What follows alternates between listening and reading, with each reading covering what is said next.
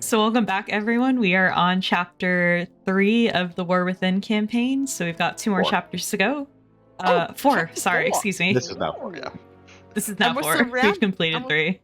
We've completed 3. We're on number 4, and we're surrounded by giant spiders. This is can't wish for a better entrance into our next chapter here. Oh, we've even got a little spider here. Okay, gang, welcome back, and now we are going to be. Who bugged Ilaria? Handle, I didn't see who was that. The poor. We're bugging all these main characters. Look at how her ears bend too. Girl. Also, someone pointed out that one ear's bigger than. No, her ears are the same size, aren't they? I think it's specifically on her in-game cutscene model that one ear is bigger than the other. One ear's bigger than the other. She's got asymmetrical ears. Girl. Hey, well, that adds to someone's beauty, I think. Asymmetry of the face. Always a beautiful it's thing. one of those things where I wonder how intentional it is, because I think it's from, like, specific angles that you see her head. So it might be that it's just intended to, like the animation things you do, where you stretch things that don't look natural from a front angle, but from the camera angle it looks normal. Yeah. And possibly as well, if she has, like, I think it was the ear where she has the earrings on it, so maybe there was some sort of, like, issue with maybe showing her piercings or something. They're like, nah, we do want to show the piercings. Or for some reason my mind went through, there were piercing on it, and someone grabbed them and stretched her ear. No, Ilaria. Me with my poor stretched elf ears. I wonder how. Actually, just as a side funny thing before we get into this quest, much like human ears sag in real life as you get older, I wonder how saggy elf ears get the older you get as an elf. If you have floppy ears, the cartilage would not be holding up to the test Between of time. that and the amount of hair care it takes to keep those eyebrows pointy, I don't want to imagine. It should have more elves who are saggy. We need some geriatric elves here. I need to see this stat, how elves age. Saggy elves. You can put that on record. Sam 2024, I want to see some saggy elves. Anyway, laughs aside here. Shall we get started, gang? Yes. Okay, High Speaker Brinthe has sent an urgent missive to you. She's eager to assist in the upcoming war effort, and she's investigating a mysterious signal in the Deep Forge Golem Works, a defunct golem manufacturing facility in the Ringing Deeps. Can you meet her there and provide your expertise? Anything for Brinthe. Accepting this quest. I really like Brinthe. I think we've talked about this on an earlier bit. Okay, so yeah, we're doing war golems now. Yeah. I really like Brinthe as a new character. I think she's really cool. I love her. Yeah. Like, if we see more Brinthe, I ain't complaining. Like, she has such a calm, soothing way of speaking too. I always get very happy. I feel like the fact that she's voiced by Deborah Wilson kind of gives her better chances of showing up more, because Blizzard loves Deborah Wilson. Everyone loves Deborah Wilson. Who doesn't love Deborah Wilson? Honestly, like you said, great voice actress. I love her design. I love her fucking Dr. Octopus sort of like shenanigans going on here. Yes, please. Also, are we going there? Oh, there we go. Yeah, I can see our quest marker. Sorry, I'm getting to that point where I've got that many like world quests up at the moment and so many things to do on the map still. I'm like, oh my god. Notably, the rep grind is going good too. I'm enjoying the rep grind in this expansion as well. I haven't touched any of the side quests in this zone. It's so funny. The Ringing Deep. Now, Sil, you've completed all your Ringing Deep. I have, yeah. Some of them are a little silly and inconsequential, but there were a few really good ones in here. There was obviously the one with Fearbreaker and Moira. That was a highlight. Yeah. That's why is it not MSQ'd here? Yeah, right, exactly. Yeah, feels like a very important piece of information that perfect timing. People should be aware of. But I guess if you just see Moira standing there with Fearbreaker, you can probably connect the dots. So whatever. But it would have been nice to have it in main story. But like I said, I don't think we're. For most players, it's popped hands off screen so many times that I doubt most players even care. Oh, they went from Magni to Anduin, to Anduin to Bane back to Anduin to Magni, and now Magni to Moira. It's like, man, this hammer only responds to a true wielder. Everyone's picking up this goddamn hammer inconsequentially. I'm glad it's back in the Bronzebeard's hands, though. Like, it's good, and I really like Moira using it now too. Also, hey, Brent. Okay, could use your help once again. I will ensure your name Okay, is in Brent the says here, small archive. friend, big plans. I tracked down a distress signal that led me to this little maintenance machine. A curious find, but the real treasure is the defunct war golem facility to the southeast. If we can start producing war golems again, we'll be able to contribute to the war effort. Unfortunately, it's been overrun by a goblin salvage group, and we'll need to investigate and assess whether the facility is functional. Fortunately, I have a plan, and this involves our little friend here. Why don't you introduce yourself? I will introduce myself to the little machine. Maintenance machine of the Deep Forge Golem Works. Say hello, ZZ. Oh, ZZ. So which dialogue option are you guys going to choose?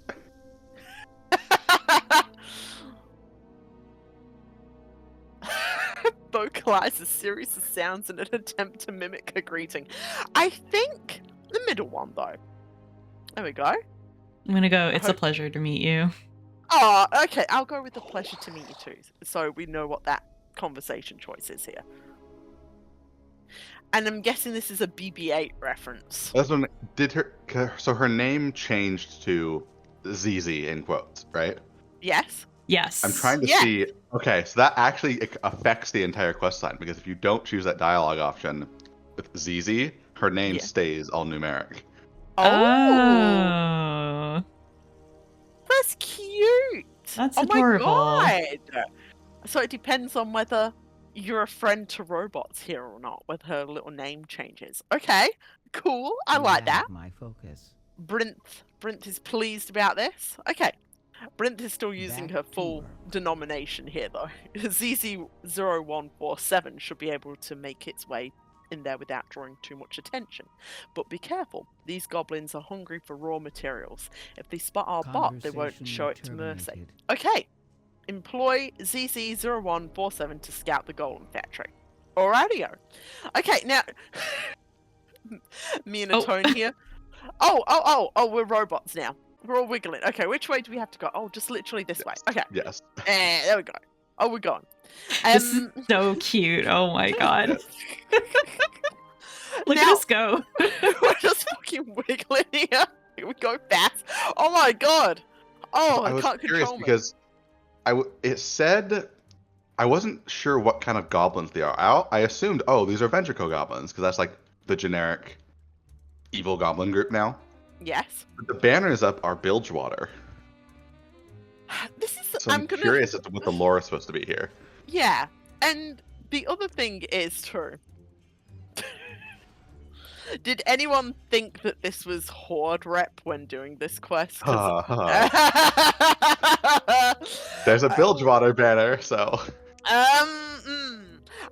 as we have discussed before, when the Horde are bad guys, or at least adversaries, in this sort of sense, I don't think it, like, pertains as Horde rep in there. It just... Yes. just that's one of those general bigger conversations. Like, people always say, Warlords was a Horde expansion. And that's always been an interesting concept to me, because when you look at the enemies, yes, the majority of the enemies in Warlords are orcs. But if you look at the story, each faction has their own entirely unique story with the orcs and the Draenei. There's no, like, the Alliance is forced to quest with the orcs. No, they have their own entirely unique cast of Alliance characters. Yeah. And, like, also, it's the same with... is it one at a time? Yeah. Oh, yeah. Maybe. I'm waiting for this. Yeah. Okay. There we go. I had to go last time, so I shoved my way to the front there. Waiting for this, like shred. When you look at BFA too, like, okay, yes, there was definitely a lean in it, because Saurfang got his thing. There's the bigger issue of, these two cities got obliterated, a bunch of people killed, and we're mostly just focusing on how sad this one orc guy is about being the one who did that. Yeah, exactly. But when you look at BFA as a whole, the Alliance has their own whole war campaign throughout the entire expansion. The Alliance has their whole own continent, their own cast of characters on that continent. So, like, yes, there is definitely a lean there towards the Horde in BFA, but there is still an Alliance story in BFA. Yeah, you know what? Yeah, it's exactly that though, like to a T. So, whoa, whoa. Oh, whoa. Oh, I didn't even need to use the decoy. Yeah, I put the decoy down thinking that we're going to have to use it, and oh, dear God. Oh, he's looking at the decoy though. He's looking at the decoy. He's like, okay. Decoy. Oh, I just ran over it. That's okay. That man's moving fast. Holy shit. Okay, wahoo. Okay. Excellent. But yeah, I think, we've talked about this before, like both Warlords, BFA, and stuff like that. There is clearly defined campaigns for Alliance. Then you compare it to like Shadowlands, and what are Thrall and Bane's role in Shadowlands? That was very, like I said, very egregious in regards to its lack of a consolidated Horde plot for those expansions. I need to physically. That's why I need to physically exit through the pipe. Running across the pipe did not work. No, Port, you need to go through through the sludge, the pipe sludge. A very important part of like the experience just there. Also, that was very cute. I really like that quest. Did they expect for like to seriously have to use that decoy just then? But it did work. It was much harder on beta. I will say that the NPCs had like twice the area range, and they walked around a lot more. I think they just severely nerfed it so that people could do this really easily. Okay, fair enough. I do like quests like that though, like it's a bit of a change up, so it's a little bit more fun. I have to assume that's probably going to be something like, once you complete this campaign quest, now world quests with this pop up. Yeah. Okay, and meet Brinthe back in her home in Gundaraz. Okay. Return if you have more queries. So we basically scouted that, the goblins who are here are getting up to mischief and basically sort of stripping the entire place. Goblins of indeterminate origin. Goblins of air quotes indeterminate origin. Are they even stripping it, or are they just there? That's my question. They're just there. So there are also goblins in the side quests, and I actually cannot for the life of me tell you like who they're affiliated with. I don't think that came up, or if it did, I missed it.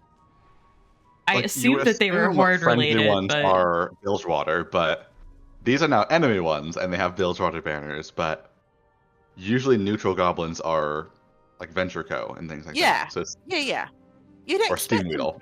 Yeah. Which, don't get me started on Gazlowe stuff with Steam Wheel.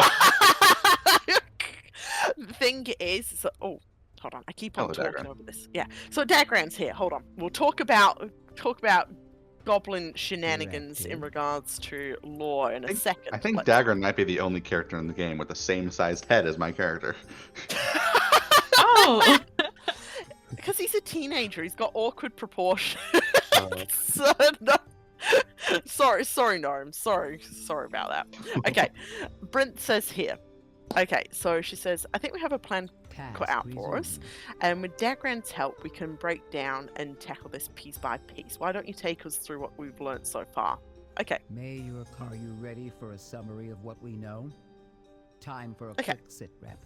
So this is going to break it down for us. Okay, so there's a war golem left intact. If it reactivated, it could deal with that goblin in the big mech.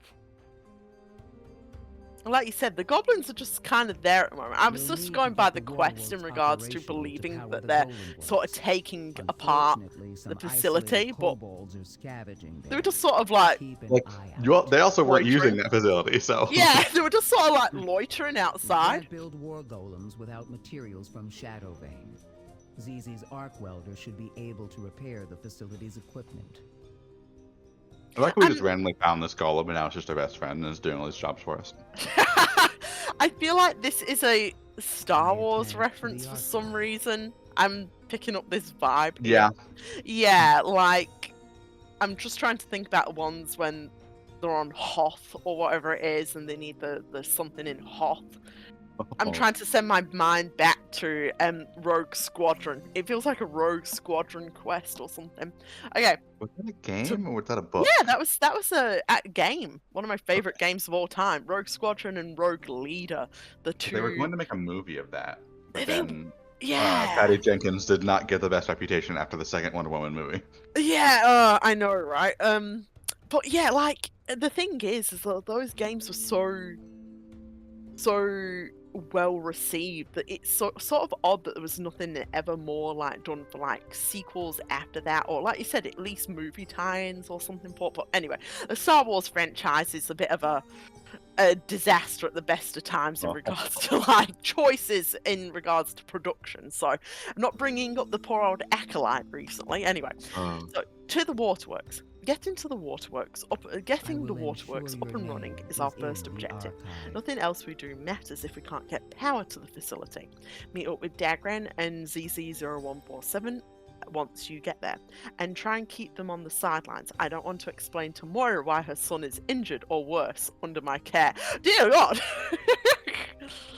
Dagran, this just feels like a Star Wars, like some sort of reference to Star Wars, like especially like get to the facility to make sure it's up and running, to make sure this is being built. I feel like it's actually specifically referencing something, but for the life of me, I cannot tell you what exactly.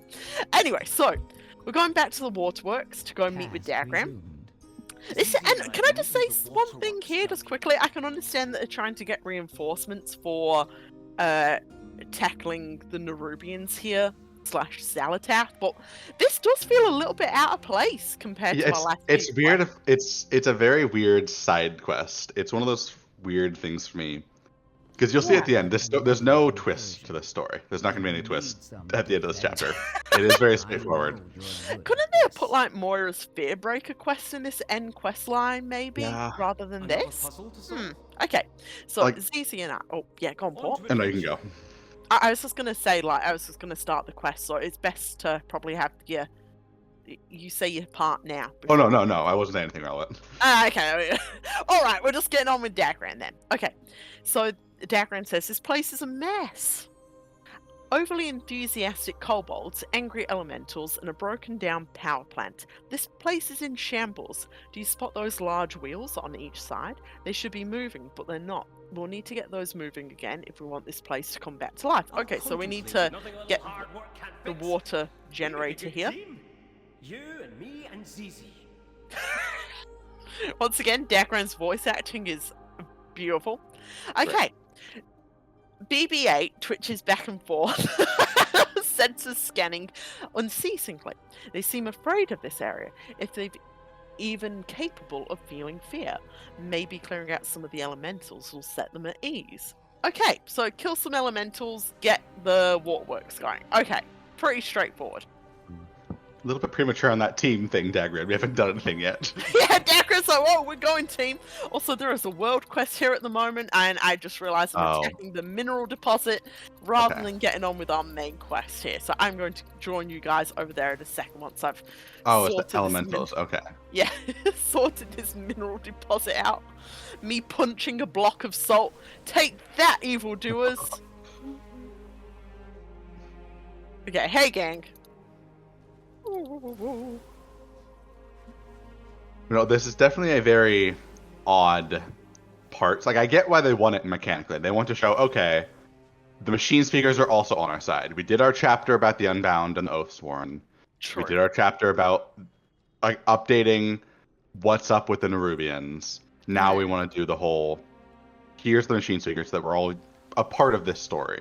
Yeah, I see that too. Yeah. It feels like it could have been a bit more relevant in terms of what happens in it beyond just we get machines. Like I love the chapter, but it's weird how for an already massively small campaign, yes, we're spending our time on this. Yeah, it feels a little bit, like you said, maybe a bit inconsequential in the greater scheme of things for the final chapter, and especially before the final chapter too. It feels like we should have had the one with Lillian right before the final chapter.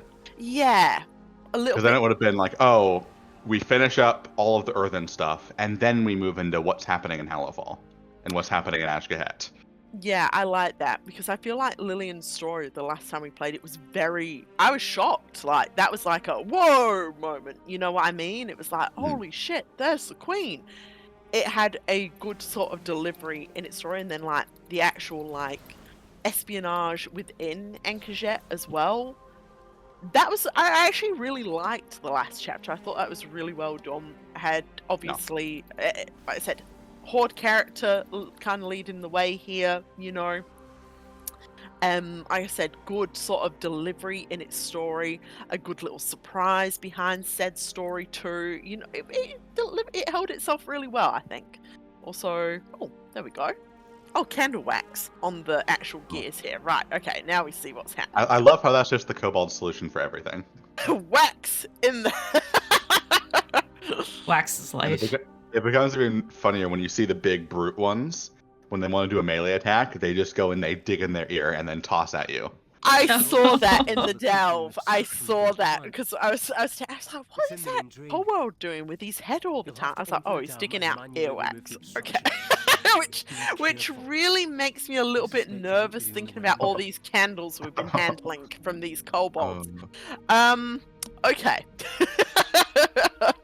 We're doing a delve now. Oh, we're doing a delve. Oh, we're doing...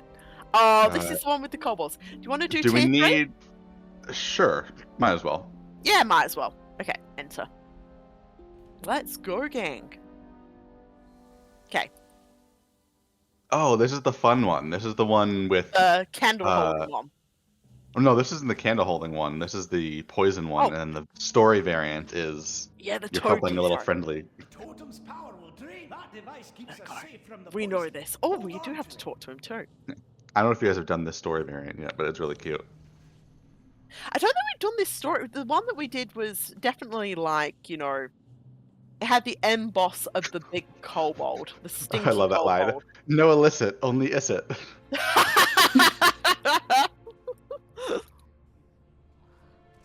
Okay. And obviously the mechanic behind this too is the totem on the floor. Yeah. Yeah. So what I might do here, now bear with me, and this actually saves, this is what we did, me and Syl. Are you going to do your tank maneuver? Yeah, I'm going to just do my little tank maneuver to save us like on all of this. Take a deep breath. Yeah, take a deep breath and move incredibly quickly. You're going Dungeon Finder tank route, aren't you? Yeah, I am going Dungeon Finder tank route. It has been incredibly funny actually doing dungeons this expansion because, like I said before, I've been a tank for a long time. Like I said, I've done like, I used to be, you know, all the way from Wrath basically. And I've tanked, you know, cat dungeons on launch, etc, etc. So it's very strange these days seeing like DPS just run ahead of the tank and pull everything. Yeah. Tank everything. And it's like, guys, it's the start of an expansion. A lot of us don't even know the mechanics. We don't know what fizz. We don't know what stuns. Even after those all tunnels years, on Cinderburn Meadery as a healer are such a pain.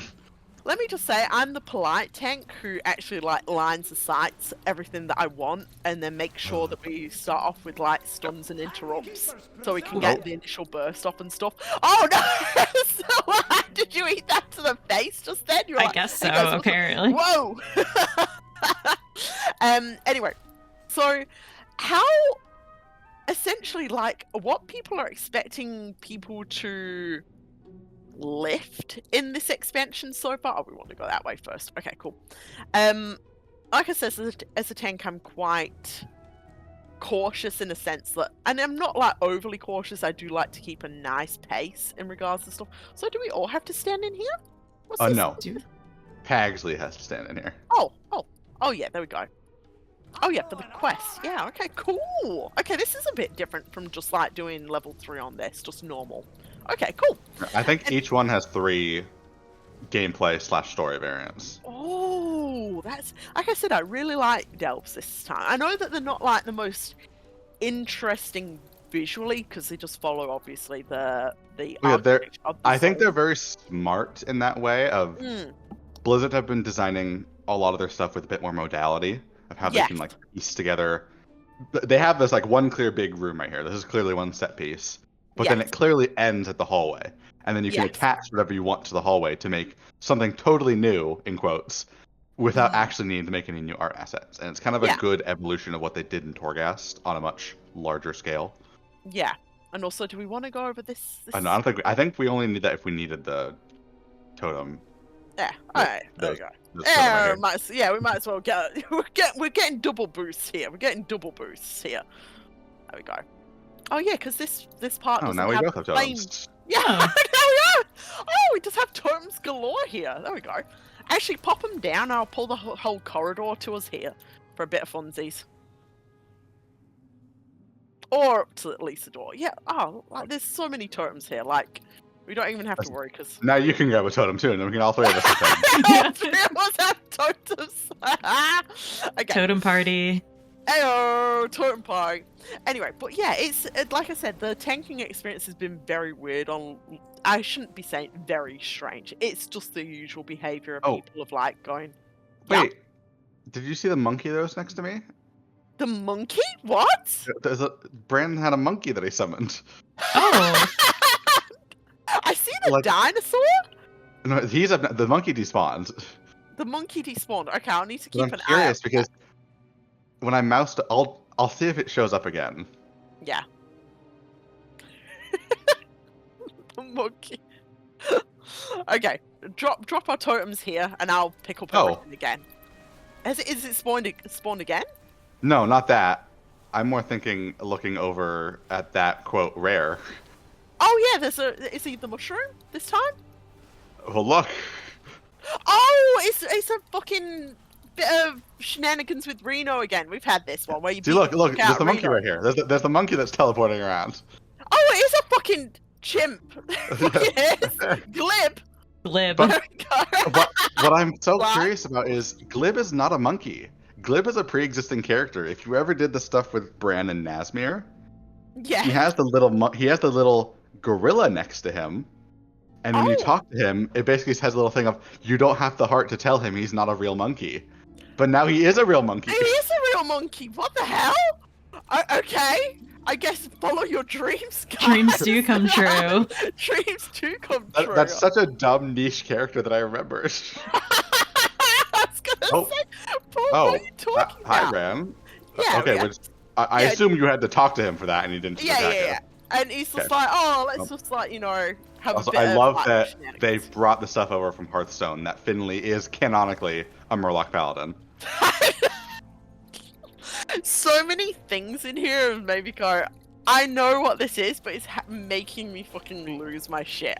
This is a good time for jokes in regards to this. Also, is. thank you guys. Thank you. We will take your epic backpacks. True. I do wish they'd had Reno show up last expansion, because Oh, I know, right? With the like, all fact that the he is actually a blue dragon. Yes, he is, isn't he? Like that Oh, was I the didn't whole know thing. that. Yeah. The whole story is that That's why he's a mage. he didn't know he was a blue dragon either. Yeah. Oh, okay. It was literally that his egg got dropped off at an orphanage, and he just decided to shapeshift into a baby Yeah. without knowing it. Yeah, well, that happens. Oh, Zooms it on my face. I guess that happens, And I suppose it's like the other dragon in Hearthstone. What's his name? Who's the actual? Oh, He was part- Kazakus, yeah.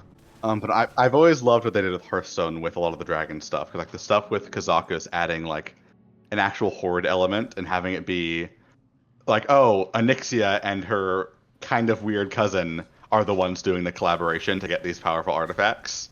Yes, right. Like I said, Hearthstone does so many clever things. I know you could argue, oh well, it's silly, and like blah blah Like blah. blah. the mercenary stuff wasn't very silly. Like there was jokes Yeah. to it, but it was a serious story.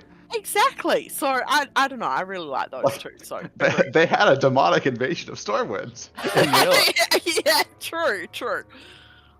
Okay. I'm Oh. still hoping they actually make them into actual characters, because I love Tamsin Rome so much. Also, The warlock who becomes like a warlock lich. Oh yes, this Cariel's yes. sister. Yes. Yes, she's amazing, may I just say. Also, my sweet achievement just there. I'm not a thief. I'm a Final- treasure hunter. Oh, sure. Final Fantasy 6 reference, I believe, with Oh, Locke, okay. I think. There we go. So, anyway, there we go. Me I tapping regrettably my head. only know 4 Final Fantasy games. I know 14 Very very well. well. I know 7 somewhat well. I know 15 Woo. somewhat well, and I know 16 very well.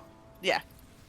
So, yeah, just be careful. The big guys, I'll try and keep them on the outside of the circle and try and make sure that the frontal cone attack isn't like hitting everyone. So let's I only know 4 of these games. You're not a real fan. Damn, Paul. 4 is when actually you're pretty talking about good. that- Yeah. Oh, fuck, the AoE Watch out. there is like. Look, I was clearly not standing in that visual. This is because we're all laughing about Final Fantasy and it's had its revenge on us. I'll press you. There you go. Easy peasy. I always forget that Paladin has a battle res now. That's never gonna click in my head. I know, right? I was shocked when I came back and they had, like, after me just, like, going, nah, I'm not going to bother with Shadowlands, like, come the fuck on. I was shocked. I came back and I was like, Paladin has a battle res now? Oh, okay, cool, sure. It just feels so strange even after all this time, though. So, like, very, very understandable.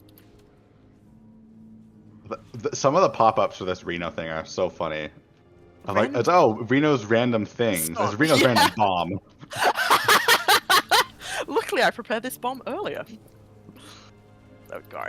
But yeah, I just to conclude on all of this though, really like the delves. I feel like delves could use. I know this is a little bit wacky, but speaking of Hearthstone, having Hearthstone elements come into delves would be a really good touch because, because It's a good place to have like non-serious stories of like exactly just play with fun, isolated concepts, which is where Hearthstone shines too. Exactly, and I think that's why I like scenarios so much too. You know, it's a little bit like you can have a few silly things here, like that is quite alright, and you can like engage the story differently, you know, and keep your main story serious. And like, yeah, you can still have your silly side quests and stuff like that, but like, I think it allows then a whole bunch of different variants when it comes to storytelling, as in like you don't have to feel like you need to get your comedy quota in with the main story. You can keep it to these because I look at me having a good laugh here. Like this is. I can say, but also that is also one of the issues that Blizzard does run into. Of like, there's that one interview where they said like, oh, of course we're gonna do joke stuff with the gnomes and the goblins because that's just kind of how they see them. Yeah. And then oh, we have jokey stuff with gnomes and goblins and serious stuff with characters like Jaina. Yeah, well, yeah. Like I do think there should be some jokey stuff in the main story things at some point. Like this is not a serious story we're doing right now. This is a very low-key little bit of story. We're doing heist with Dagran and a little robot. Yeah. Definitely not a Star Wars reference. I know what you mean. Dagran's side research project. Yeah, Dagran's side research project here. But yeah, it definitely, I'd argue that those sort of like slow down quests where characters can kind of interact with each other are perfect times for essentially like a little bit more joviality and lightheartedness with that too. Also, get them kobolds. I love how that we've been like messing around so much and like goofing about. Our little like totems have just been like being dissolved instantaneous. When Syl and I did this fucking delve, let me just say, we were a fucking like tight ship. We had like more than our totem was so fucking like OP by the end. It was full health still. There we go. Okay. Oh, we've done that. So let's pick up the last one just around the corner. There we go. Last one before. Is it still Stinky Boss? Yeah, it's still Stinky Boss. Ah! Look, the totem's tiny. Run, guys, run. Okay, cool. Okay. But yeah, like the slow down quests, like main characters would definitely always be the best time for like levity or more lightheartedness. Agreed. Like, that's one of the things it's why I really hope they take the whole criticism of the main story being so small to heart, because I want more of those moments, like sitting in a tavern and just talking with Ilaria, Anduin, and Farron. Yeah, agreed. Like I said, those parts were really, really good, and genuinely. Like I said, it provides those moments that provide you a lot more insight to the characters and stuff like that. And I'm glad that they've at least learned that for the War Within, that is what their main story really, really required. You know, like just having moments with the main characters where we can actually just like stop and listen to their thoughts. Even like I said, even if it's a little bit of levity, you know, a bit of like silly stuff, the characters interacting like friends. In a game like World of Warcraft, where Yeah. these characters are frequently going through intense trauma, Yes. having characters get these moments of, wow, it's nice to not experience trauma for once. Exactly. It's not only a fun moment, but it's a good vessel for character development. Exactly. So be sure to click this, because I forgot to when I did it the first time. And I had to rerun the delve. Oh, main drain Oh, this is restored. what we Oh, this is the actual what we Yeah, came this is why we're in here. here. Yeah. Oh shit. Oh shit. Oh shit. Three of them. Oh. Not just 2 of them. 3 of them. 3 of them. Good news. Hell yeah. The system Okay. is reading There we go. clear across the board. Coolios. But yeah, agreed. I'm kind of talking about, when I talk about silly stuff, I mean like when WoW devs do go take it to 10 with the silly. I think that, yeah, that is the delves, like individual scenarios, side quests. Those are the times to get really silly. You know, if they want to get really silly, you know, goof off a bit, that's fine. Everyone loves a little bit of goofing, you know, like, but they shouldn't be having full-on goofing, you know, new boot goofing for like the main story. I will always put my foot down kind of on that. Like, it's okay to have if you've earned your little bit of like levity, or if it is supposed to be a very relaxed moment between friends and stuff. Yeah. I think a moment of the levity that felt really earned was when Sibelian and Rathian meet for the first time. And they both see the Jarden thing, and they immediately just turn and go, let's deal with that first. That was my favorite moment, I think, between them. Of their kind of like antagonistic bits was like that moment when they both like, you know, say, we'll discuss this later at the same time. Yeah, exactly. And it was at the very start of like the shenanigans in that sort of storytelling. And like I said, even with all my sort of complaints there, also good job, guys. Let's get our booties out of here. But yeah, that is the best sort of time. Like maybe just at the start and stuff like that. But we all know how that quickly descended into chaos. So, like I said, the less I say about that, the better. Or else I'll go into a rant myself. But yeah, let's hope you have a line about Dagran complaining about the muck on his boots. Notably, there's no one smell or covered in muck has been brought up this expansion. I'm just tapping my nose here, like, well, you know how you got Anduin being our disheveled friend, at least. Yeah, disheveled, you know. Oh, and interacting with this little console will do. But yeah, even that is very polite. Like, oh my god, your disheveled friend. Oh, that's such a little like wrist slap that like, oh, he's just a bit disheveled. That man would be fucking disgusting at the moment. Disheveled yeah, I know. Disheveled is a very polite word for what he would probably be. Yeah. I think Chiron was trying to be polite, so I get that. Exactly. But the funniest thing is that Anduin has literally gone through this entire expansion, for all we know, not having a single bath. He's still covered in the same grime. He's just action from start to finish. Sitting in that end, just covered in the same grime from Silithus. So there we go. Okay, Dagran, let's go. Okay, so basically, I love it. Bring me a puzzle and I'll find a solution. Dagran, we bring you the solutions here. And also, Dagran goes wowee with an I and 2 E's. I thought that was cute. That is incredibly cute. Just a fraction of Azeroth's power harnessed for its protection. Okay, and in regards to your elementals, thanks. I'm sure ZZ appreciates it. When we're done here, and also, by the way, Dagran refers to ZZ with 2 Z-E-E, Z-E-E there. And also, yes, you can tell I'm Australian because I don't say Z-E-E, I say Z-E-E. Okay, when we're done here, you can find them in the Shadowvein extraction site. Thank you, completing my quest here. And Dagran now says, I sent ZZ ahead to the Shadowvein extraction site. From what they transmitted back, it looks like this area is swarming with rockworms and is covered in this discharge. Oh no, not the poop fucking dev. Oh. I gave you an upgrade. I gave them an upgrade while we were here waiting for you. I don't know how effective it will be in the battle, but the results should be shocking for anyone who tries to threaten them. Okay, let's go meet Zizi then. I almost wonder if they had to spell it like that with ZZ of ZEE, because otherwise Canadians and Brits would go ZZ. ZZ. ZZ. Is it you guys who, when you see the letters Z? Americans say Z. Oh, Yeah. you guys say Z. Canadians say Z. Z, right, yeah, because it's also, Australia's kind of a weird in-between, and I'm not, well, I am Australian, like I said, born and lived here all my life, but you can tell by my odd accent that my family is like from multiple sort of influences here. But yeah, I say Z as well, but there is arguments about, even here in Australia, where they're saying Z, and I also say H rather than H, so you'll also tell that in my voice as well. Okay, complete quest. ZZ is ready to help you get the Shadowbane site up and running again. Thank you, ZZ. ZZ just saws. Oh my god, that's Oh so my cute. god, this is a fucking Star Wars goddamn Yes, reference. it literally is. And see if something's amiss. Oh. Help me, Luke Skywalker, you're my only hope. In getting these mineral extractions. Okay.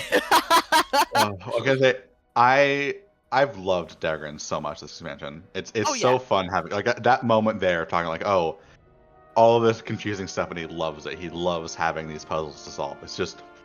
It's fun having characters who are enjoying what they're doing and enjoy being in the story rather than being in abject misery all the time.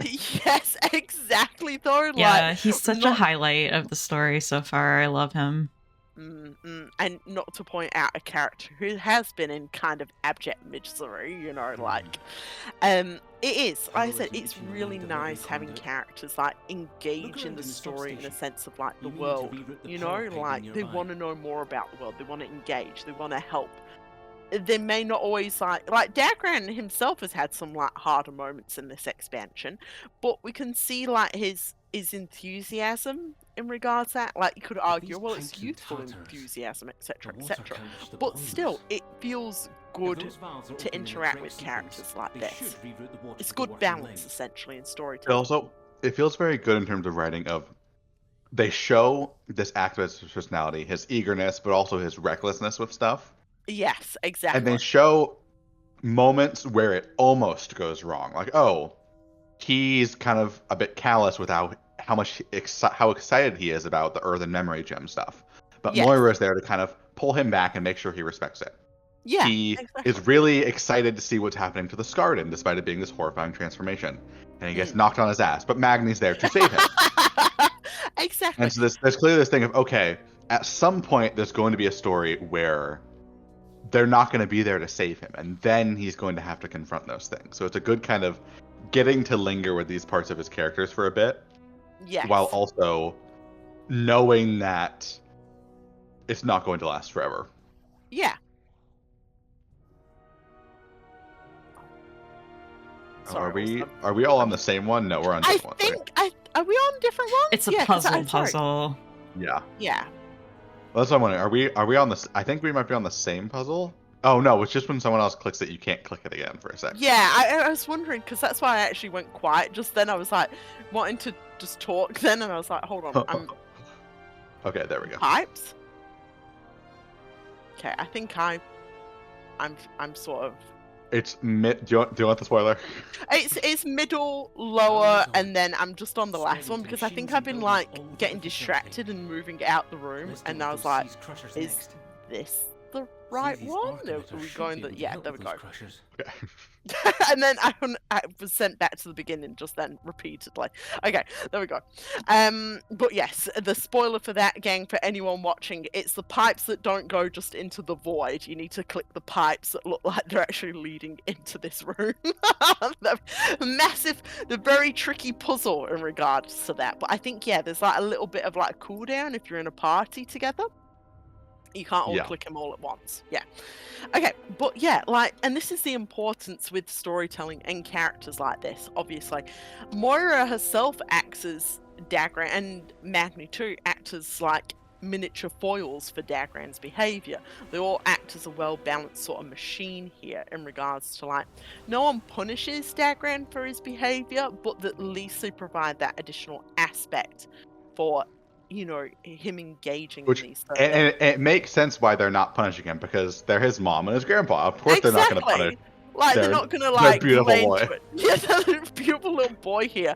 Like, it's balanced at least, but they're not afraid to tell him that like sometimes he needs to watch out for things, in particular as well. Like, I appreciate that. Like, in a sense that Dagran knows a little of his own faults, and the people around him aren't afraid to like tell him that. But it's not in a way that obviously belittles his character, because first of all, he's just a teenager. Again, like, I do hope that people playing this game like understand when, you know, child characters are being children, you know, like we do need He's to just a little guy. He's just a fucking little guy. me and a tone here, like I said, I've always like wanted to like impress upon people like people shouldn't be annoyed by child characters. Like, that's what they're supposed to be. Like, they're supposed to be learning and things. Like, that's what they are. They're children. Simpson on my face. They're supposed to make mistakes. And you know what? They're not always the best people. And you know what? Sometimes teenagers are annoying. That is true. There's no denying that. However, you do need to understand that like that gives them room to grow in stories and stuff like that. So good. Like I said, once again, I really like Dagran's writing. I think it's really enjoyable. I think they had a perfect balance with the other important people in his life as well. Side note, because you did it right before me, Sil, the gate closed right on my minecart and it just smashed into the gate. No. I told you guys, it's a little bit of an odd sort of like almost phasing with this, I guess, like if that's what you want to call it. All three of us are in a group and we're like, okay, we're making this work, but it's kind of like our actions are interacting strangely with each other, which is kind of really funny. Okay, like at the moment I'm still doing infested.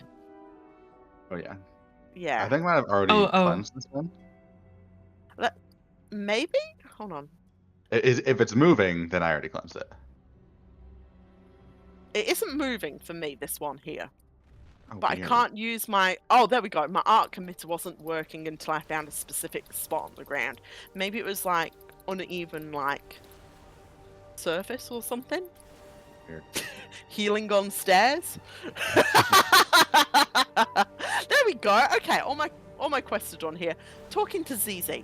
We require more minerals. Oh, StarCraft reference. Okay, there we go.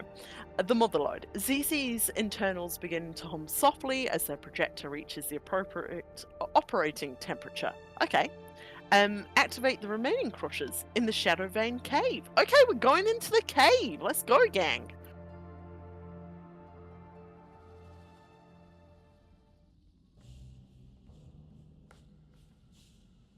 Which I'm glad they finally added another cave model, so they're not constantly reusing the same ones.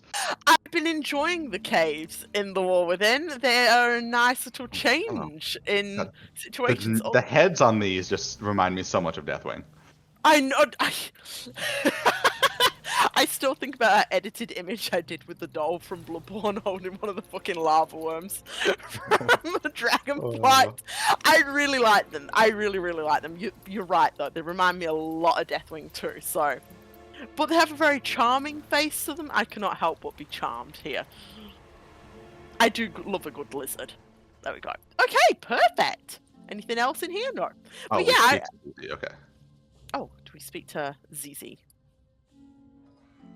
Report our findings to Dagran. Okay. Well done, Outlander. We're back up and running. Now it's time for Well a little done, Outlander. problem Dagran, solving. you're an Outlander too. Oh. He's calling us an Outlander now. Wow. Okay. Okay. I'm a dwarf. It's like going too, up to man. someone in real life and going, "Well done, human." I'm even a dwarf too, though. I'm just as dwarfish as he is right now. My goodness gracious. I feel like the Magni champion memes have probably haunted them for years because they avoid using champions so much now. Like it is the perfect word to use for us, but they avoid it so much just because of Oh that. yeah, yeah. I think that's one of the things that they shouldn't be like too embarrassed about. It was a good sort of reference. I know that people be like, "Well, there's so many other champions too." Yeah, It well, was a very so what? enjoyable meme, I gotta say. Yeah, yeah, exactly. Our It miners was still have the problems community's in the laughing about rumbling it, but I don't wastes. think anyone's actually Clear out those genuinely starting furious and about recover it. I what you think that's can. one good thing to keep in mind. Like, sometimes when people poke fun of stuff in community things, like I've talked about before, sometimes like in game you need to avoid jokes to let your community instead engage with said jokes with writing, but sometimes don't think too harshly of the community making jokes. Like, no one minds having using champion, but come on. With Magni in the wounds, like if Magni said the Like wounds in game, it's really okay. just a joke about. Well, I mean that they did play that in good fun in one of the delves, because in one of the delves there's like a Yes. fungal one, and you get Oh, infected, and Bran yes. turns into Magni. Yes. You mean Bran gets stoned in Oh my the god. in the hallucinogenic dungeon? Yes, yes. We all catch that joke there. But yeah, exactly. Like that's poking good fun at it. Okay, so there we go. I'm cracking my knuckles here. Brinthe says, we're back and we're ready. You and ZZ0147, yeah, I'm going to use ZZ's full name here, head in and cause some mayhem, blow stuff up and make a mess or draw them out the manufacturing bay. I'll use the commotion to sneak inside. Join me when you're able, and we should have a chance at reactivating the facility and driving them out. We don't need to defeat them all, defeating the Darkfuse leader supervising this operation should break their resolve. The Darkfuse lackeys will clear out. Now, this is called Darkfuse, but like you said, that's I don't know. Bilgewater. Dark Fuse is not a thing. Yeah, Darkfuse has never been a thing. I've never heard of them before. There's Black Like you said, Fuse. That was the ones allied with Garrosh, but is this a new group of goblins that we've just maybe missed a quest on? Or my assumption once I did this on beta was, okay, this is set up for 11.1. This is just setting up goblins being explicitly in the main story spotlight, because all of the other goblin stuff is in side stories that players could potentially miss. This is them going, hey, goblins are here beyond just Gazlowe. Pay attention. Enemy goblins exist. Yeah. Unsubtle, but it can definitely work, yeah. Also, sorry, I've got to disturb this earth here. You can hear the cogs in my brain kind of turning here too. It's like, yeah, okay. So they want to have that in sort of engagement if there is like goblins who are going to be our enemies. So that people aren't like thinking this came out of nowhere. Yeah, exactly. I mean, I feel like it.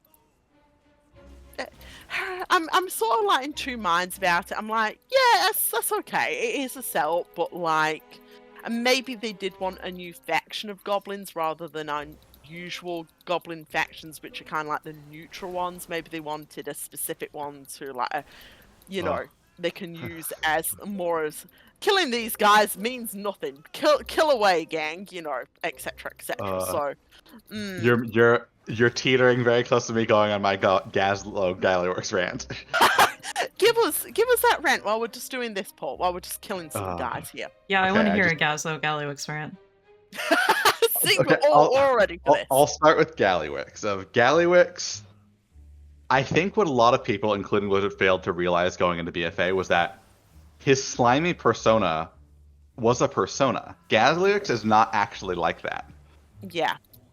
And he has a whole two whole short stories about that, about how he puts up the act because that is how Goblin Society programmed him to think he needed to act in order to stay in power and not get killed. Yes.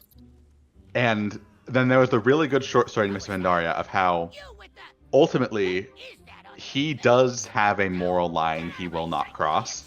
Yes. He gets the blank scroll, and he sees basically the future of, if he stays with Garrosh will conquer the world. Garrosh will monotonize the world under the Horde, and everything will kind of go to shit. Yes. And even if it was ultimately just for profit's sake, Gallywix has that line he won't cross of being more in favor of competing interests, being more in favor of the world as it is than as Garrosh wanted it to be. Yes. And then we go into BFA, and that is not a thing Yeah. at all. There's that one quest where you're doing the stuff with him in, like, the Azurite stuff with him in Kultiras. Yes. And there's like, there's what seems like a really heart-to-heart scene where he's like kind of contemplating, if I'd never found Azurite, would this war be happening? Would Teldrassil have burned? Yes. Was I right to find this? And when I first did that, I was like, wow, that's actually a really nice moment of them finally seeing Gallywix's character in game rather than just in short stories. Because I remember. And then they have him go, nah, who cares? I got a big mech. Yeah, that's. And I it's remember. like, oh that no, moment. so you guys just don't actually get his character. That was just a joke. Yeah, exactly. And I think that probably falls into that thing again where it's like the Blizzard devs just see goblins as comedy relief. And I remember that quest. It was with I was going to say Hallow Forth. It was in the area with the spooky cool Tyrants. I forget. With Drustar, yes. Where we're doing like, we're blowing up Mechatork's big floating airship. Exactly. And I always remember that one. I remember the sort of like tone of the zone, right? And the tone of the zone. We're rhyming here. Yeah. And exactly. Again, it felt like just that sort of like, I don't want to say cheap humor, but I want to say like humor that's like, did you really have to do that? Like, can't we have? It's one of those funny things where I think Gallywix was probably one of the hardest characters to Flanderize, but they managed to Flanderize him anyways. With enough effort. It was really in the same way the Sylvanas stuff was really unsettled. The Gallywix stuff was really unsettled too, of how they were clearly just trying to make him an evil villain so that they could depose him. Yes. Because in the same expansion, they had Gazlowe show up, and Gazlowe was the good goblin. Gazlowe was the one with unions. He was caring for his workers. He had no faults at all.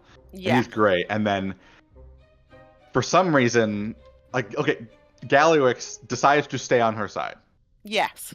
Which, okay, I guess you could justify that. Doesn't really make sense with what they showed in Mists of Pandaria. Because this is an even more stacked situation against Sylvanas. But, okay, he does that. But then he stays loyal after she leaves?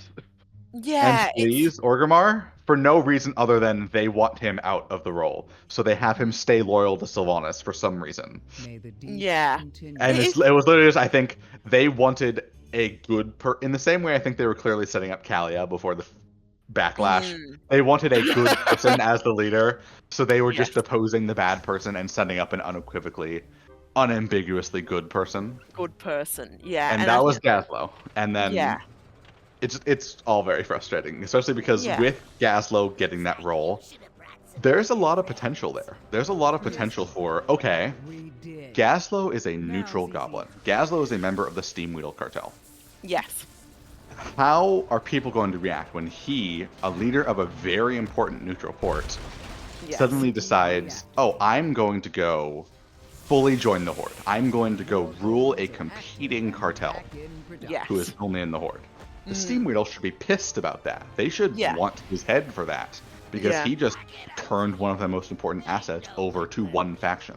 Yeah, exactly. And then cuts off. Oh, hey. Who was the person who appointed Gazlowe in that role? It was Thrall.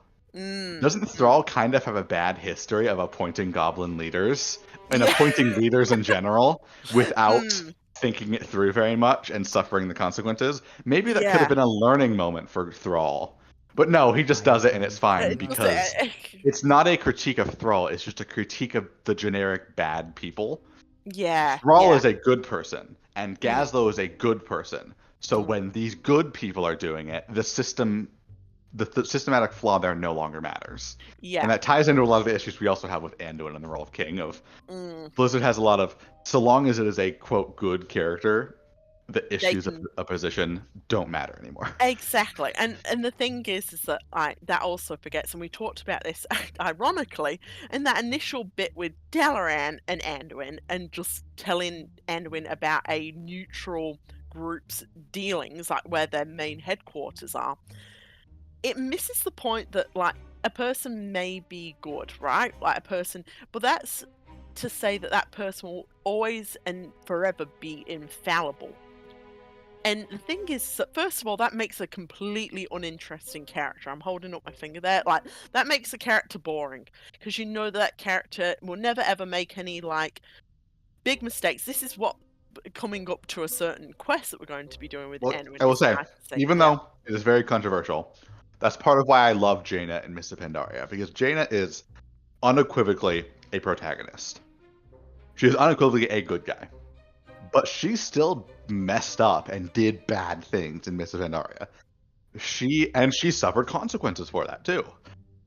And she managed to grow from those consequences over time because the story was allowed to show, even though she is a protagonist, she can still be the one at fault. Yeah, I still think that Jaina, perhaps, like, especially with the Zandalari stuff and, you know, and all that. BFA is a different issue. BFA is a different issue, but the actual Mr. Pandaria stuff, she does suffer some consequences, probably not as like balanced as The horse. possibly. Yeah, the hordes. This is the trouble. It's like, I wish there wasn't clear examples where it's like these other characters have been punished a lot more for their actions. I wish that the Horde would have been punished in a similar vein as to Jaina. Like, it's brought up, but you know, but at least, like you said, it creates a complexity. And like we have a laugh about Jaina. We're like, oh, Jaina killing some fucking elves again. You know, like, yes, Jaina has done very very bad imagine things. if there is some faction of evil elves in Midnight and Jaina happens to be there, and it's just okay. Game approved elf murder this time. These are the bad elves, thumbs up. Jaina, go wild.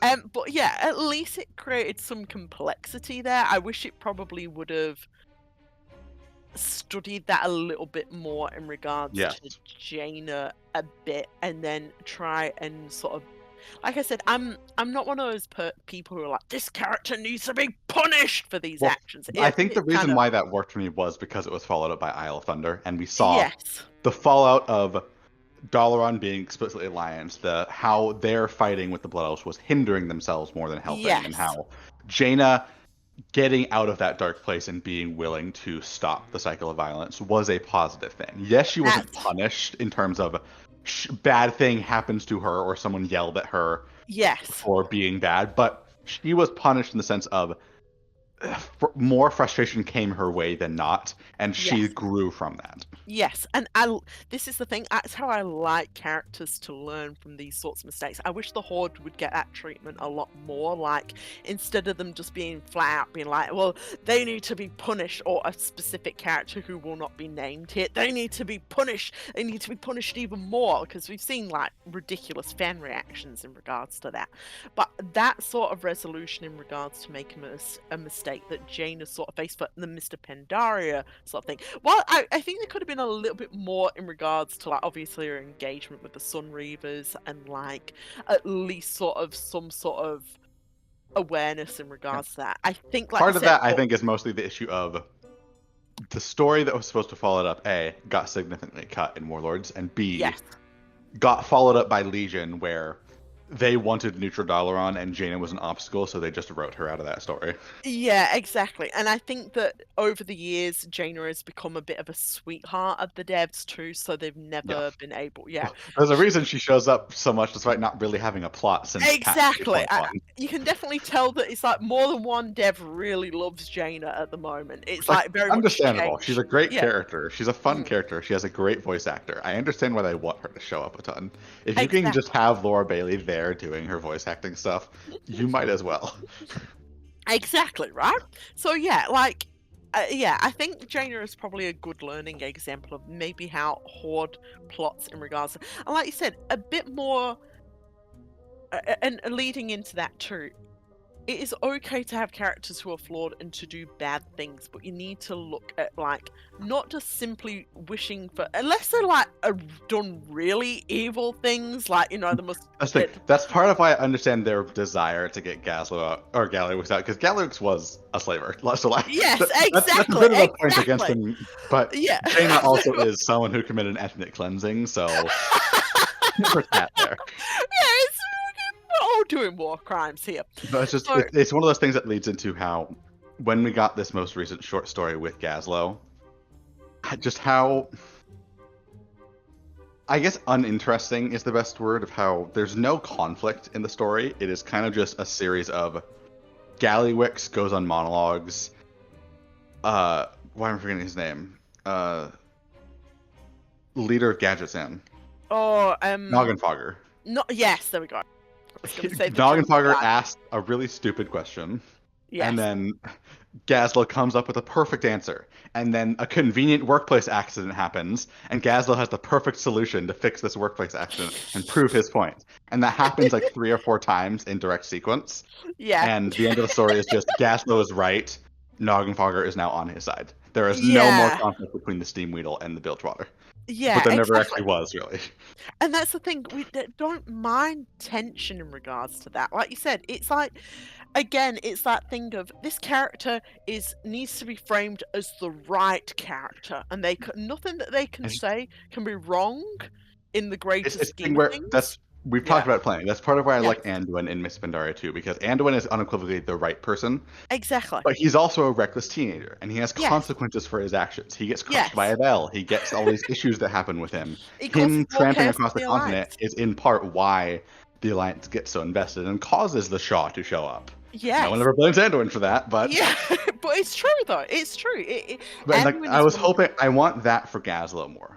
That's the thing. Like, I want that for characters in general. But like in this particular instance, I hope if Gazlowe is the focus from the next patch with Goblin stuff, we get to see more over ambitious, not in an like ambition for power way, but over ambitious in trying to get what he wants done. Of okay, what Gazlowe wants is clearly good. He wants better working conditions. He wants the world to see goblins as more than just the cheap money grubbing stereotype that they are. He wants them to be valued members of the Horde and of Azeroth. He wants them to be reliable. But you should also show that maybe he's a little too trusting in that. Maybe he isn't as well versed in how goblins are going to resist that as he thinks. Maybe in his efforts to try and force goblins into this, he's just going to push them away further because he's trying to push such a radical societal change on people so quickly. Yeah, exactly. And the thing is that like, plus as well, especially with the goblins, because this is the biggest irony of Blizzard pushing goblins as a lot of comic relief, is that if we put ourselves in perspective, goblins should be such a diverse society because they're so eager to essentially interact with other peoples within Azeroth, make their homes anywhere, basically pick themselves up, ironically enough, pick themselves up by the bootstraps to make homes for themselves in different locations. And yet sometimes they're overbearing. I mean, we could talk about again like nothing as bad as the colonization of the Amani lands by the Blood Elves. Like certainly goblins like carve out little sections for themselves of different areas, but like exactly, I mean, how can one reconcile a people's to just one sort of mindset is another question as well. Like, obviously, all these different groups have different goals. Maybe one is to become more allies with different races of a certain faction. Maybe one group of goblins do just want to, like, make sure that they're financially, comfortable. Even within the Horde itself, yeah. How will the Bilgewater react when they go from someone as extreme as Gallywix to, oh yeah, we're just going to be nice and friends, and things are going to be totally different and less ambitious, and you're not going to get to do any of the stuff you used to do under Gallywix.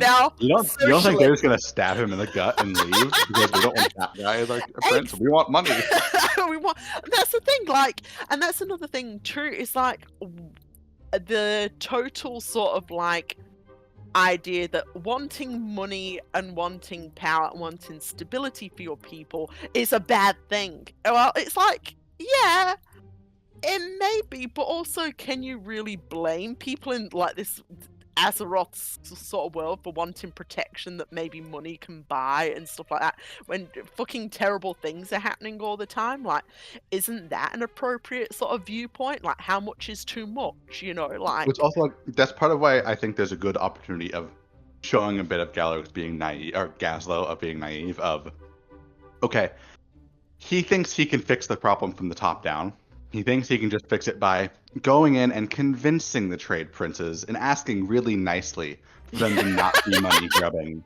overlords anymore. If he just goes in and he convinces them for a better society. Yeah. And my hope is that that's what they're doing. In the same way how Dagran's short story was showing, here is Dagran at his best, but now in The War Within we're starting to see some of his recklessness. I'm hoping with Gazlowe they're trying to go the name. Okay, here is Gazlowe at his best in this short story. But once we get to the actual in-game conflict, that he's going to face a little bit more hurdles. He's going to have to overcome some issues with his own character. Yes, exactly. And the thing is that like that creates such an interesting dynamic if you did want to write a goblin story or have a goblin story become like a sort of a significant pusher in regards to that.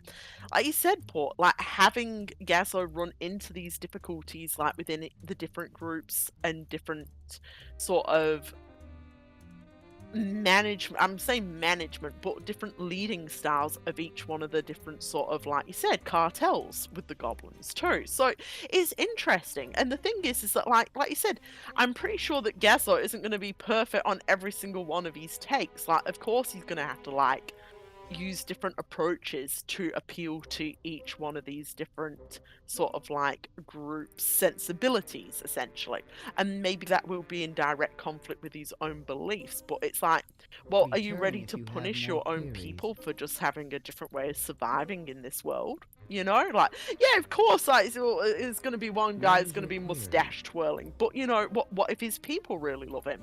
You know, he may be a little bit ruthless in regards to like his interactions with other things, but what if he's kept his people really safe in regards to that? Like, whatever group that travels with him. You know, it's...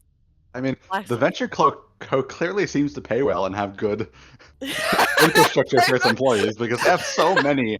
They're like the most multiracial group on Azeroth whenever they show up. Clearly, like, they're doing something right to get that many people on their side. Get insurance. You get paid well. You get like. I won't laugh if that's like the actual resolution of their plot. I'm like, oh, Gazlowe goes and realizes, wow, they actually have really good health insurance. Maybe I should follow They have salary sacrifice, and you also get a credit card that is tax free within Goblin Society. You get 15,000 coins. I'm teasing. But yeah, like exactly. Like obviously. Like, these groups wouldn't be existing if they were just, like, absolute fucking terrible leaders. Like, you know, like, we could use... Especially the Venture Co's existed for so long. Exactly, and they go to right mischief. But obviously, it's either the leader that inspires loyalty, or there is, like, some very big positives for being with this group. I mean, like, that's part of my worry for 11.1 is, we killed the Venture Co's leader in BFA, on Gallywix's orders. And then Gallywix disappears. And now in this expansion, we have the Venture Co is back. They're in the dungeons, they're in some of this underground stuff. And I'm really worried that it's just going to be Gallywix is the leader of the Venture Co now. We go in, we kill him, Venture Co are good now. Yeah, exactly. And then we got... I'm really worried he's just going to be, he's money grubbing and he allies with Xalatath for whatever reason. And... we go and we kill him because he's evil, and that's the end of Gallywix's story. That would be such a bad ending to what was once a really nuanced plot. Yeah, and I'm gonna say this, out of everything, I actually argue that, like, someone who's in it for, like, maybe financial gain, like, financial stability, like, let's just say, power through money, but it's, like, the idea that actual physical goods and like the stability that physical goods provides to you is what you really want. I think Xalatath would actually have a lot of problems trying to convince someone like that. Like, she tends to go for people I imagine she would have a lot of problems with goblins because goblins value very material things that the Void does not exactly offer. Exactly. The Void offers, in a sense, like, let's just say this, the Void offers power in a sense of eternal. It sounds kind of... I just realized what they're going to do. Hold on, I'll say my piece. Black blood. Oh, you go first. I'll say my piece because I think mine's going to be a bit shorter.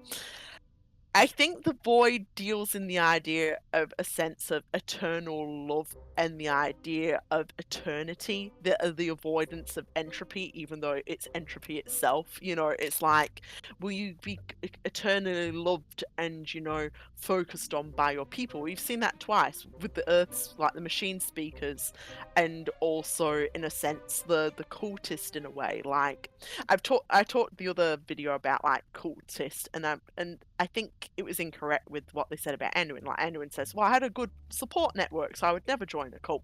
The thing is, cults don't tend to operate like that. They tend to go with what you want.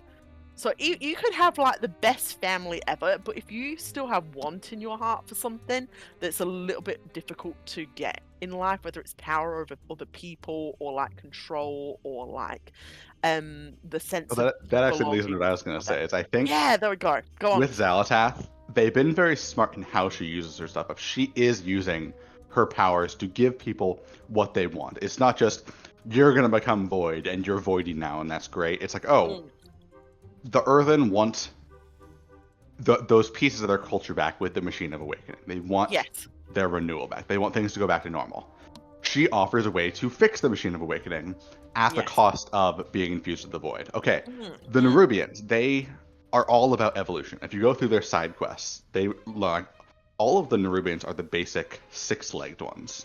The big tall ones and the big bug ones, like a Nubarak, those are specifically spliced evolutions onto them that you have to choose to operate. And so in a society that feels like they're becoming stagnant, Xalatath very smartly offers a new form of evolution to them. And I think it reiterates what we were also talking about with entropy in that other video.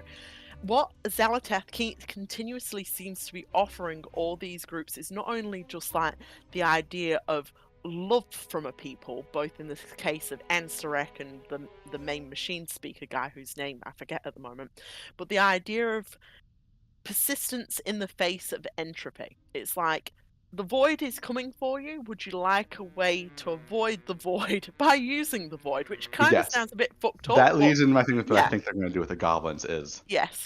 I think they're going to do kind of a, goblins are all about profits, and you guys need to keep up your profits.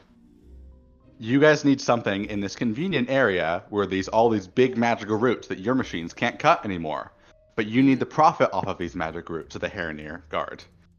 What if I give you this black blood that is totally fuel put in your machines, and you use that to cut the roots better, and you can profit off of this and increase your profit rather than sinking into entropy in the stock market.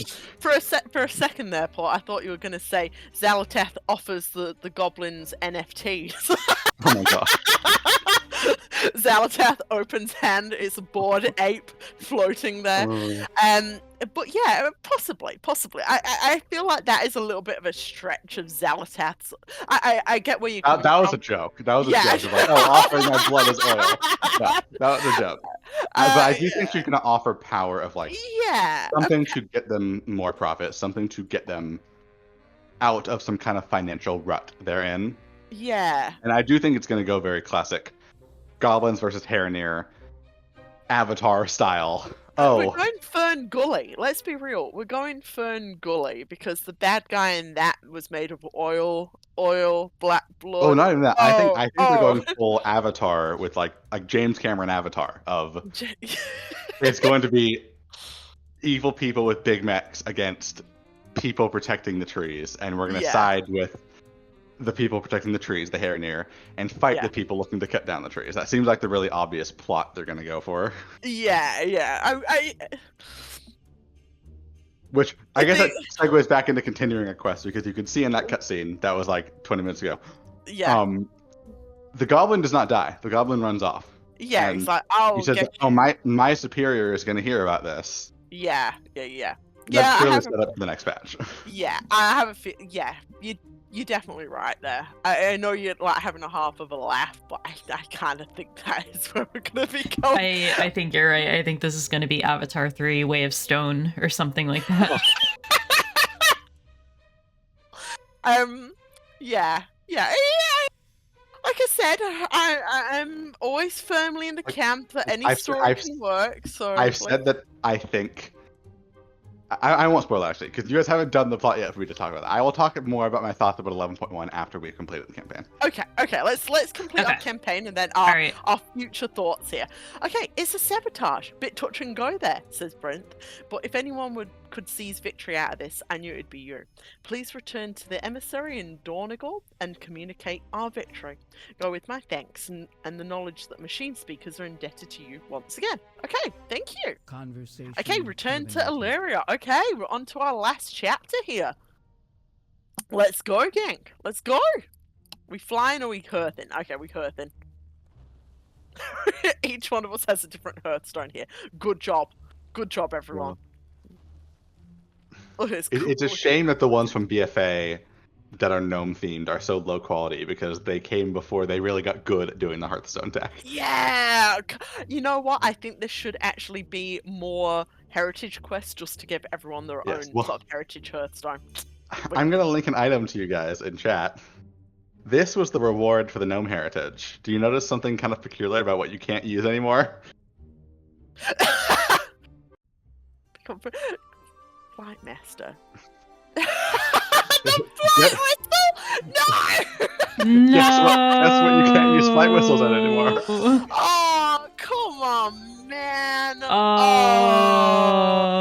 I'm bummer. actually booing here. I'm booing here. That's fucking ass, is all I've got to say. Boo! Like, I'm sure at the time they thought, oh yeah, this is definitely going to be an evergreen feature, but then they designed Shadowlands, and it didn't work in Shadowlands, and it wouldn't work really in Shadowlands anyways because of the cutoffs of the zones. Yeah, the thing is, the flight whistle was such a good idea, but like you said, it just didn't have any sort of workability with Shadowlands. Before we turn this in, or before we accept the next quest, I want us to go back down to look at something in Halifall. Okay. The raw strength of remember, initially this was the end of the story for that time. So after we turn in the quest and get Illyria's dialogue. Okay. Going to Halifall. I do. You know what? I know people are like, I probably will get bored doing this chapel by the end of the expansion. But I do love going down this but it's also they have tunnels on the Isle of Dorne that you can use if you don't want to do this, at least. So yeah, true. Fast travel tunnels. I'm winking. Yeah, I wish there was one to Halifall. That would be very nice, but notably though, that you just have to go down the core way to get to Halifall. Yeah. I feel like Halifall is at the same level as the Ringing Deeps. I know that people. Well, it's more if I want to get to like Merildar, it's a little bit more work. Yeah, it's a little bit with a chug to get all the way to the other side of the zone here. Okay, so keep in mind, this is where the story ended last week. Of okay, we ended here. We're preparing for the Nerubian attack. Yes. And I'll wait for it still to get here. I'm coming. I haven't run out of juice this time, so. Yeah. Okay, we have the Alliance and Horde are here. We've gathered all the mechs from the Earthen. The Earthen are all united. Okay. And as a result, then this city updates, and now there is a whole bunch of new NPCs here. Oh. The Zendalari talking to a Surma, a knight from Nightborn. A Nightborn. I was gonna say, I was like a Surma soldier. That's what I was gonna say. I was like, doesn't really have a good ring to it there. Zendalari prelate and a Surma chronomancer. Oh, Guild Wars 2 reference. I tease. Yeah, that's really good. I mean, there are a lot. You can go around the whole town and then also all over here, and there's a lot of NPCs. And there's Stormwind Knights here. Is anyone pointing out Anduin to these? We've laughed about this before, but he just kind of avoids it. Is he just avoiding them? Oh yeah, and the Blood Knights. He has his shoe polish ready. He has dyed his hair. He is ready to go here. No one can recognize him. Huh. That's actually really cool. I like these updates. Come over here too, and there's even more. Also, supposedly there's a portal to Dornegal here. Yeah, it doesn't actually work, but yeah, it's there. The thought is there. Okay. Oh yeah. Forsaken Warlocks here. Oh, that's cool. That is. Oh, like I said, I like this. Oh yeah. A night elf The reason why Starhawk. I was reminded of this is because I came over here, and there are these gorgeous gnome plains. Oh my god, and the high res as well. Yeah, these are from Ooh. BFA. Ah, no wonder Ooh. This is what the flight whistle summons. It summons you a gnome plane. Yes. So instead of getting a mount of this, we got a flight whistle that no longer works. Oh god, I'm so sorry. That They is have the so- crest and everything on the tail. Yeah, it's Oh. Like even look at the gnome pilot's little pose right here. Oh, I want to see him too. Hold on, I'm just attacking this large bug over here. Oh, that's cute. Oh yeah, look him. Oh, her. Hello, ma'am. Oh, she's got a bit of a conscious pose here as well. Yeah, that's like, it's her because that's a female gnome only pose. Yeah, girl, work is all I gotta say. Oh, that is cool. That is really cool. But that is such a shame though. Like you can see here. Oh, here's all the golems we just made. They're all here. Now I'm gonna tell you something. I can't see any golems. Oh, really? You can't? Yes. No. I think it's because I haven't turned in voice of the speakers, by the way. Oh, okay. Yeah. I was sitting at Alaria, so like for the turn in and then pick up with a new quest. Oh, so that's actually interesting because now that actually confirms that is a phase as a result of the quest. Yeah, exactly. So on my screen there is no golems here, but I can still see all the additional troops that are interactable here. That's interesting. Yeah, and like I can even see these horde guys coming up, all the wolf riders here. Wolf. What a weird name. A wolf axe. Wolf axe. I know. I have a wolf and I have an axe. We're wolf axes. This is me, like with my hesitation, calling those guys Surma soldiers. I was like, "What the fuck am I talking about?" But I am not going to call these guys wolf axes. That is a dumb name. I'm sorry. The wolf riders, the warg riders. Let's be real and honest here. Oh shit! And there's more Surma chronomancers over here, and a Kirin Tor defender. Yeah, and unbound defenders. So they're sort of just making like loops around here, I'm guessing. Is there any more dudes? They're clearly like preparing to fight the Nerubians. Go on like a full attack with the Nerubians. Yeah, just before like this actual, and I do like it how it's on the edge of the Nerubian zone here as well, well placed. Yeah, very, very nice, like from a storytelling perspective too. So good, I like that a lot. That really goes hard there. I like that. Yeah, It's really one of the things you don't notice if you're doing it like back to back to back. You'd never notice this because I think this disappears after the campaign is done. Oh shit! Oh, because it is like they are here for a specific purpose in the chapter we're about to do. Oh, okay. And them going back, are they just returning to Dornigal, or yes, they've returned? Dornigal. Yeah, okay, yeah. Because I was gonna say it'd be really funny if they just were like, okay, pack it up, boys, and they just immediately head home. Oh yeah, and all the Zandalari are on here, along with all the carrots. And yes, very important. The carrots. My cabbages. The trolls are like, fuck no, we're not going in there. We're not getting scurvy. We are not getting fucking scurvy today. They've got plenty of fish skins and stuff like that. Like they just need fatty omega A's, B's, and C's. They're not getting scurvy today. Fuck that. Okay. But yeah, I really like that though. It's a really good touch, and I think it's really, really clever. And also goes hard, is all I've got to say.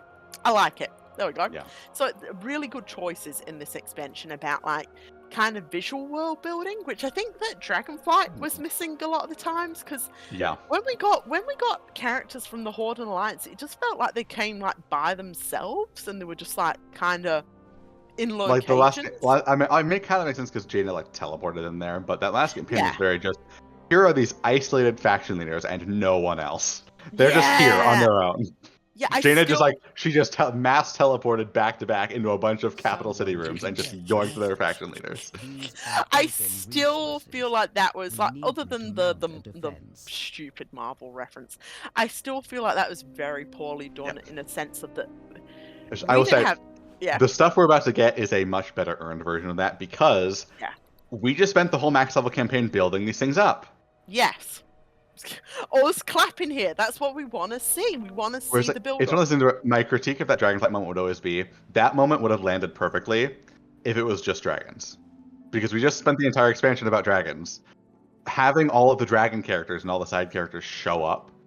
Yeah, like building up to that. Like I said, the She has faction made the leaders though first felt move. very What does she plan? undeserved, and like the party afterwards and stuff So, like that. Like, I don't know if you got that, Sam, but I think Syl, you saw Great Chiron yelling.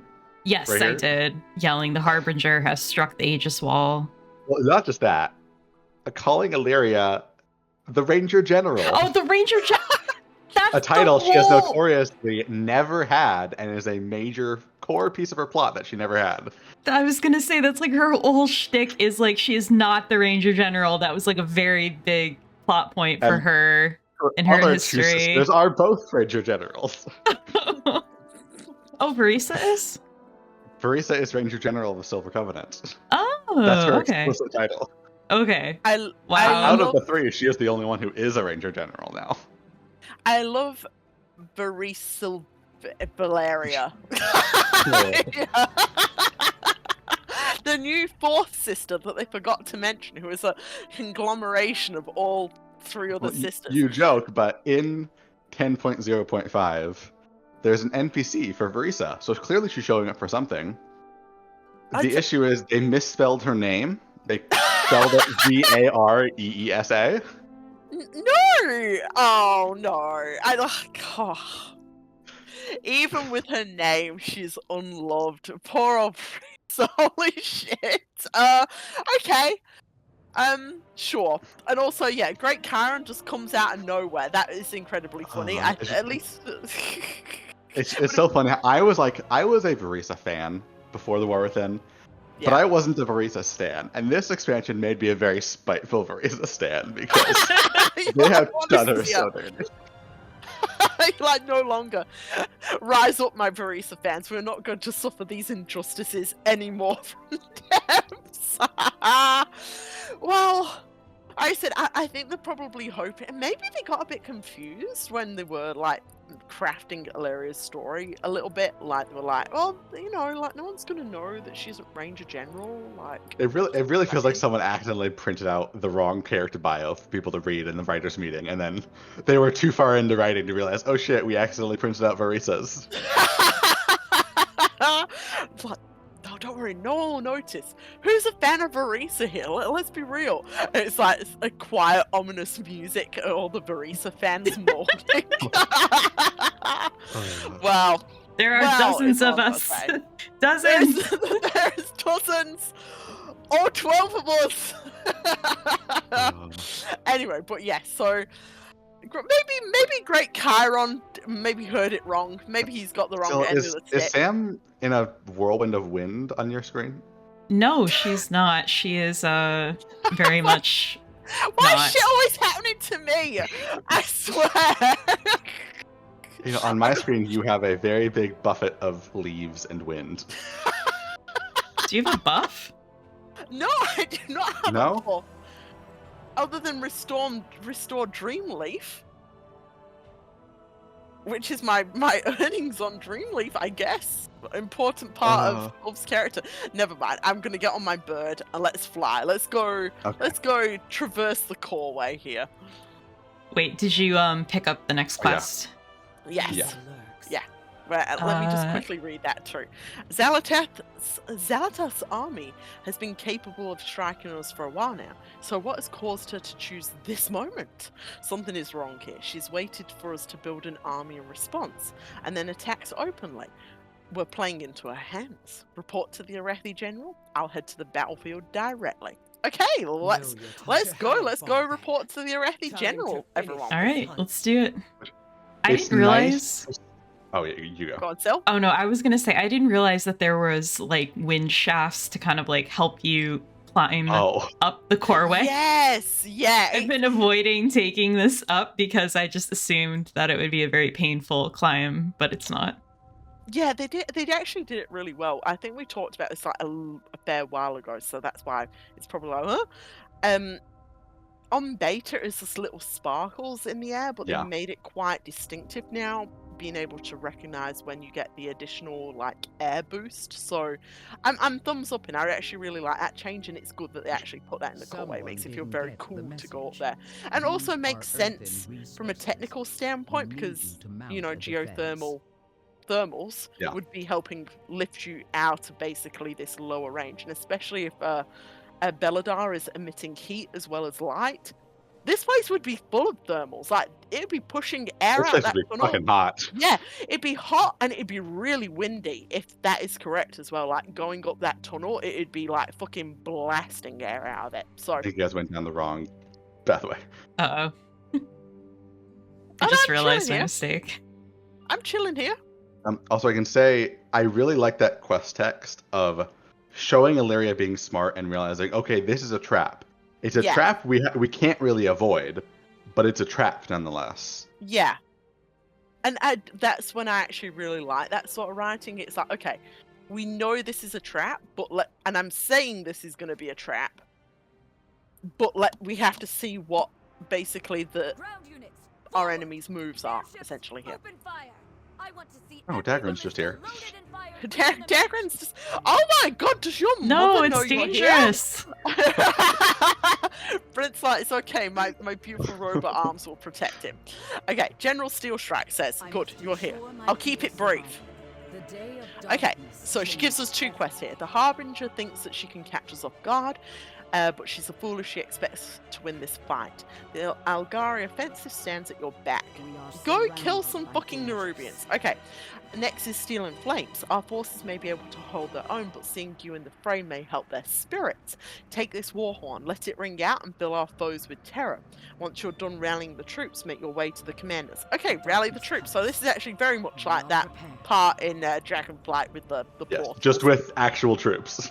Just with actual troops this time, and actually having a good build-up. There we go. All right, so let's go beat some Nerubian ass. And like I said, this has been very annoyed by this horn sound. Let's see. What's the horn sound?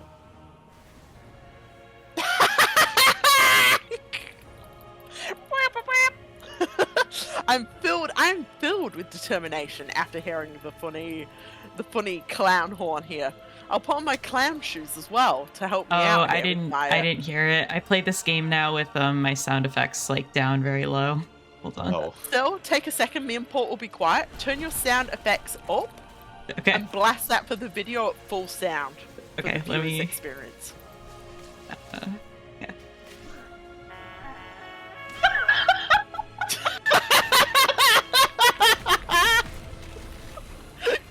Come on, gang! Let's jump in our clown car and put on our clown shoes to inspire fear in the Some enemies. of the clowns. Whap, whap. Whap, whap. Sorry, that was unexpectedly very funny.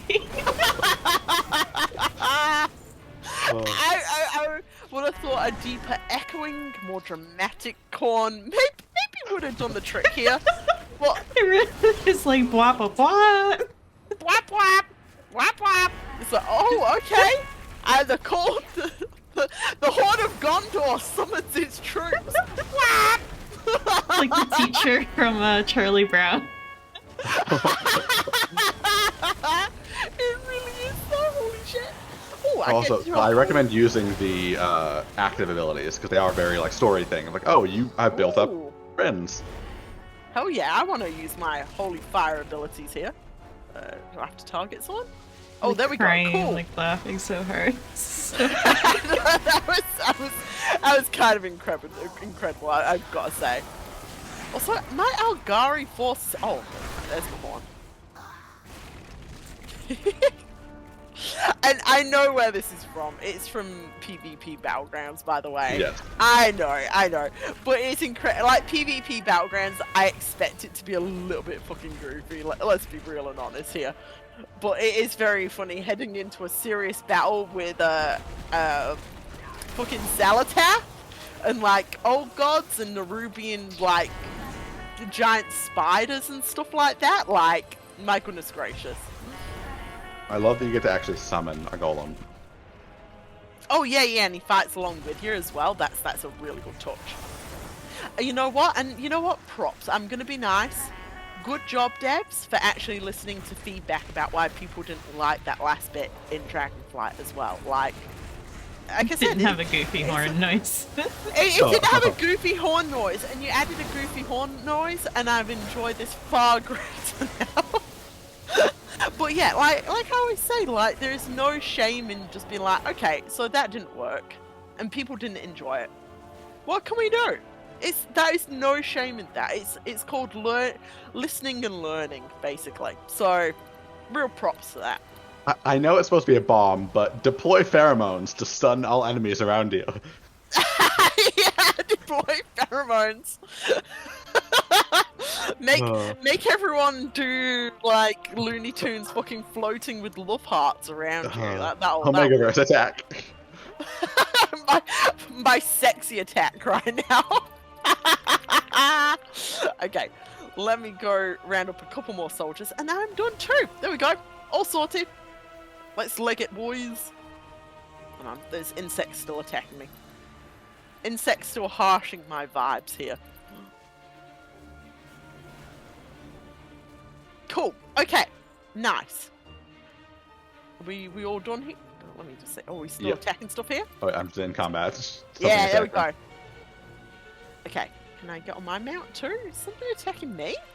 I feel like something's, aggroed me, but I can't seem to get away from the aggro range here. You know what? Fuck it. I'm just using my legs. Yeah. I guess we can just run, because that's actually a good run anyways, because this transitions from all the Algari forces to all of the Horde and Alliance forces up here. Ooh! Champion, this way. Hey, Thrall. Okay, we go. Well met. Wrathy. Oh, Which, cool. the music that they added here is very good. Guide you have. Ah, yes! The classic sort of combat music, that very dramatic thing. Also, I just realised too, this is the loading screen. Yeah. Yeah, there we go. I like that. We've gotten to the loading screen that's like actually accurate to the story. That's cool. Loading screen, and also Jaina's here. Yeah, and also Jane is here. Okay, cutting off the legs. While we're yet to locate Xalatath, we've received reports from deeper in the field of certain Nerubians giving orders. It won't buy as much, but every action is critical. Take them out. Hopefully that will allow us some breathing room. Speak with Anduin after you're done. He and the Arathi girl went after Ilaria. Okay. Jaina, that's kind of rude, just calling her the Arathi girl. You've not Fair, Aerith's he's in the middle of name. combat. Yeah, true. Okay, that is the quest start in, and then we have the actual go fight the bosses first. Okay, cool. So here we go. We got Faerun here. Oh yeah, so we have Anduin's kneeling, like he's kind of doing first aid or something like that. I like that. When shadow falls, on this light is rise. slightly injured Hellowfall Lightblade. Okay, cool. I didn't even notice that. That's neat how they have two like Tauren Braves here, but each of them has the different armor to signify which type of Tauren they are. Ooh. Oh, really? No. Oh, High Mountain and Oh, and just regular in two flavors, regular Tauren and High Mountain Tauren. Let's go. That's really cool and really cute too, by the way. I like these two guys here. Hell yeah. Okay, I'll turn in my quest now here too, and then let's go kill some lieutenants here.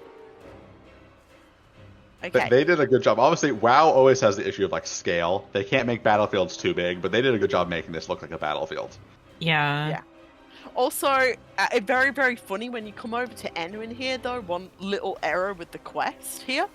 When you talk to Anduin, cutting off the legs, he says, "Speak with Anduin within sanguine grasps." Really? That's really funny. Where is Anduin now, Anduin? Where is he now? Show us, boy. I will help anyone in It's like, that other guy called Anduin. It's part of his healing process, referring to himself in third person. Is Anduin in the room with us right now? Is he in the room right with us right now? And Anduin's like, maybe he is. I think they're like, be sure to have Still here for them because there's summon lines when all the characters show up. Ooh! Also, Kurdran here is here. Yes.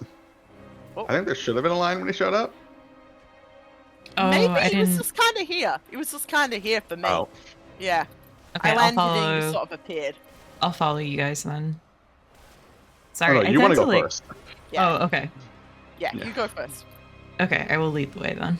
I'll just do a line for Kurtrin. I champion. Me large bird came in and we I think his line is that he doesn't want the Storm Artist to show up the Wild Hammer. Wow, actually, I do kind of like that kind of rivalry from two different. That's cool. Okay, cool. All right. Okay, go first, Sil. Lead us to our next destination, slightly to the southeast. Oh. Okay. Oh, there we go. Yeah. Ooh, there we go. Liadrin's here. Let it be said that Quel'Thalas repays even the oldest of debts. Blood Knight's charge me for a moment. Don't let the trolls in our battalion hear that. Yeah, it's like, maybe keep that a little bit quiet, and also for Arathel for the light. Yeah, also, it's very funny. Like, oh, where was that attitude when you were besieging Stromgarde and BFA, Yeah. Oh well, good for her, I guess. You know, She's trying now. It's the thought that counts. It's the thought that counts, you know. Okay. Oh, is that her? Oh no. And notably, I did note that Salandria was walking with her, I believe, in Hallowfall too, which is kind of a cool torch. Is it Salandria? Oh, is the Andrian also here? Oh, I guess she's really been faster than us.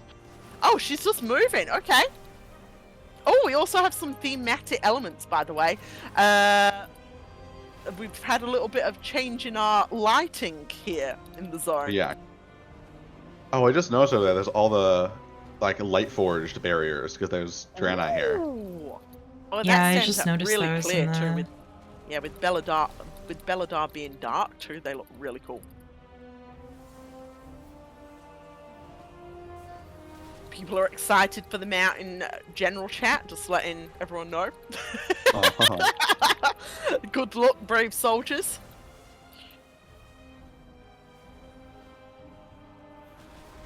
I will say, I always recommend having a story tab that just has story dialogue.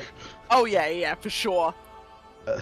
My general chat, I think, usually is that's what people. a good idea. Okay, I think all of our generals have been squished now. Yes. Okay, cool. Let's see if Anduin still refers to himself in third person. That's so funny. I love how over here the Kultirans, they just are using their water magic to punch things into the air. If you watch one of these Kultirans. Oh yeah, oh, holy that's great. Shit. Oh, I love that. Nerubians, you just got punched about 15 meters into the air. Holy shit. Okay, Oh, and good if you look for up them. here, you can see all the gnome bombers are up here fighting all the aerial ones. Ooh. Like they put in work to making this an actual battle. Oh yeah, there's the bloody gear bombers flying around. Oh, That's cool. Yeah. Like I said, this one feels like a lot. Dragonflight is very much just starting to feel like just a test on some of these things, which is both good and bad with it being so recent. Also, I love again that Farron is her own light source. Yeah. She's got a little torch going on in her shield here. Look, yes. Actually, Okay, he is no longer speaking in third person. Okay, no longer speaking in third person. Good on you, Anduin. Okay, cool. Oh, good, you made it. Anduin says, something is very wrong. As the battle continues, each side has become more aggressive. Alaria seems to know something. Oh. She ran off at some point during the battle. We've been given chase, and hold on, I'm going to have a look at that in a second, Port. Oh, there's Australian. There we go. Yeah. But I cannot leave these soldiers to die. She's just ahead. We can reconvene with her together. Okay, so Anduin is doing first aid, basically, here. Oh. Okay. Maybe actually don't come over here because they accidentally spoil the plot when you talk to Australian. Oh, I'm gonna sneakily just have a quick look. No, don't talk to him. Oh, no. Yes, I'm gonna talk to him. I'm gonna. Ah! No! Been pulled back to the scenario. Are we all ready to go? Gangs? Yeah. Okay. Let's start. Let's catch up with Alaria.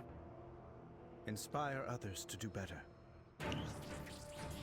Laborious battle cries, not just your regular battle cries here, guys. Illyria, Like I said, Khadgar? Oh. this isn't the real fight. ooh, Khadgar's voice. Khadgar, that's starting to get a little condescending. Okay, so what is the real fate? Just spit it out. Just say it. What is the real Illyria notices pretty quickly, at least. Yeah.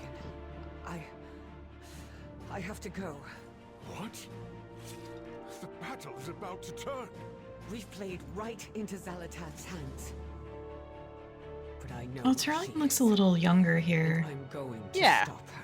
He's still got a lot more. I'm coming with I mean, Illyria looks like she's been sandblasted into smoothness. Yeah, I mean, he's still Yeah. a craggy, like, you know, like, old guy, but I don't know. He just looks a little... I'm He's got 20 that- years old.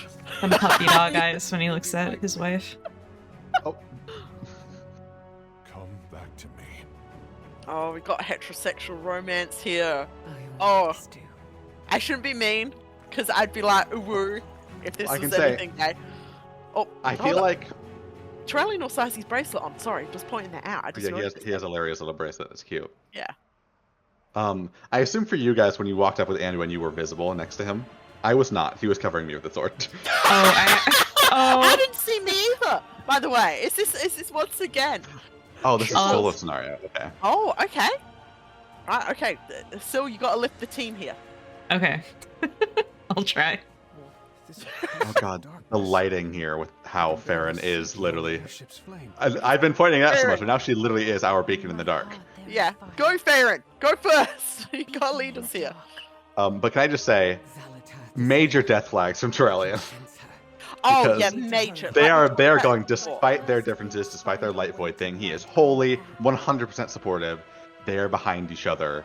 Their relationship is great now, even when she's Yeah. at her darkest. Yeah, He's gonna get fucked up. oh, he is going to get fucked up so hard with some. I'm guessing it's going to be in the last patch for this expansion, like not this one that's coming up. I think that they've actually learned a little bit is not do it too Yeah. fast. Oh, I'm not expecting that until midnight. I'm expecting Yeah. that to be like Illyria's turning Oh, point. midnight. Okay. You know what? Because I I think can they're gonna handle save that. it for when Erator is involved. Yeah. Also, Yeah. I recommend get into combat, but then don't attack something. Let Illyria just attack for a while, and then look at the name of the trap she uses. Oh, hold on. Okay. Running around the side. Okay, so. Oh, damn it. Activated too fast was then. Wait, what was that? Grasping trap? Ellipsis trap? I actually missed that just then. No, I want to hear your guys' reactions to it. 'Cause it's very funny. Okay. Nah, it isn't showing for me. Well, the name of her trap is Dark Ranger's Trap. Oh, you're Oh, kidding come me! on. Oh, They're really bad at mixing up the Windrunner sisters in this one. oh my god, Dark Ranger's trap. What the hell? I love the Silverily area. Oh. Yeah. Best character in World of Warcraft, Silverily area. The we go. Windrunner sister. The Windrunner sister. Which, on a positive note, when you use Farron's active ability, absolutely gorgeous visual. Call for aid. Ooh. you, Farron. Oh, I love her consecration. That was really cool. Ooh. Oh, that is so cool. Ooh. That is very neat. Ow. Also, I really need to get my UI under control again. I've been terrible. I'm just like, whatever, fucking raw dogging it. We going full vanilla row in retail here. But my UI is all vanilla, aside from having an extra party frame thing. Because the Dragonflight one is really good now. Oh yeah, like I said, that's why I wasn't too bothered about it. I just don't think I have certain things enabled. It's very odd. Okay, so hope. We need to... Okay, we just have to kill all the enemies. Right. Okay, running over to the other side. Almost done, guys. Yeah, it would probably be good for whoever gets to the next phase first. Wait until we're all done with the braziers. All right, Because I there just is a got reveal the... before the cinematic. Okay, I just got the North Brazier lit. That's your second one? I'm heading towards my second one. I do like that no one forgot that Anduin isn't supposed to use late abilities. Yeah, he's just sort of whacking things with his sword, Yeah. which is very funny. He's like, I'm helping too, guys. And Alaria and Farron are like, oh, cool. Farron's fighting our A, and Larry's just cleaning the fuck up. Yeah. Also, oh, is this like a... Oh! I just had a weird thing where it just sent me back to the boat here. Yeah, I think your bar went to 0. Right. Am I supposed to be very careful, like, in regards You're supposed to use Farron's ability to recharge it, I think. Right, Oh, okay. Right, okay. Cool. Okay, are we all on the Shade Sworn Crusher one now? Basically, No. almost. Oh, I'm do you still getting- need to out the Brazier? Yeah. Yeah, I'm still doing the brazier. I was just too busy. I pulled all the mobs and I was just going ham and it just sent me back to the boat and it's reset. Oh, no, that's good. Yeah. I'm slowly going with my teeny healer DPS. I really like the lighting here because this is supposed to be how Halifal actually is when the crystal goes dark. When you look at the quest stack, it describes it as there is just no light besides the sacred flame. Holy shit. I can see why the Arathi down here do get a little bit like... Spooks. Yeah, a little bit spooked about that. That would be fucking terrifying. Yeah, one of the side quests talks about how, like, during the first day of darkness, a lot of them were on their airships, and the wind just went out. Yeah, and oh my all of the light was God. gone, and they just started crashing into each other. Ah! I think I remember one of the quests saying that. That is absolutely fucking terrifying. I suppose it's that sensation of being in a boat at nighttime out on the sea without any sort of light source. Wind It's or fucking anything. terrifying. Yeah. Yeah. Okay. I gotta I'm say, this sitting- expansion really has been delivering on the horror elements. I really appreciate Yeah. that. I've been missing the horror elements from WoW, and I don't know whether it's like just Dragonfly or, you know, what basically here, but yeah, I've kind of been missing those a lot, so... Oh. Okay, I'm sitting in Farron's Sacred Flame here for a little bit. Also, second boss all killed. Let us know when we're all up to big guy.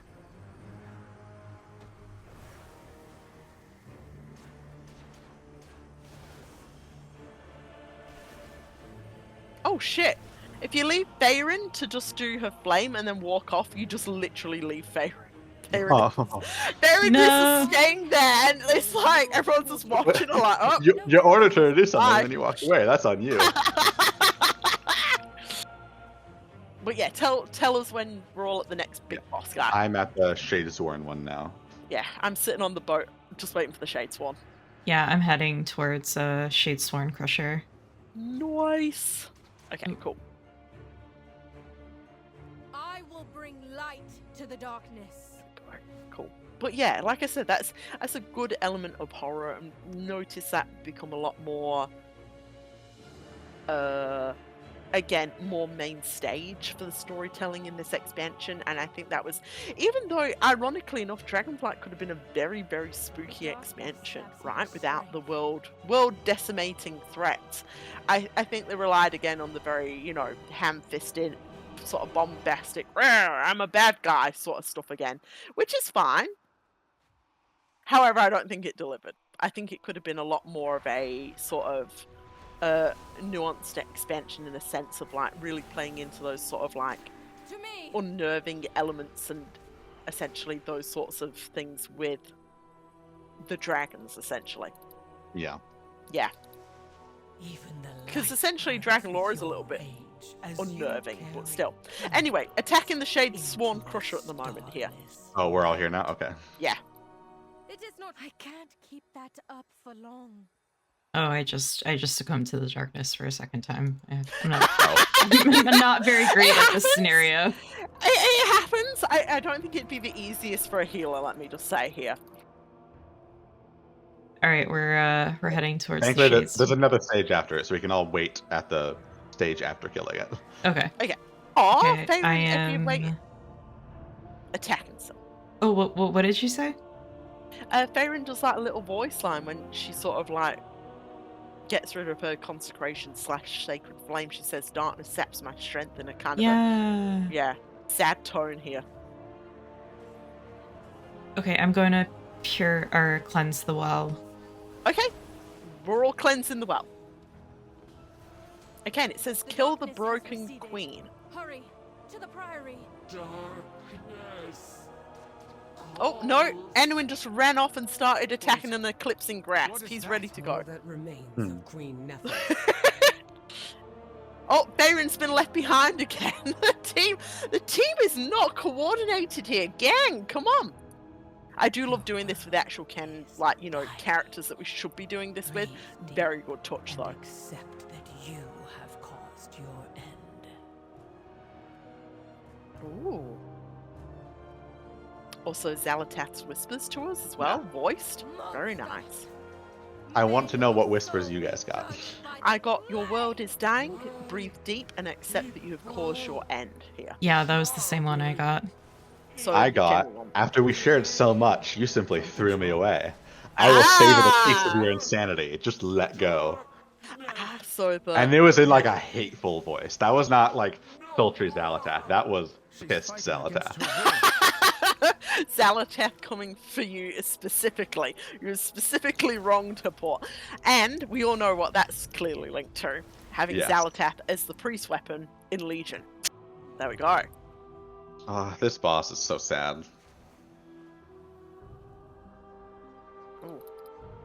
Xalatath is just ahead. Ooh. After me. Go. Faerun's like getting really into this. She's like, "Kill!" Go, girl. Okay, I'm at enter the priory. I will be the shield Okay. that Thankfully, guards we the do not way. kill Nephthys. I know, that's one nice thing here. That's, yeah. Poor old Nephthys. She's not had a great time of it here. Okay, so whenever we're ready to enter the priory, let us all. Are we all here? Oh, yep. Almost. Sorry, I Just just kill the dude. entered. Okay. And also, just pointing out the line of Anduin going, "She's fighting against her will." Very, very poignant for Anduin.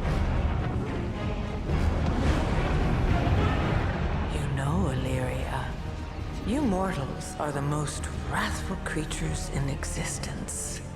I've watched you break worlds, overthrow gods. Even the realm of death couldn't hold you. Your hunger for violence is insatiable. You lured us here, Unleashed us upon the Nerubians.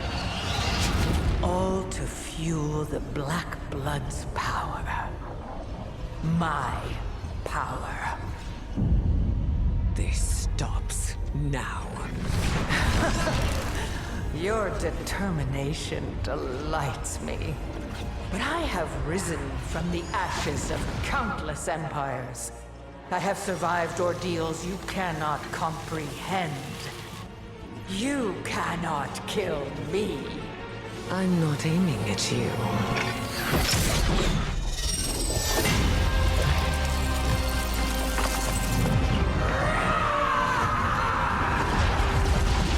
This changes nothing!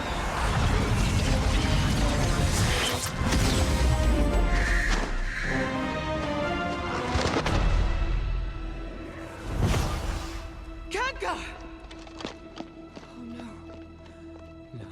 Oh no. No.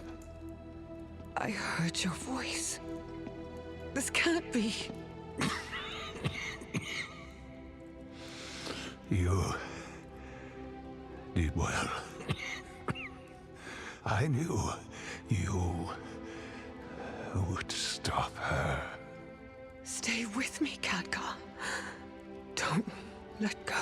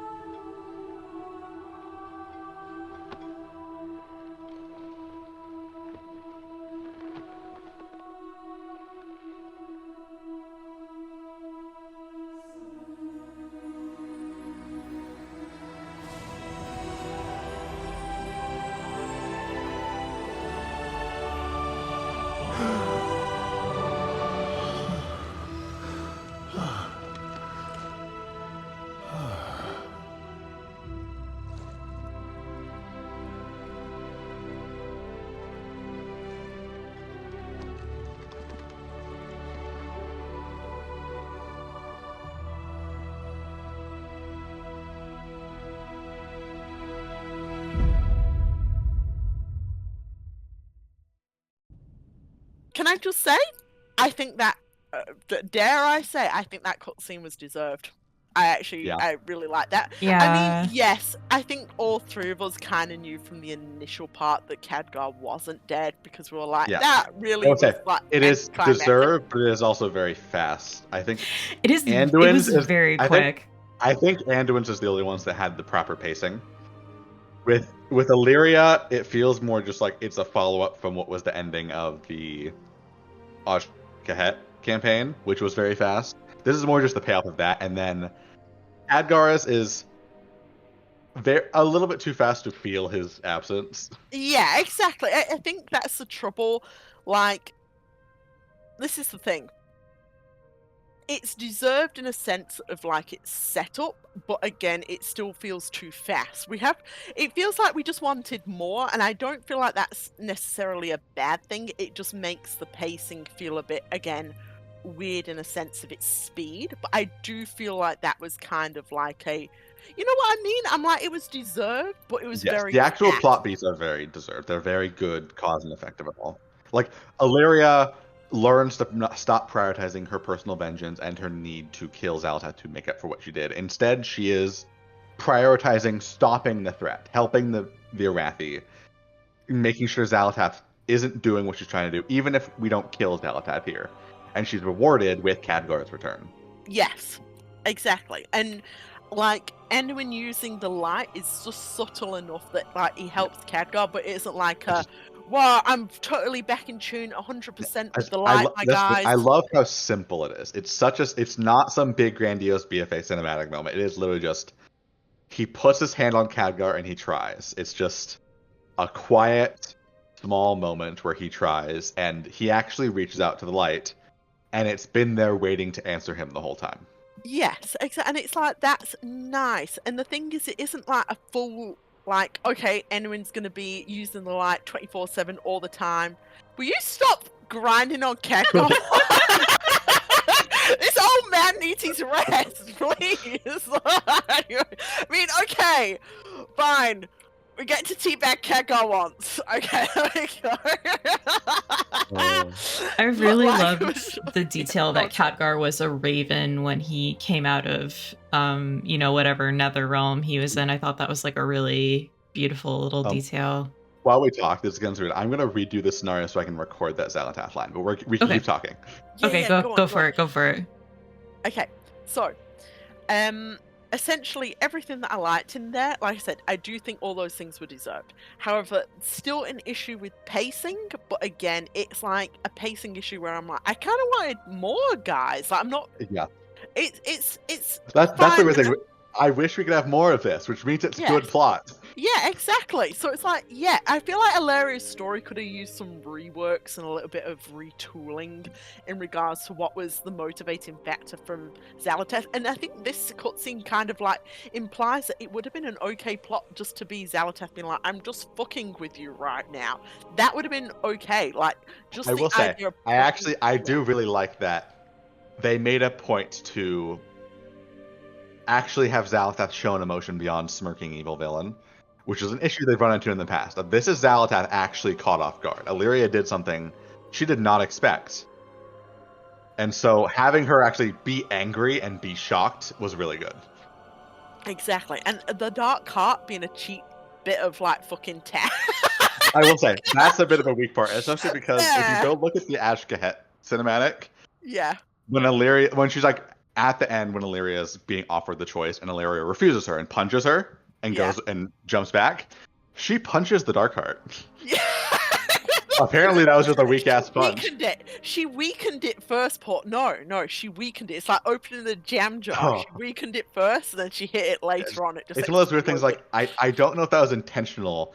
It just feels like a weird kind of repeat moment, but you wouldn't notice that if you weren't me going back seeing cinematics. Yeah, and also I love how like blasting it with energy, no fucking biggie. Blasting it with Khadgar's like super fucking, tetra beam bloody bullshit fucking, Well, that's the thing. I think that's one of those confusing moments of I guess Xal'atath is supposed to just be invincible.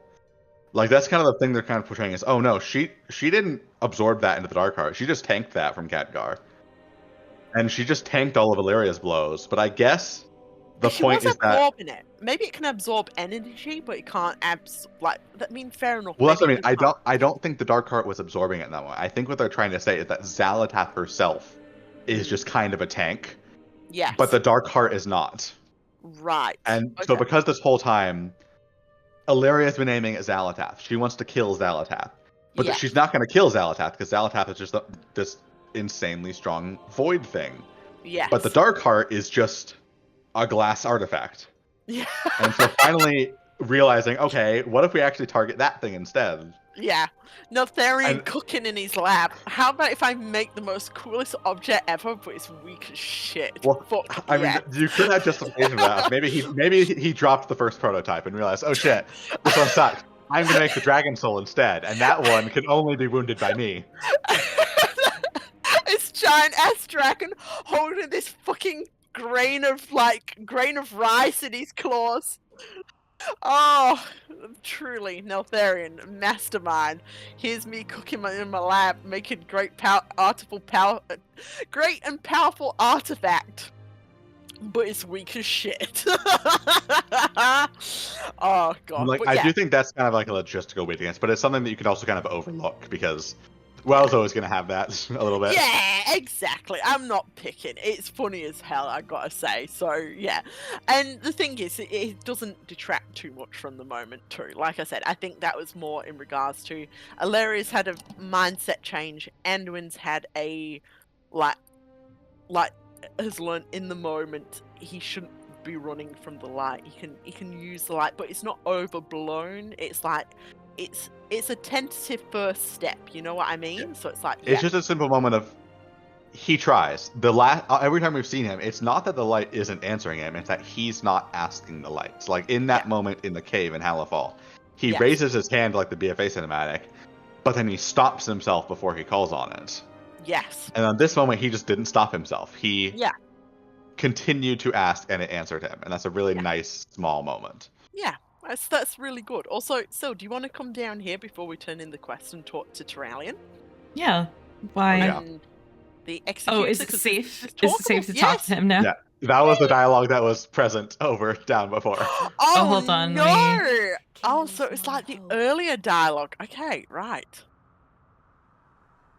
Oh, here's Faerun! Oh, I missed her on the stairs. Girl, you're so tiny! Oh, I love her sitting pose. If you watch her idle animation for too long, she eventually hits her face with her own shield because it's clearly designed for a hand. Yeah, I saw that. She just sort of whacked herself in her face. And I'm like, scratching her nose with the tip of the shield. Like, okay, okay, cool. Okay, so Faerun says, with the forces of Ankajet and the Harbinger gone, Halifal has a moment to breathe. Belladar is safe, at least from outside threats. Now the only shadows left to contend with are the ones of our own making. Oh, you mean the dungeon? Whoa! Okay, now we talk to Terralion. Terralion says, I've known Illyria for many, many years. You could say that again. She never ceases to amaze me. The battle against the Nerubians turned the moment Belladar shifted back to the light. Somehow, I knew it was because of Illyria's efforts that she had walked boldly into the darkness and emerged victorious. I cannot bring myself to trust the void, or the power it promises, but I trust Illyria with every fibre of my being. For now, that is enough. You have such big death flags, my man. My god. He's fucking dead. Oh, he's fucking dead. He is like gone. Like, holy shit. Like, I kind of felt it before, but this man is going to die so much. Like, so badly. He's feel so bad for my fanfic plans for him to be an uber mega villain in that Shadowlands rewrite So we're gonna have to pick someone else. Like, no, I have to commit to it. I have to commit to it. You're gonna see why when I write it, but oh man, it's gonna feel so bad. You know what? It is fanfic after all. Terralion could be naughty. Me hold to the finger once. In one AU. Once. Okay, and then going over here to Executor Nizrek? Yeah, there we go. Sorry, I was looking at the tiny fucking hologram spider in front of him there for a second. That's Arachne. Oh yeah, that is... Oh yeah, it is her. There she is. Yeah, because I can recognize her armor and her beautiful eyes, her beautiful soulful Her eyes. absolutely beautiful eyes. And she so has cute. beautiful eyes. She really does. eyes. Okay, so Nizrek says, to see our old queen in such a state, your discretion and civility in the situation is a boon. We will take her back to Ankajet and see if any of her former life is retained in her. If not, ... we will deal with it ourselves. Oh, that hurts. They turned her into a fucking weevil. Those bastards. They turned her into some sort of large weevil. There we go.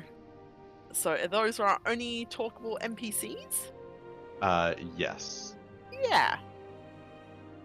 Farron is so cute. It makes me like so angry.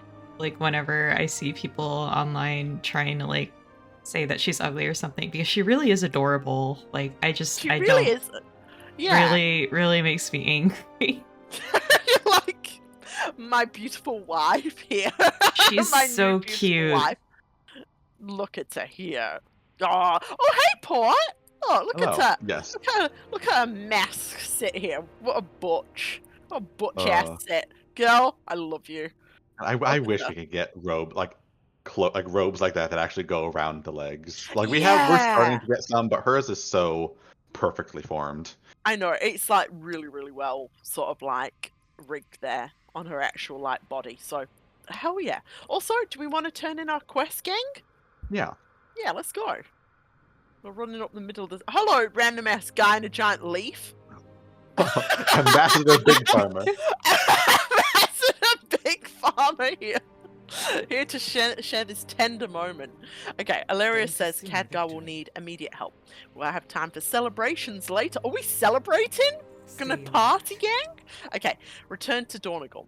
The battle is finally over, and I suppose it's time we lick our wounds. Head back to Dornigal, champion. I'll be right there as soon as Khadgar is healthy enough to withstand travel. Okay, there we go.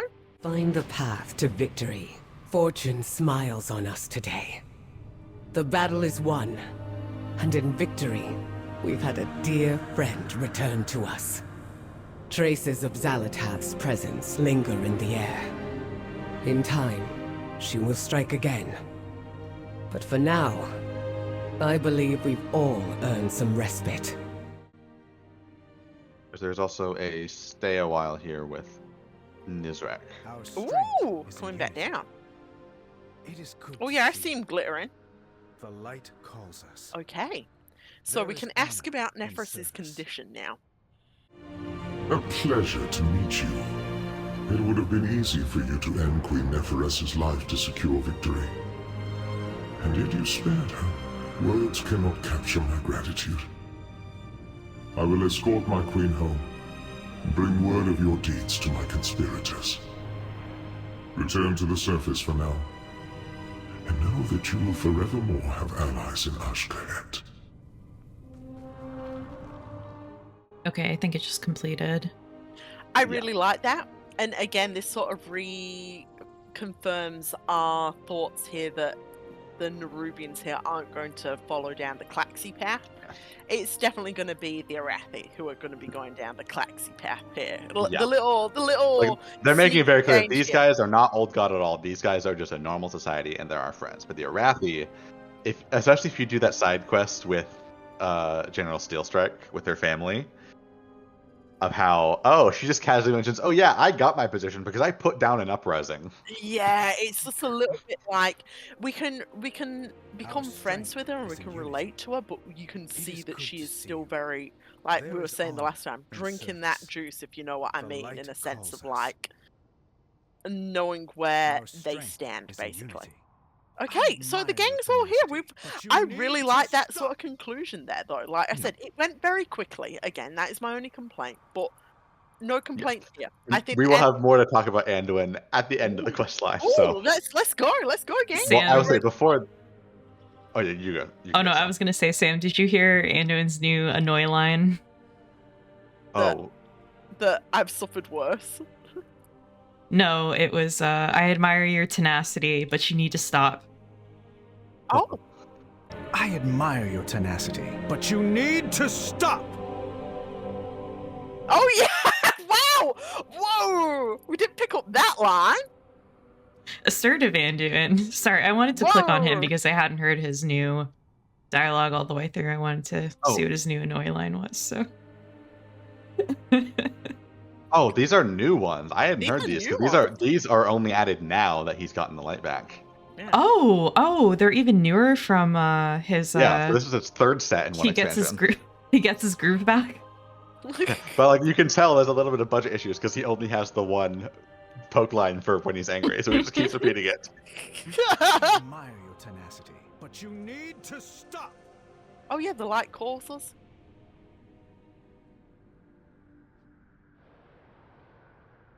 These are very priestly lines, though. Yes. Okay, yeah, no reference to Stormwind or being king, though. Well, we don't have his goodbye quotes. We should wait till we get another NPC where we can talk to him. Oh, okay. Before we go back up to Dornagal, I want to go see... I was told there is something in the Weaver's Lair now. Ooh. Which I have not seen yet, either. Okay. We're making our way down south. See our little spiders here? Our little spider buddies. Our little spider buddies. Also, can I just, as a random thing while we're flying here too, again, not to like fucking bang my drum, and me being continuously positive here, I think that dragon riding or whatever, dynamic flight really suits this expansion. I feel really good when I'm flying down and observing all the stuff here, and I actually feel like I can like zoom past the things or go close to stuff I want to see. It feels very organic. You know I think they used the tunnels in lieu of full-on borders to make it feel more natural transitions, where this area we're in right now is not really Ashkehet or Hallowfall. It's not the aesthetics of either of them. Yeah. But it has transition bits for each as you head further down. Oh, so it feels more like these are just regions. They're not WoW zones with strict cutoffs where one mountain is orange and one mountain is white. Yeah. Which is commonly a problem. Yeah, the blending of these like different zones is done really, really well. I said the art team really brought it for this expansion. Whoa, that went dark all of a sudden, just by the way. The lightless channels just fucking got me. I was like, haha, whoa. But yeah, like, and I'd say this is even stronger again than Dragonflights. Other than like the Waking Shores into maybe Thaldraszus. Oh no, looks like not yet. Not yet? Look, after the campaign, probably. Yeah. Oh well, we got a portal here to Dornagal, so that was a good little trick. Oh yeah, Yuteki is still here in their cage, still yelling. She's like, please, let me out.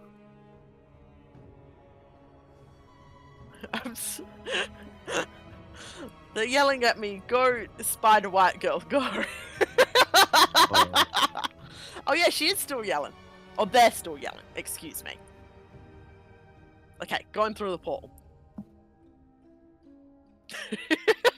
Go, White Spider, go. Anyway, the involving dynamics of the world too, that's also beautifully done. I'm just praising things here. Okay, so where are we going? We're going back to... Oh, we're going back to like the main room of Dornagal. Yes. Okay, cool. Hello, everyone. Okay. And we're speaking with Merrick. Merrick wants to know about all the shenanigans first. Do you have an appointment? You have an appointment? I kind of do. Very good to meet you. And so the battle is won. Champion, all of Khaz Algar owes you a tremendous debt. This music is When good. you first arrived on our shores, we were fractured and divided. But you showed us the path to becoming whole again. You reignited our drive for purpose and to define the parameters of our own existence. We see now that traditions can change and evolve. and even be broken, if necessary.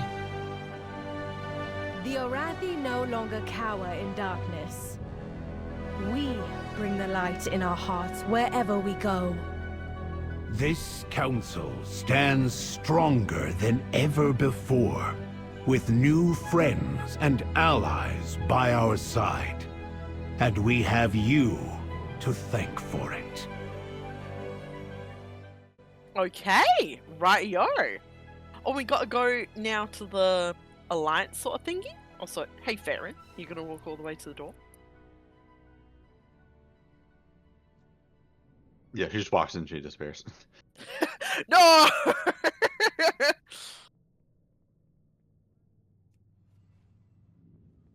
Let's see. Oh no, she's still walking for me. She's walking out. Oh, she walks a while. She's gonna walk all the way back to Hellafall. She's gonna walk all the way. Not even flying. That girl is gonna walk. Okay, no, she disappeared. Okay, so our next area over here. That's a nice little bit of recognition from like all the. It's a very good wrap up of we are done with Khadgar's story now. Oh, and look who's up here.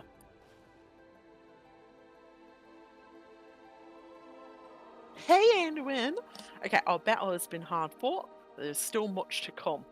I love Anduin's sitting pose here. It kind of reminds me of that the trailer for The War Within when he was in Silithus. Yeah, well, I think that's very intentional.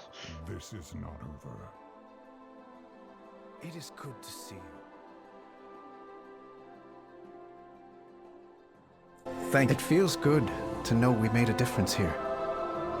And yet, I can still hear the Radiant song echoing in my heart. Why did it lead us here? Was it solely to confront Xal'atath? Or is there something larger at play? I am no stranger to feeling like a greater calling awaits. But this is different. Somehow. I just hope that we prove ready to answer it. Mysterious. And I like that element of mystery too, by the way, just then, like... Yeah, like I said, it's good to have very concrete wrap-up of the story now, but also very clear continuation of the story on a broader scale, because... Is he still talking? Oh no, I mean for Sam. Yeah, okay, yeah. He's all stopped. I've stopped my stay a while and listen by watching my Thrall and Anduin watching me leap on the cliff at high speeds. Okay. So yeah. But like, I think it's one of the things I think has been missing from WoW since Mists of Pandaria is the base expansion having a full story of like start to end. When you finish that last bit of story in the base expansion, you have finished a story. But then you have other threads to lead in. And that's something that I think Final Fantasy XIV has very much excelled at in an expansion like Shadowbringers. Of like, Shadowbringers, spoilers, you beat Emmett Selk at the end of Shadowbringers. That is the end to the threat on the first. But Elidibus is still there. But the threat of all of the stuff with the Garlean Empire is still there. The macro narrative mystery and threat is still there. Exactly. But the threat established at the start of the expansion is now dealt with. So all the threats to Khadgar that started from the moment we got here with the Nerubians will be ended now that we finish this and when we finish the raid on Tuesday. Yes, exactly. But the broader narrative of Xal'atath as a whole, the broader narrative of what is the Radiant Song and why did it call us here, are still questions left unanswered. Yes. And that is real. We cannot fault that. That is good storytelling. You need an overarching narrative, especially with an MMO, to allow those sort of like evolving storylines to ebb and flow throughout the like different expansions and stuff. And like you said, Port, that has sort of been very, very lacking over the last few expansions. In very strange ways, and I know people would be saying, "Oh, well, what about Sylvanas?" Like I said, I guess the less abstract comparison is Dragonflight. Where in Dragonflight, when I did the beta, the final cutscenes with a Mother Oathstone were not available. And when I did that, I thought, "Oh, the final chapter is called the Mother Oathstone. Surely, what the raid ending is going to be is the aspects have their powers back." I thought it was going to be after we spend the entire base expansion reuniting the flights, reigniting their purposes, spending time with their leaders, they have their flights back. They are back. They are back with their purposes. Yeah, they would have a final moment where all 5 of them come together. Yeah. We would probably get some kind of story where the Black Dragonflight choose something, but they would all come together and they would restore their powers. They would become the aspects again. Yeah, and that's and why... I would expect that to be like, okay, that's a rounded out story, but then we'd get the Vault of the Incarnate stuff of, okay, now there's an actual threat for us to use these powers for, and how do we want to use these responsibly now, rather than as kind of overseers of all of Azeroth like we did before. Exactly. I was expecting that, but then we got, oh no, it didn't work. Let's never talk about that plotline ever again. Ever again. This is why that's why we were impressed that, and not impressed, but impressed with our arguments here with the Black Dragonflight, why it needed a Black Dragonflight character to go with you around the Isles so that the Black Dragonflight could reach a resolution of who was going to be the aspect leader by the end of that base storyline. And I think I actually said this a lot in the 10.1 critique that me and Syl did. It was too many plot points in that single thing and none of them worked. If they would have resolved who was going to lead the Black Dragonflight by the end of the base game, I think it would have created a much clearer narrative for things to come, basically.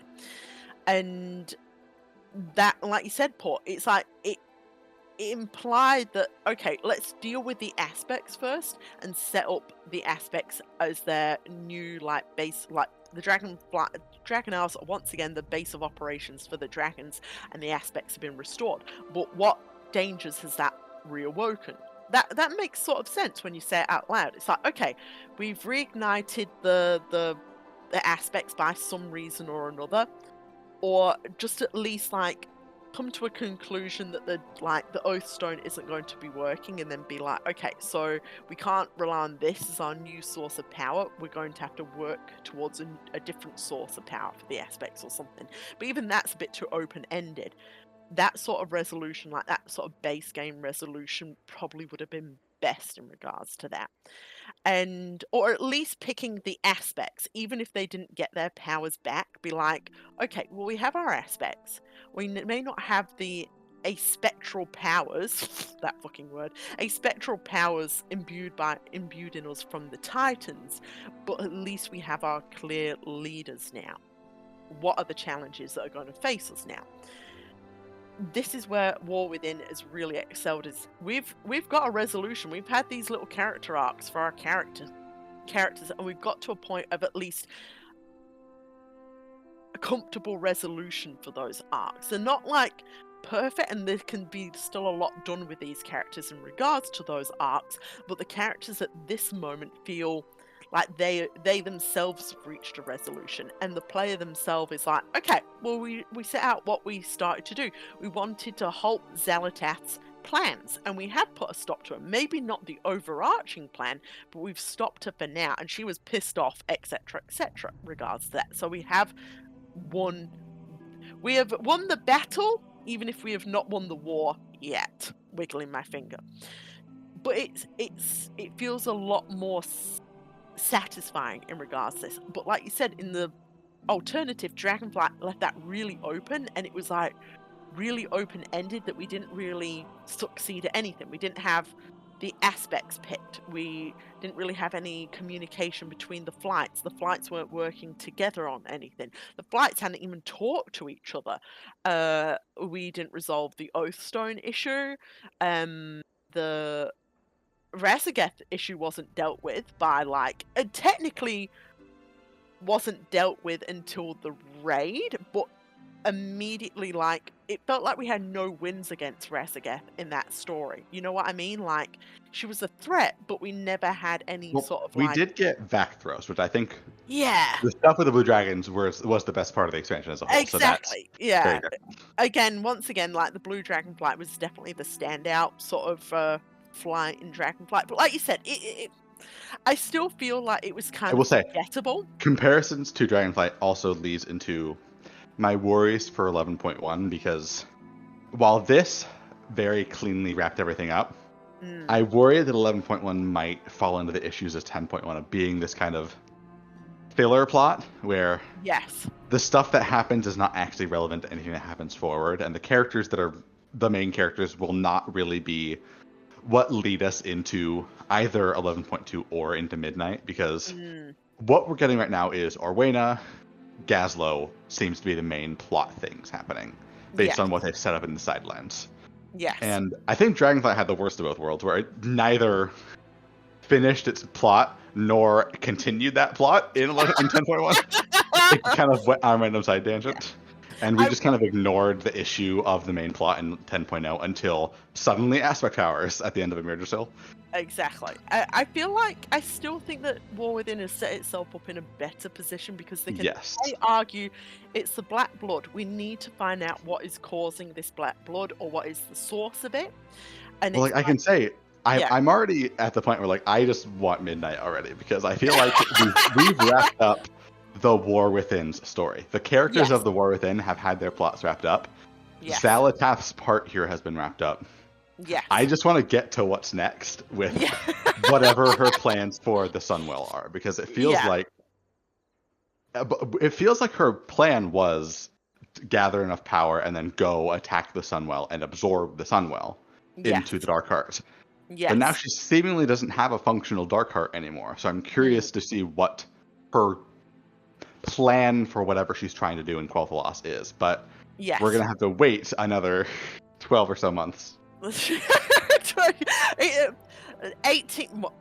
How long did they say? They said 18 for expansion, yeah. So we have another 17 now, because it's only been 2 weeks technically. 17 and a half. 17 and a half months. So I'm holding up a finger here.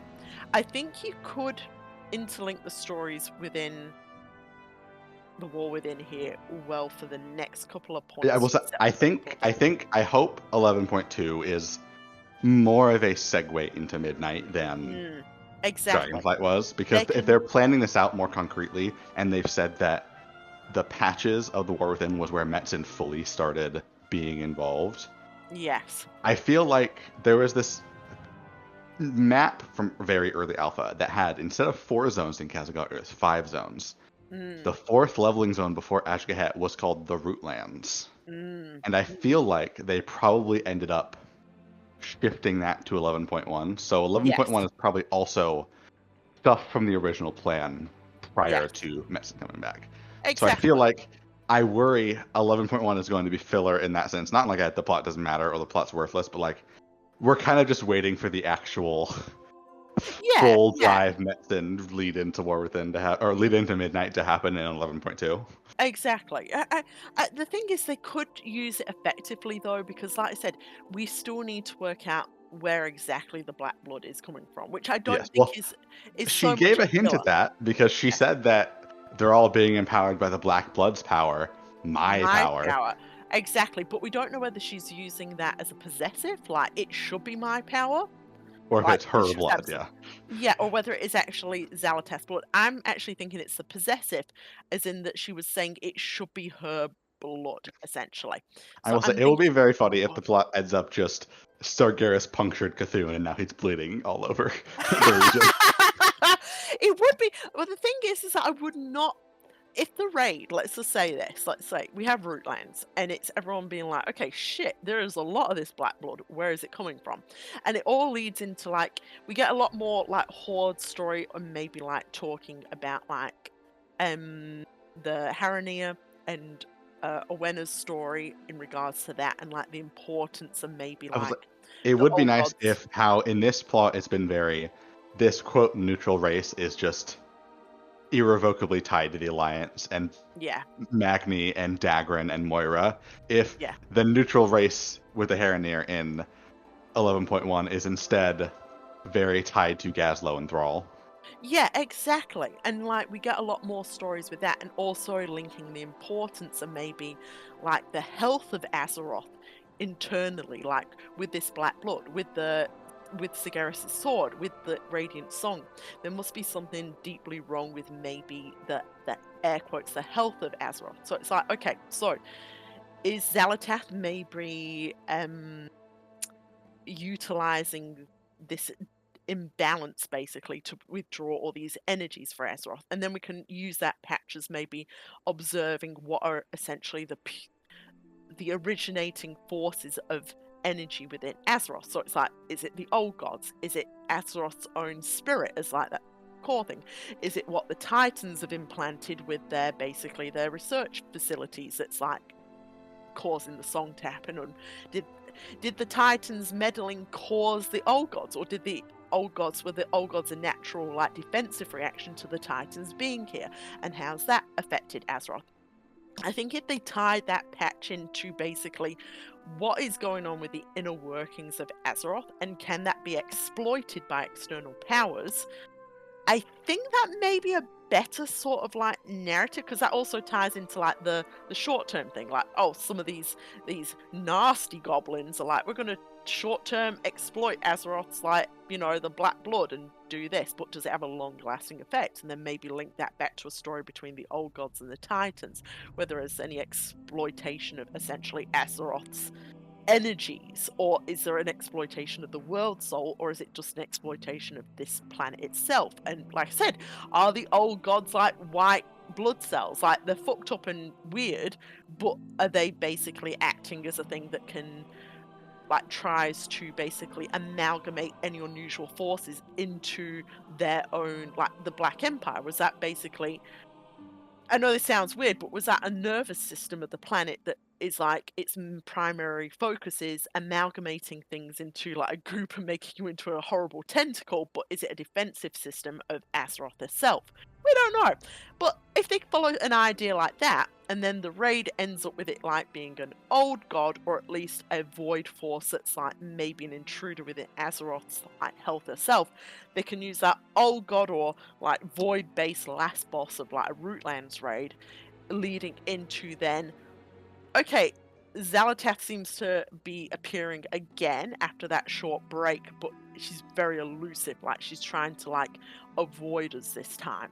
Can we chase her down, right? Like, and do like maybe not chasing her down as emphatically as like this base game story, but at least find out maybe where she's trying to hole herself away in and lick her wounds or something. And then that again engages the original cast from the base sort of story here. And then, like we were saying, there's like an inkling, like a whisper in the air, it's to do with the ethereals, right? So, again, that can be linked to the first patch in regards to the health of the planet, in regards to another planet being absorbed by a Void Lord, and what are the necessary features that does a planet? You did just make me realize. Yes. They're basically doing a reveal that Koresh was a world soul. Yes. So. But Dimensius consumed Koresh, so they have a world soul.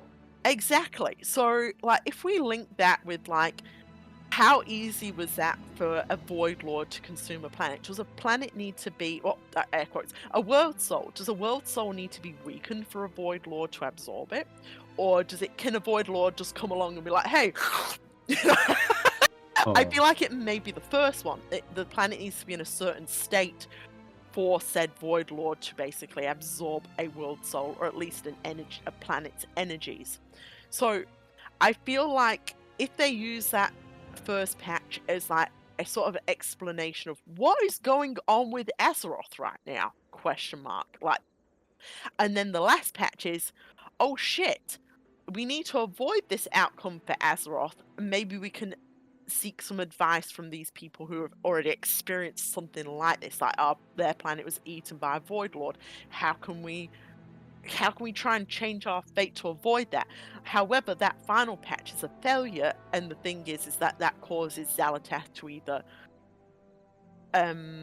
make way for Void Lords, or like something with the old gods, or something with herself alone, that then leads into Midnight. You need to really tie that, and like you said, Port, that last patch into the first patch of Midnight, which is clearly there's going to be some sort of bullshit with either the Burning Legion, either a Void Lord itself, or just the Void, and maybe the corruption of the Sunwell again. And then it leads into, obviously, the health of Azeroth. You have all these Moonwell, or like you have the Moonwells and the Sunwell. those are inherently tied to Azeroth herself and her magical properties. Does that intertwine with a world soul? And is this weakening a world soul, or is it strengthening a... I've said strengthening, that's bullshit, but either way. But you know what I mean? They need to focus on, like, what are the set conditions for this worst end to come about? Because I'm guessing... We don't know whether Xalatath wants that to happen, but it's certainly a threat that's perhaps approaching Azeroth. If the Void Lords are just like, we're also seeking that planet. Like, the Titans can look for the World Soul. I'm guessing the Void Lords can also do the same in this sort of condition. So, you see how I mean? Like, they could use this next patch to be like, what the fuck is wrong with Azeroth? Question mark. We don't have to talk about the Radiant Soul, like the Radiant Song or like the World Soul too much, but we can start giving hints about what is this all tying into. Then the last patch is a little bit more. Yeah, a little bit more like, okay, so we know this about our planet now. How can we avoid it getting fucked up like these other World Souls? Is there some way that we can defend it? And then the expansion ends with a failure of that defense, or not even a failure, we just don't reach the point where we can guard ourselves against that, either by Xalatath's interference or whatever the fuck. Like, it's like, well, we have two major threats here. Do we have Xalatath, or do we need to defend Azeroth, you know, like in a sense of, and do Xalatath's, the old gods, and the Void Lords intentions all align here, or is it something different? And if you throw in the Burning Legion, who just want to fucking blow the planet up basically into like a husk, do their intentions align too? I feel like there's many different ways of fucking up a planet, but one is war, one is internal ministrations of evil. One is letting its natural state reform, which is old gods, I believe. You see how, like, there could be like different elements. Like, it's a straight up war could destroy this planet. You got the Void Lords wanting to eat the World Soul or Azeroth itself, or is it just leaving Azeroth to her true nature of these old gods, like writhing beneath its surface, and it's an inherent white blood cell attack from the Titans' interference? We don't fucking know. So I think if they interlink those sort of things, is the war within is a specific review of what the fuck is going on within Azeroth, right? Like, they actually take a more literal standpoint of the war within. That could help tie those sort of patches together, like a nice slow build about what is the issue with Azeroth. Midnight is, how can we defend Azeroth? And the last Titan is, we now know how to defend Azeroth, and we know what's wrong with Azeroth, but how can us little guys face such a great threat? Yeah, I can see that. I mean, that helps reframe the Harrenhal stuff a lot better for me, of it being more about Azeroth's expansion. And I think that's honestly a good thing, of avoiding more Void stuff and saving that for Midnight, because they're very clearly wanting that to be the Void expansion. And we already teetered a little close with the stuff we have now, of like all the stuff with Ansarek and with the Skardan, of like delving into Void concepts of, thankfully I don't think they've gone too far. It's more Nerubian and more Earthen than it is Void. So I think it's good that they'll probably be saving that. Yeah, I like that sort of withdrawal. Bill, do you have any thoughts? Could we both talk for a very long time? No, that's okay. I don't know if I have any thoughts about where the expansion is going, or about like... What would you, then, if in regards to me just pulling stuff out my arse just then, how would you like to see the characters progress to the point of Midnight? What do you feel like?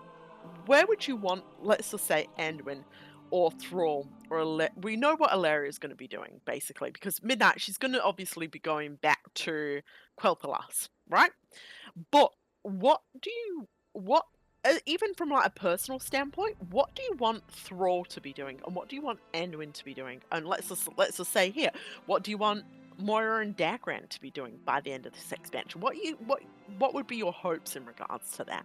So I hope Thrall gets some actual plot. Like, I feel like he really needs like a conflict. Like, he needs like something that's kind of driving him, because he just sort of seems here. So I really hope that he's going to be like a little more involved in the plot once they start to get into like what the Radiant Song is and things like that. So that's my hope for him in particular. Anduin? I'll say this, once you finish with Anduin, I want to say something about Thrall and my general ideas of how they can change up that.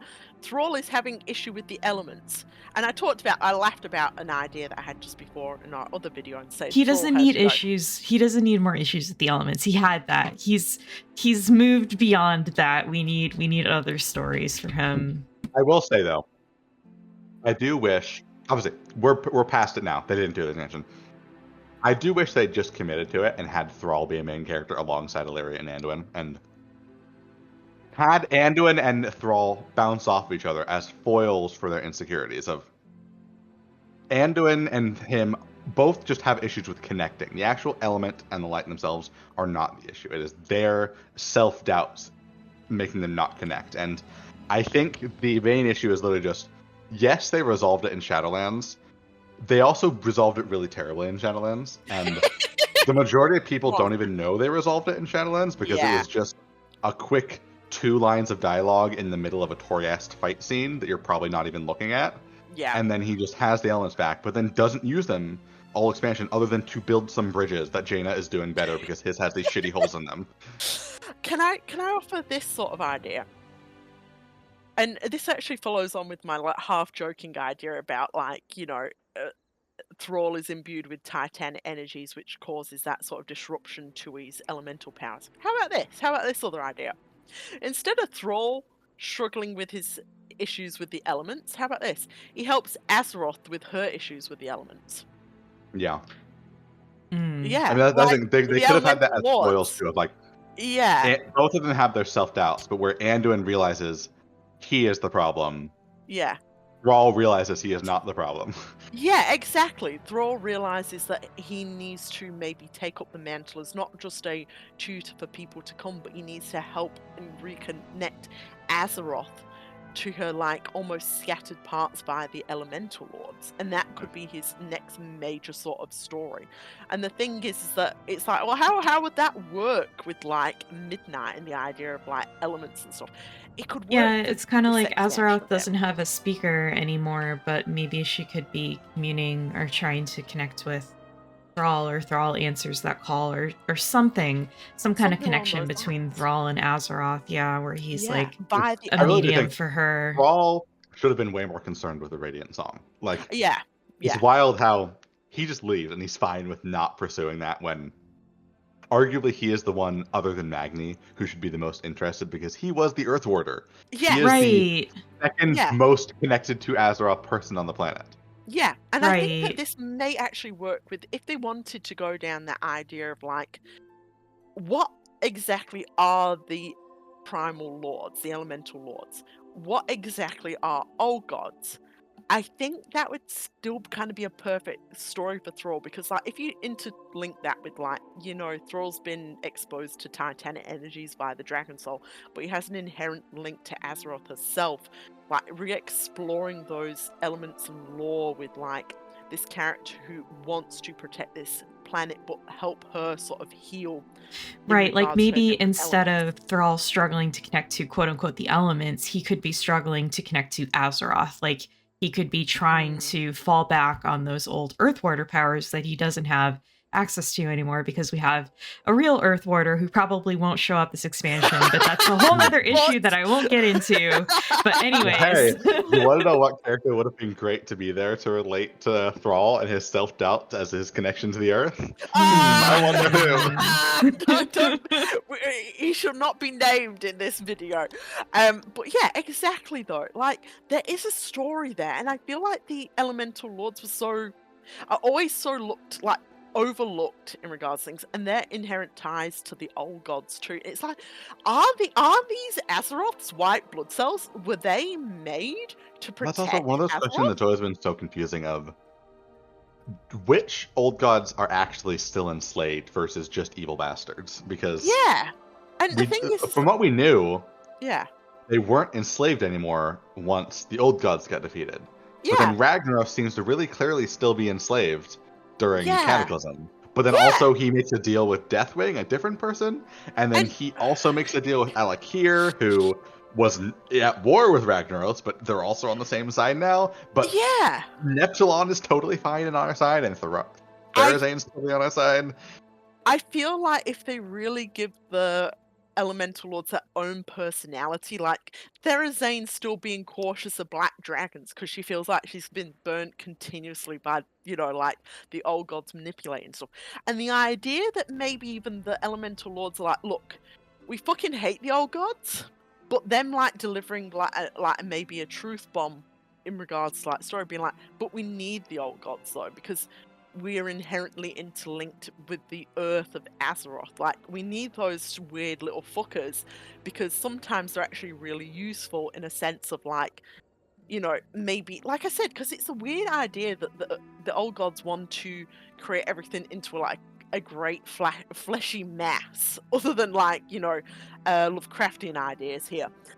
And it's like, yeah, that's inherently scary and awful and, and all that. But was it, like I said, was it almost like a defense system of Azeroth? Like, it's horrifying, but is there wanes? Is there like this is? Well, I will say, I think one of the issues that runs into is old gods are inherently not that. They are inherently supposed to be parasitic, destroying Azeroth. But I think the question more becomes, why did they go against their purpose? Yes. Rather than the old gods being that purpose, what about Azeroth changed the old gods? Because there's this book you can get after the Isle of Dorn side quest with Dagran that kind of explains why the Earthen are the way they are. Because normal Earthen are just robots. They are just pumped out of a machine up in Ulduar. They are robots. Only the Watchers and the Keepers have actual sentience. Yes. But the ones here clearly have sentience. They are clearly actual people. Yes. And it's basically talked about something over time being near the Coreway is causing them to become more like people through their memories. And that's why they're required to erase their memories, because that basically resets whatever their close connection to Azeroth is turning them against their purpose. And I think you could do that with the old gods too. The old gods were sent here for a purpose, but then they dug their way into the deep recesses of Azeroth and they started connecting to her, and something about her started changing them and made them want to be their own people on a large Eldritch God sense. They want to be their own people, as in they want to rule over their own empires of chaos and not the world soul. And I think that's an interesting idea of all of the various cosmic forces have their designated purpose, but something about Azeroth changes them and makes them go against that and find their own freedom. And you know what? I really like that idea. And also, like, then I think the Elemental Lords and all that would be so important in regards to, like, engaging. It would be vital because the Elemental Lords were the original inhabitants of Azeroth, and their whole thing was they got enslaved twice over. They were enslaved by the old gods, and they got immediately enslaved and locked away by the Titans and cut off from Azeroth. And that could be an interesting question of, should the elements be locked off into these planes anymore? Should they be stringently disconnected from the planet that is their birthright first? Or should they be properly connected again? That's a really interesting concept of, like, that's an interesting path for Thrall to take. Nice Thrall story. I love how we're like, damn, I wonder whose story this is. Thrall's. It's Thrall's story, like, full stop. Like, this should be engaging Thrall, and it's such, like, an interesting arc, and I feel like this would come out so strongly in the last time, but the seeds can be placed now, like through like sort of patches and major story arcs and stuff like that. And Midnight doesn't have to all be about the elves. Like the initial patch can be maybe the elves, but I think that's what I'm honestly hoping. I'm hoping that Midnight is like what the War Within is in now, where from the moment we start to the very last quest of the max level campaign is entirely about Quel'Thalas, the elves and the Amani, dealing with their issues, and the struggles the Void is facing there, along with their own struggles. Yeah. And then from there, obviously characters will continue into the patches, but the patches should be more about the greater context and other areas where the Void invasion is happening. Yeah, and I think that would be a good lead-in for an old god boss somewhere in this expansion to at least bring the old god back in. Maybe not old god boss, old god ally, because old god ally. N'Zoth seems to have. That was one thing I wanted to point out in that cinematic and in general. There's something very different about Xalanet that I only noticed a few days ago. Yes. You notice how she doesn't do future vision? She doesn't do any of the whole, I've seen infinite possibilities. I know what is to come. N'Zoth did that all the time. Yogg-Saron did that all the time. Cthulhu did that all the time. Xal'atath never does that. So something, and I think that helps explain why Illyria was able to do what she did. Xal'atath, if she was like the old gods, she would have been able to predict that. She would have been able to see that possibility happening. Yeah. And wouldn't have just let Illyria fire an arrow at the one thing that's vital to her plans. So I think the arrogance there combined with her lack of future vision is what allowed that to happen. But it seems like she is a very different entity. Yes. And that ties partially into N'Zoth, because in Dragonflight, the thing they basically retconned back was N'Zoth knew he was going to die the whole time. He saw into our mind and saw, rather than seeing infinite possibilities, he saw the one possibility. He saw our path and knew what was going to happen. So he was able to plan that whole time, which hopefully means they're recontextualizing him being an idiot into the stuff with the dagger and with Ajara was intentional. He intentionally set that up so that he was in the win-win scenario where either he wins and corrupts Azeroth, or he loses and he escapes through the dagger. Yes. Yeah. So I think if they go with that route, bringing him back as kind of our counter to Xal'atath of, we have the Blade of the Black Empire now, but it's got a very different entity inside of it now. Yeah. It's like our new friend. N'Zoth swims in our faces. Yeah, I like that. And I feel like these are all such good ideas and they can mesh so well. And you can see like the clear, this is going to be a Horde major character story versus like that. Like well, even that, I don't think it's going to be all Horde in the same way that exactly. We have Illyria. Hopefully we have Varisa. Yeah, we'll have Umbric. We will have characters who are majorly invested in Quel'Thalas on the Alliance too. Yes, exactly. So like I said, getting that balance, like I said, tricky, but yeah. But either way, if people were asking, like, where's Thrall's story, I think that would be a good one for Thrall. And you could also include a lot of different Horde characters. I think Thrall being the main character, in quotes, of the patch content would be a really good makeup for his lack of anything in this.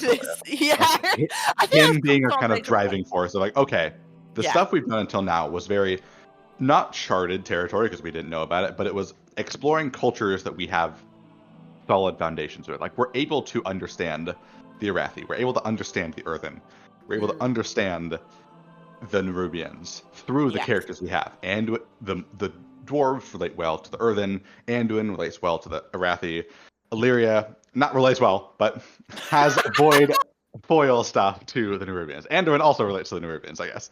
Yeah. But by contrast, we don't really have anyone out of those four who relate to the Heronir and relate to the connection to the Earth there. Yeah. But Thrall would be a very good candidate for that.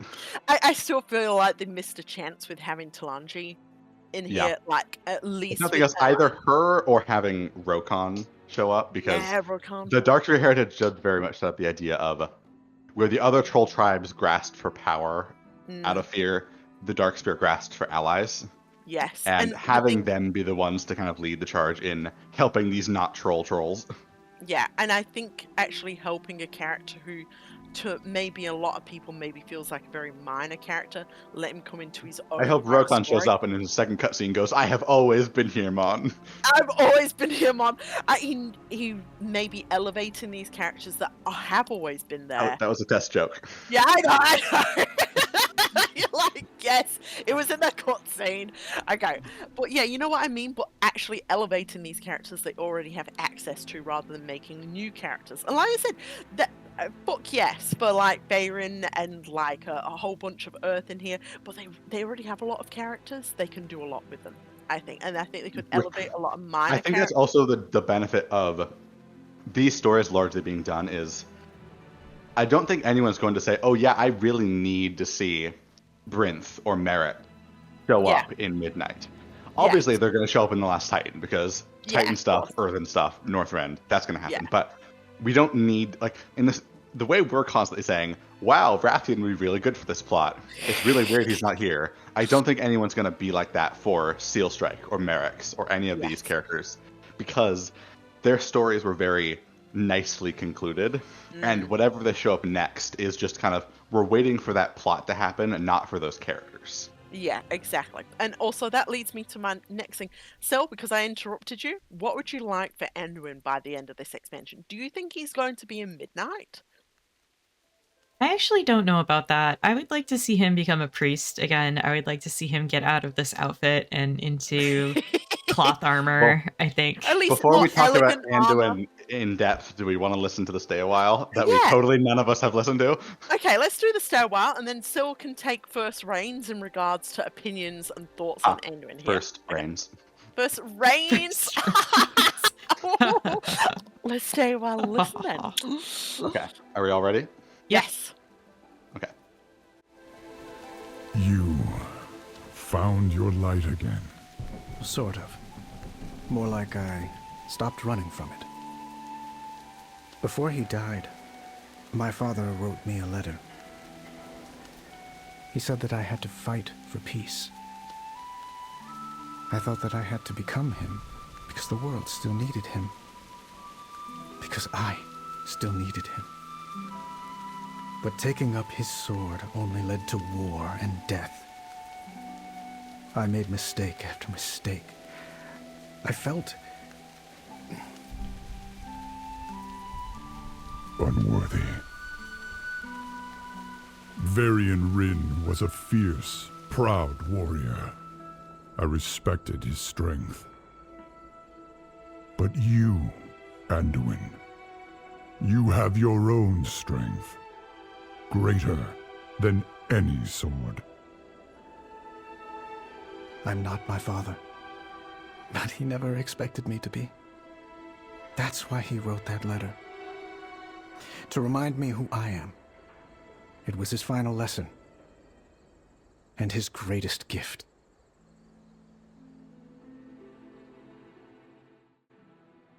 Okay.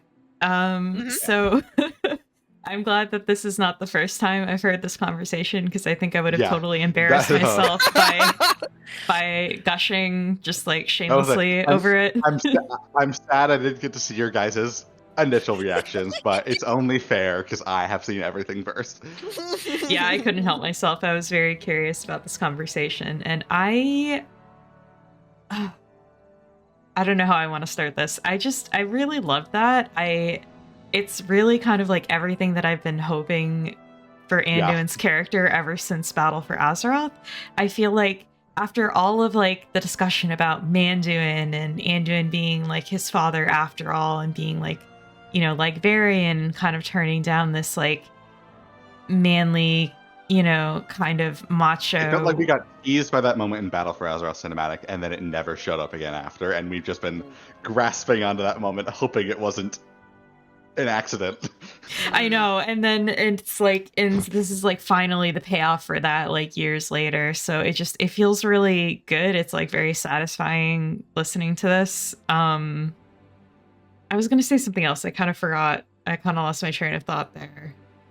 We were going into what you expect to see Anduin going forward. We watched this because this kind of concludes it, and now he is very clearly on the path of a priest again.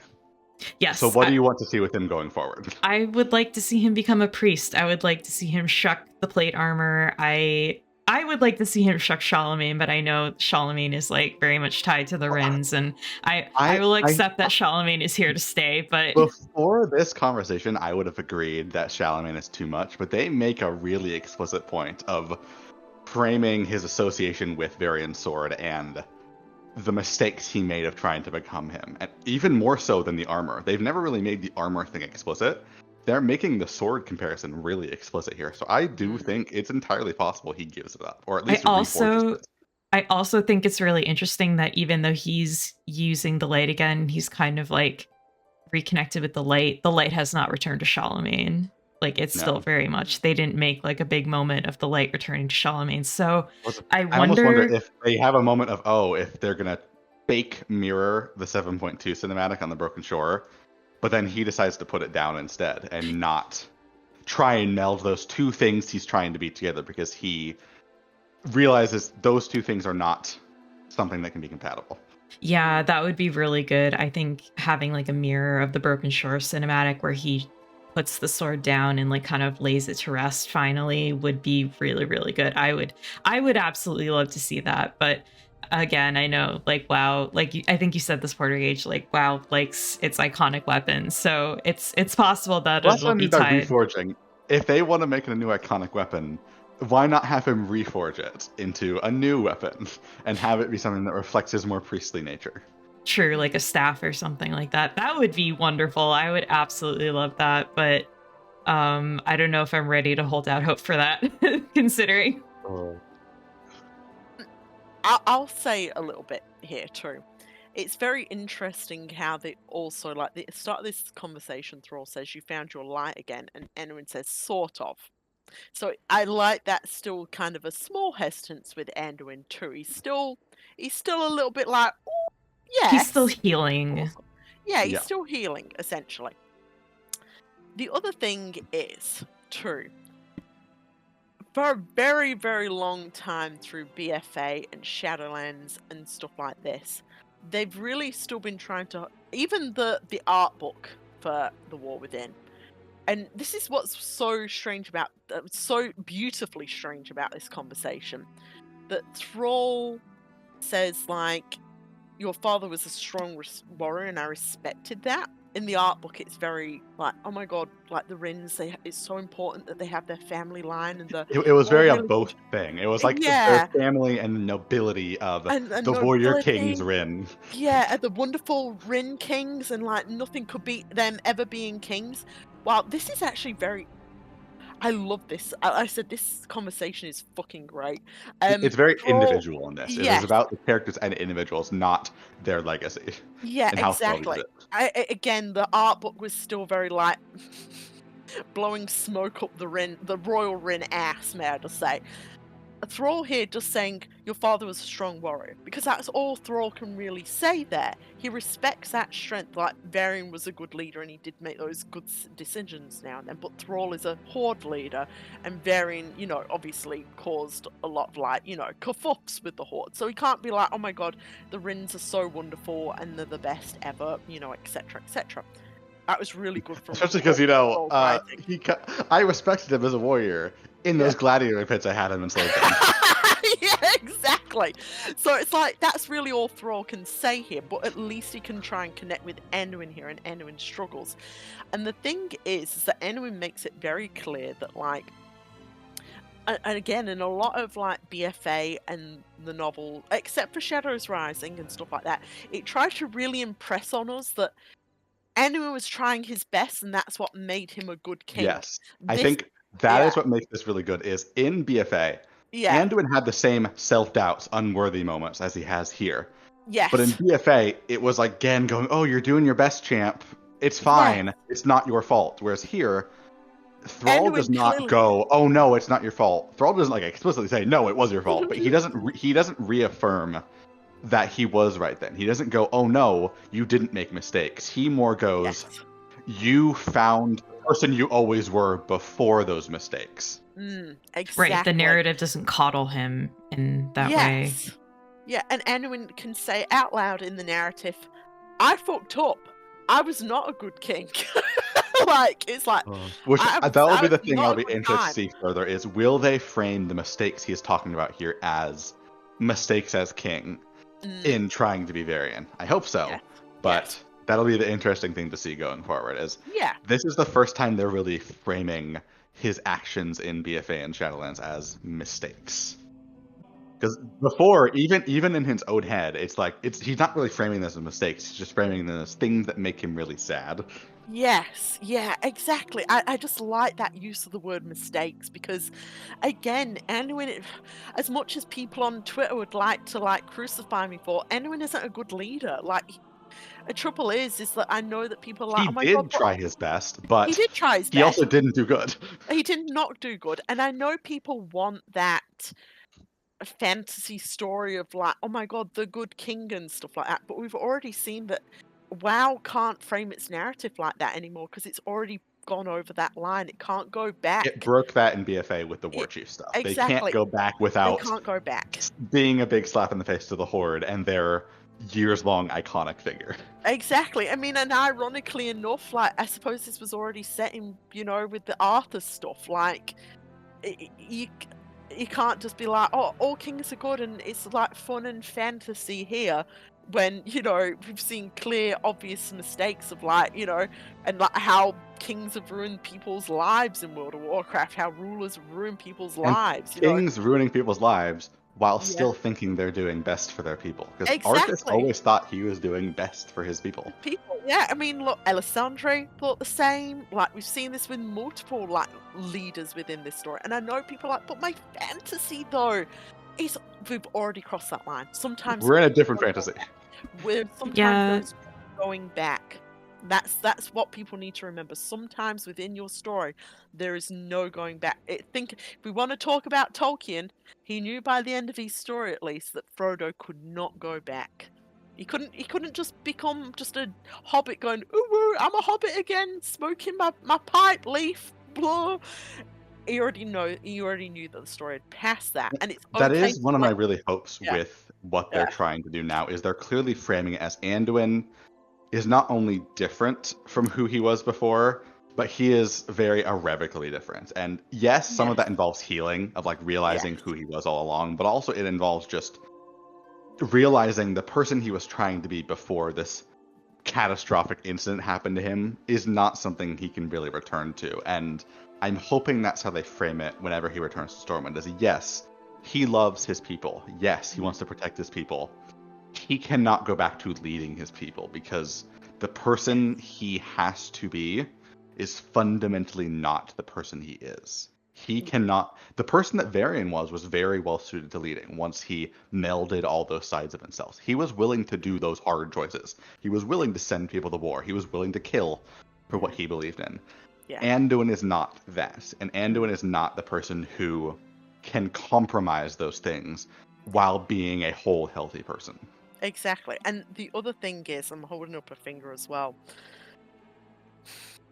There's an issue with people saying, well, can't you just be a good king? We know from World of Warcraft's narrative, we can't just have no more battles or strife between different peoples ever again. It's like... I think still you were saying something before I interrupted. No, I was just going to say, so kind of jumping off of that, I've always fundamentally thought that being a king of the Alliance in this story, in this fictional world where you have these two opposing factions, where going with the war is bad narrative, kind of this conflict kind of causing turmoil and strife. You can't have a character like Anduin be king of one of those factions and not have that be some kind of negative or corrupting or well, even outside the factions, one thing I really liked in Shadows Rising is they don't just frame his horror over what he's doing to his soldiers as the faction war. They explicitly call out the soldiers they sent to Uldum to fight N'Zoth. Even in the big, factions are united, saving the world together against this cosmic threat, he still has to send soldiers to their deaths. He still has to make those choices. It's not just a faction war thing, which is what we're moving past. And even if we move past the faction war permanently going forward, whoever is leading the factions will still have to make those choices. Right. Yeah, exactly. And so, like you said, that's just not something that Anduin can do and still remain kind of a whole person who's true to who he is, because that's not who he is. He's not someone who can or who wants to be able to make that compromise like Varian could have been able to do that. He's I think this character, the thing that kind of attracted me to this character in the first place was this idea of someone who is raised to be a king, kind of raised in this very violent, war-torn society, but who was ultimately a peacemaker at heart, and who kind of kept to that core of being a peacemaker despite everything else in the world kind of trying to siphon him into this war conflict that kind of dominates this fictional universe, blah blah blah. So seeing Anduin kind of return to that core of who he is more than I could have hoped for, as a good ending to this kind of arc that he's been on, where he's kind of coming out of this is kind of the end of his arc from Legion. Of the thing that was set up in Legion was that he never really got the last word with Varian for real. He had to kind of relive it through letters, or through Gen, or through Velen, and through the expectations he thought his father had of him, and trying to live up to them. Yeah. And we hadn't really got resolution to that, and I was very worried in Shadowlands that the resolution would be he physically meets Varian, and Varian tells him that he's a very good boy. But thankfully, we did not get that at all. Yes. We got close with the whole Sourfang Varian nostalgia thing, but got thankfully that was very not close. real. That thing was very weird, but thankfully doesn't actually matter at all. And here, instead, we are getting the actual resolution in a good way of Anduin finds his resolution through nothing other than his own acceptance. Exactly. And we were teetering so hard on the edge then. I really did think that they were going to be like, Anduin comes back and, you know, he feels worthy of the light again and he's going to become a good king now. I think there's been some change. I'm hoping there's been some change. And I'm not to be a pessimist, but they could still do that. Think about how different they could still do the whole, was. He's a healer, but he's a good king too, while kind of just ignoring the Shadows Rising stuff. They can very easily just ignore old writing, but looking at it from a cohesive, the thing this plot is explicitly setting up, it is not returning to being king. Yeah, exactly. I feel... I don't want to get my hopes up, I am. I'm not going to lie. I always fucking do this shit. I can't help it. My little spot, my little withered heart does have little sparks of hope and joy in it, dare I say. I do hope... I feel from this alone, I do feel like they're going...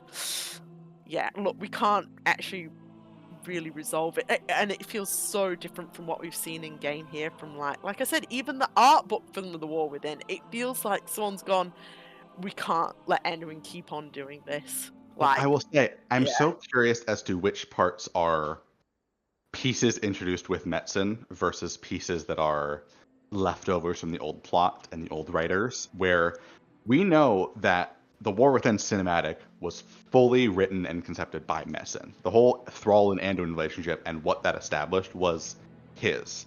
And this scene here is directly mirroring that at the beginning and tail end of the base expansion. So I'm wondering if this is kind of...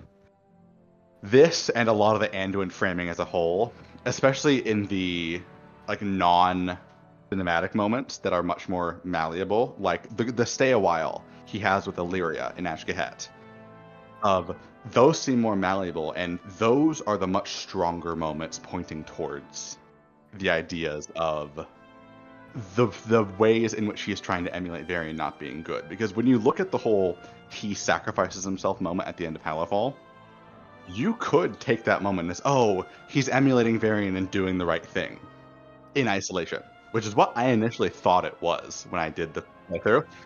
But then I got that that Ashgahet one, and it totally reframes it as, no, that's Anduin. Yes, he's helping people, he's saving people, but he is doing it the wrong way. He is trying to emulate Varian in that process, rather than embracing the things that actually make him such a good person, such an exemplar of peace.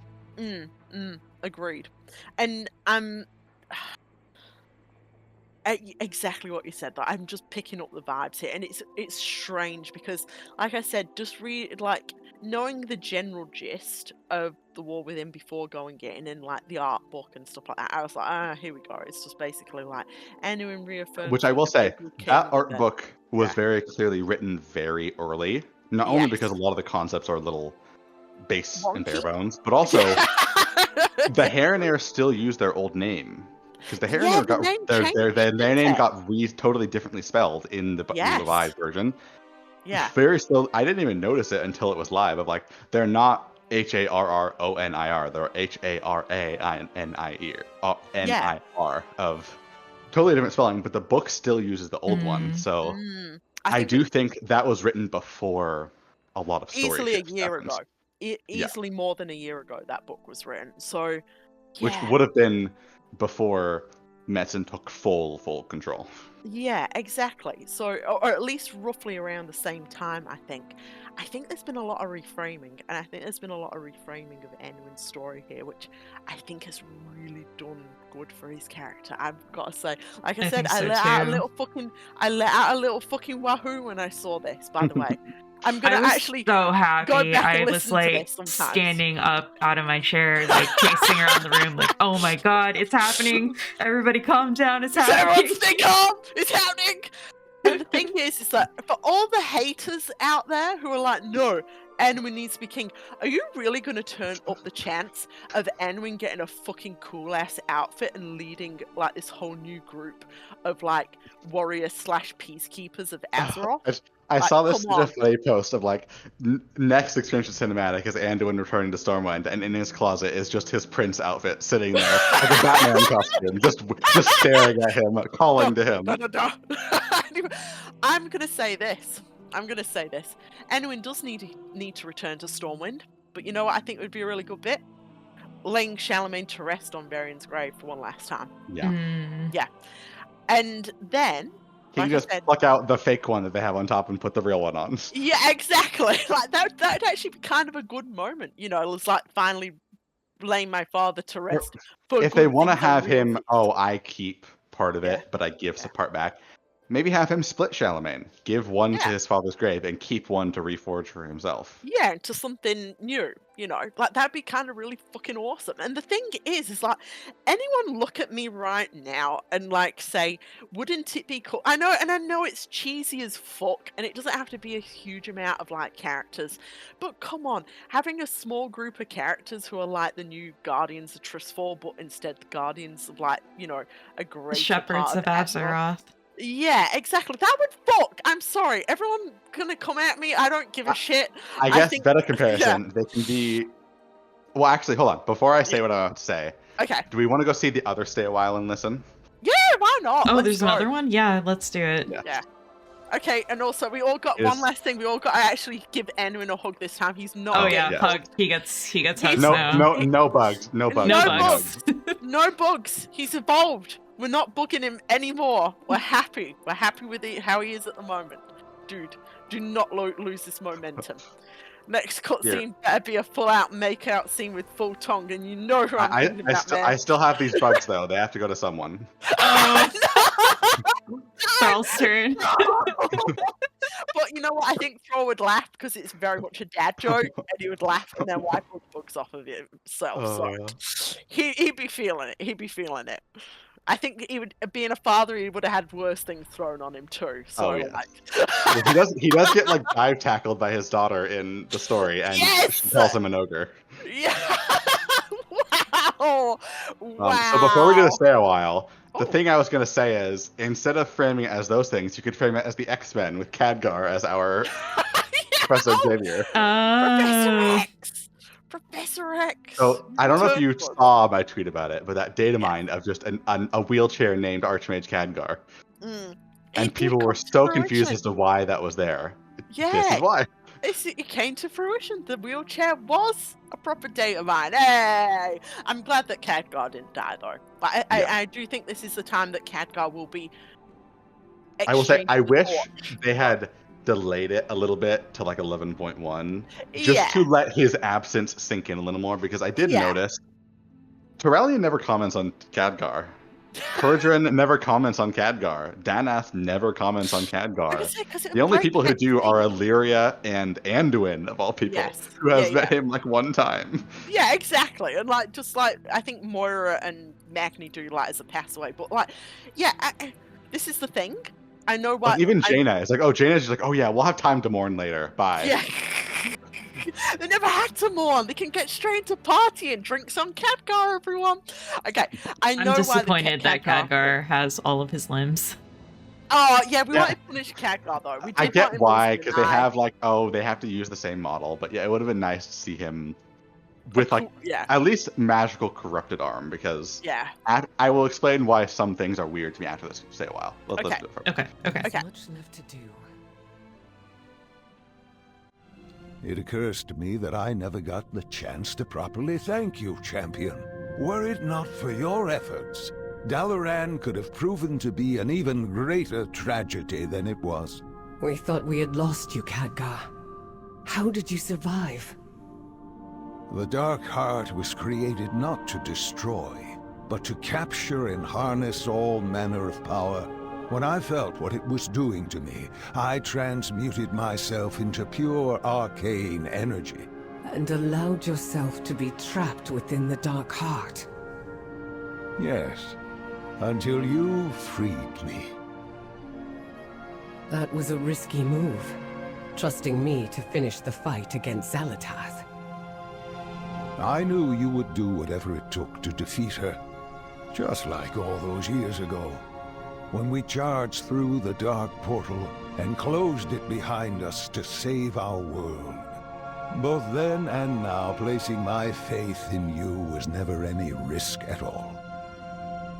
That transmutation spell, however, that was not without consequences. You know, Kerdrin keeps saying I should just ride a griffin around. That seems terribly inconvenient, if you ask me. I much prefer this chair. Could that be because Archmage Modera designed it for you herself? Why, Ilaria? Whatever are you implying? Only that you and Terralion are so very alike. Bold in battle, shy in matters of the heart. And you are still the same old Ilaria, I see. That I am, Khadgar. Void or no void. Okay, we all done? Yeah. I will say, I really like that full circle from their first cutscene in the Dark Heart patch of the whole void or no void thing of, rather than it being a point of pain for Illyria, it's she herself embracing who she is and that she's not defined by her connection to the void. Oh, yeah, exactly. That was a good one too. And like, I know people are also bringing up Khadgar, our gay uncle. I will say this, for as someone, as all three of us, big homos here. I will say that was more just like fun, kind of flirting. Like, yeah, it is. Like, you make your girlfriend make you chair for you. Khadgar's like, you. I'm fine with it because there were little things in Legion that set that up, like the alchemy quest line where she ruffles his hair, or how there was that line at the end of Argus where it's like, oh, I've been thinking about dyeing my hair, but Modera says the silver fox look makes you look dashing. And like there's clearly little moments of setup, but it also is that very funny thing of, oh, people lost their minds over how Dragonflight had these extremely missable side quests, queer characters, and then the main story is so essentially about, oh, here's Illyria and Terralion's relationship. Here is Moira and her son, Magni and his daughter. Here is all of these. Oh, here's General Steelstrike and her daughter, explicitly talking about her husband. Oh, here's Khadgar. He has a crush on Modera now. Yes. It's like, okay, these are actual main story things with main story characters. These are characters who actually matter, and they are very heterosexual. Oh yeah. This is the thing, Paul. 100%. Like, what I'm basically saying is it isn't a real relationship, like in a sense, like it's just fun flirting. However, there is a massive problem with that. Well, I mean, you know me, I'm like the biggest fucking hetero hater. Teasing. I'm a very big tease here. Essentially, yes. I will say it is very funny that this does kind of encapsulate some of my issues with Dalaran too. Yes. Did you know Modera was alive before this conversation? Nah. Has she shown up one single time? No, she gets mentioned once offhandedly as a romance reference to Khadgar. We don't actually see her. We don't know her status or what the status of the Council of Six is. She's just alive. She survived the crash, you know. Yeah. Yeah. I'm holding up my fingers, and not to like spoil anyone. There is a lot of like data mining of new characters for the next patch that aren't just like stuff to do with the anniversary. Well, we don't know that yet. We don't really know. We don't really know.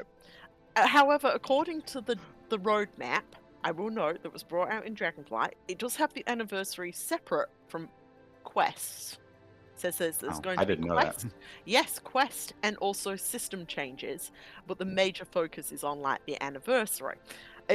Everyone bring up your roadmaps right now. Well, hopefully Illyria's sister shows up, because so far all we have is Varisa. Yeah, Varisa. We have Varisa at home. Varisa. I can understand that maybe the next patch, if they wanted to do like easy quests, just do what they did in Dragonflight with a little like, you know, The epilogue games. time. Epilogues that are more continuing into the patches rather than ending the expansion. Yeah, like the thing. This essentially is the end of the expansion in the same way Dragonflight was, because this is the proper end to everyone's stories that 10.2 was supposed to be. Yeah, exactly. And the thing is that I feel like actually now would be a good time for kind of like well, we have all these troops here, why not have a big party and talk about our next plans? Like, obviously the plates are clear for a little while because we defeat Resurrect. And like there will be like an implication, like something spooky to do with the old blood, and I think that will lead in well with the Rootlands if it is the next patch. However, it is a good time for like the characters to just sort of like, if we got a big group of people all gathered together and like thinking about like people who are other important who may not be here. My hope is really that they take the chance of a sub patch at the very least to be all about the aftermath of Dalaran and actually address that, because they have woefully under-addressed that, and all of those civilians in Dalaran are just sitting homeless in these Nerubian areas. Yeah, exactly. I think that patch like 10.05 10.0. and There's 7, which was the Return of Forbidden Reach. Yeah. Exactly. I feel like 10.05, which is, I know that they've got all this big anniversary stuff going on, but it's a good place to put some very simple quests in there of like, hey, just talk to these characters and they'll tell you what you think. They think what's the next step for like Dalaran. Why should we be still on Dornigal? What's interesting people that's still on Dornigal? Obviously the Radiant Song for some people. Also like, hey, where the hell did Keeper Galan go? Yeah, like, or at least asking like, hey, where are these characters? Like, why didn't they turn up for that? You know, etc, etc. Varisa just shows up. Oh yeah, we were at a hunting trip. We went to Disneyland. Sorry. I can actually get if Varisa turns up now and she's like, I was like all the way in Quel'Thalas and like no one told me to like 3 days ago, and then I'd got my fucking Haldoran and the Adran show up, and they just don't tell Varisa. Yeah, exactly. And the thing is like, well, we can still argue that are in different places, even though I hate it. I'm still like saying, okay, fine. If they do want to say like she was off doing something completely different in a totally different part of Azeroth, that is fine, you know. So, and also Warcraft. We'll say the one thing I would accept with the whole she moved away is if she moved to Quell Danail Lodge in Hinterlands and have it be she was dealing with what Terralion was talking about of, there's chaos around because the Radiant Song is spreading. Maybe set it up that, maybe the elves are dealing with it extra because they're connected to the Sunwell, and that can be a lead into Quel'Thalas and the Midnight stuff of something about the Sunwell being on that massive pile of ley lines is causing even worse visions in elves because they're inherently connected to it. And make it be like, frame Varisa as she is taking the political side, in contrast to Illyria's very lone wolf thing. She wasn't here at all because she was trying to lead her people. She was trying to corral the High Elves and help them in a time where they are at their most isolated.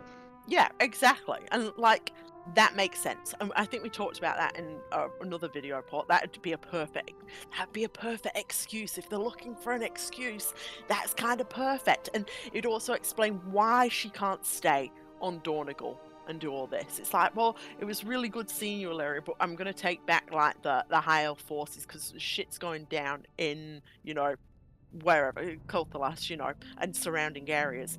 And then Illyria's like, well, I want to come with you, but there's still, I feel like there's still something to do with Xal'atath that's here that's going on. She was talking about black blood, and Varisa at least could be like, all right, sister, but be careful, but you know where to find me. We'll need your aid like really, really soon because I'm going to need some like backup in regards to this.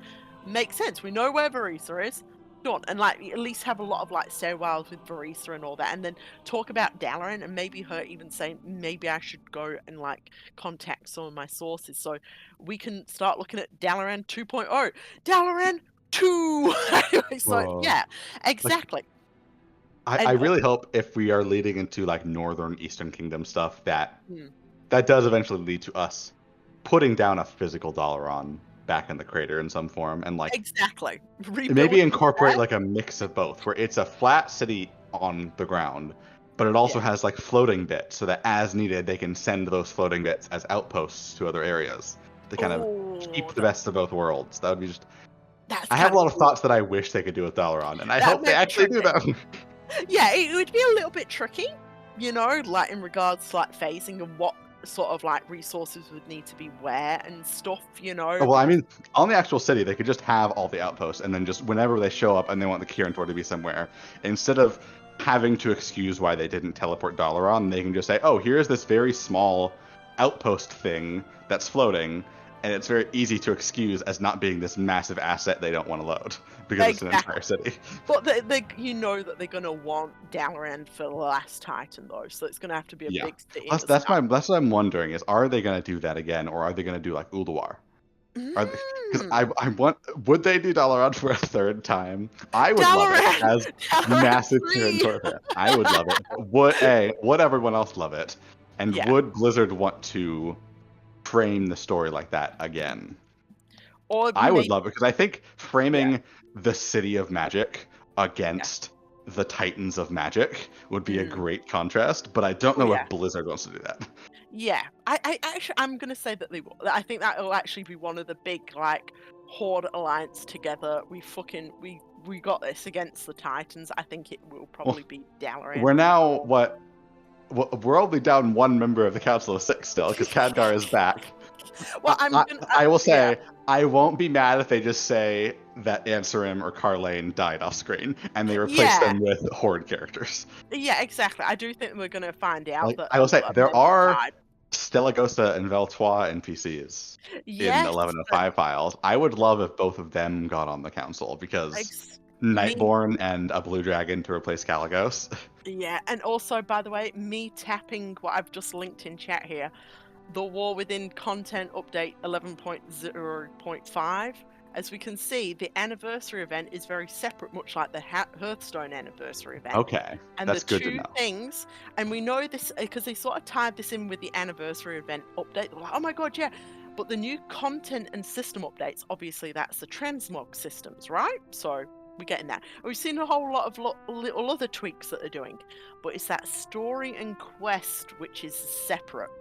And it's not just quests, it's story and quests. So I think this is going to be our first little, like, sort of, let's all party and have a moment to relax. Let's find out where everyone is and what everyone's doing and what people's thoughts about Dalaran and Xalatath and why we should be staying here on the Isle of Dawn should be. Because it'd be really weird if we just had a patch and it's like, well, now we're going to Rootlands, you know, when... Yeah, I mean, that's the thing. They do need to justify why we're staying here. Because, like, in Dragonflight, we had a very clear reason to stay here. The threat was still there, but... Yeah, exactly. Most expansions, we have that reason. The threat is still in that area, but we don't have that here now, because Xalatath is gone, Nerubian threat will be gone.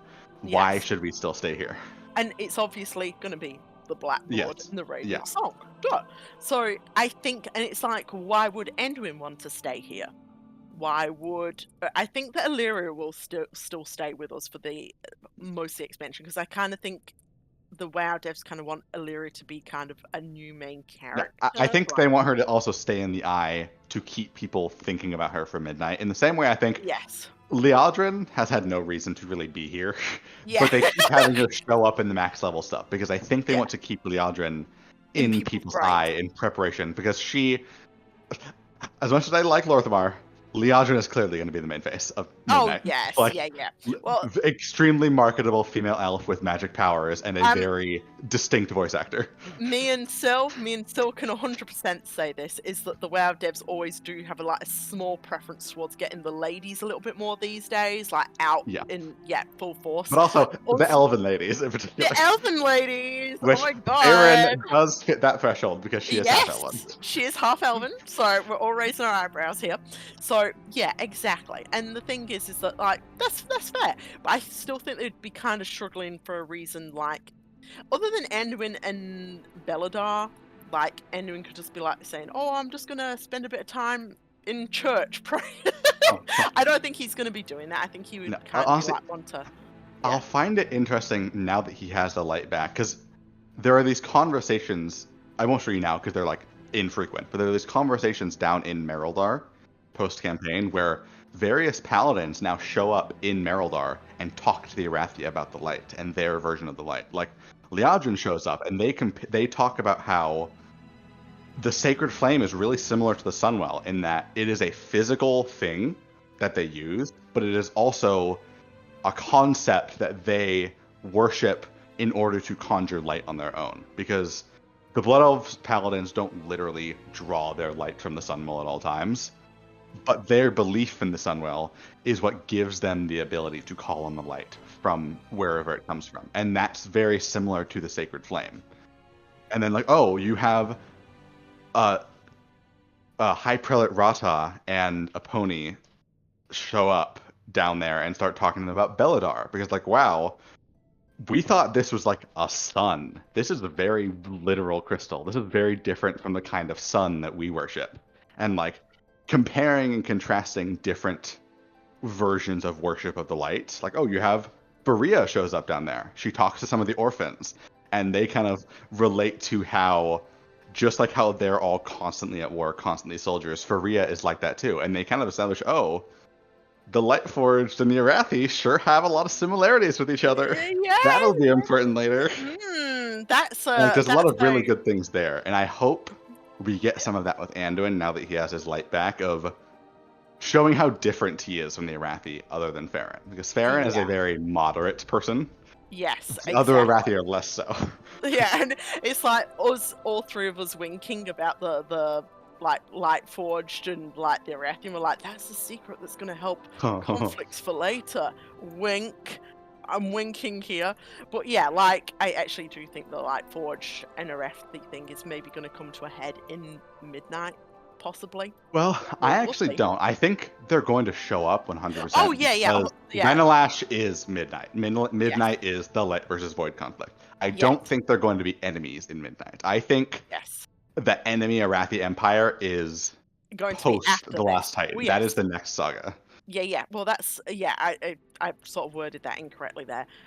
Agreed on that. I think they're going to be allies for Midnight, but that is going to quickly turn sour past whatever the Last Titan is what I'm going to say. I think that is going to be not a good time after that. So I think it's going to be like, well, we certainly solved whatever Titan mischief has been going on here, but I think that's going to be almost a power vacuum with whatever ends up with the Last Titan, I think. And I think the Arathi... Well, like, I'm so curious because in Dragonflight, they made some allusions to Arcadis, but the Titan stuff was mostly about Tyr.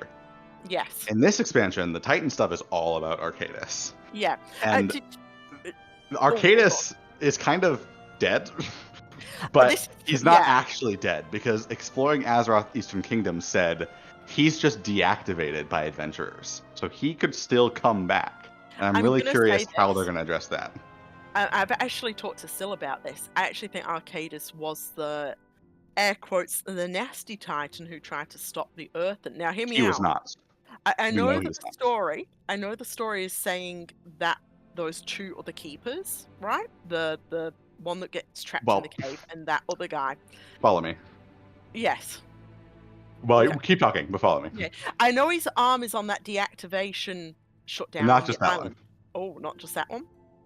Because I was thinking, like, if the Earthen constantly have their memories erased, that would allow a time for a different keeper to basically destroy those two keepers and reframe the story. Well, it's worth noting, they're not keepers, they are watchers. Watchers, They were put here by Arcadis. Yes.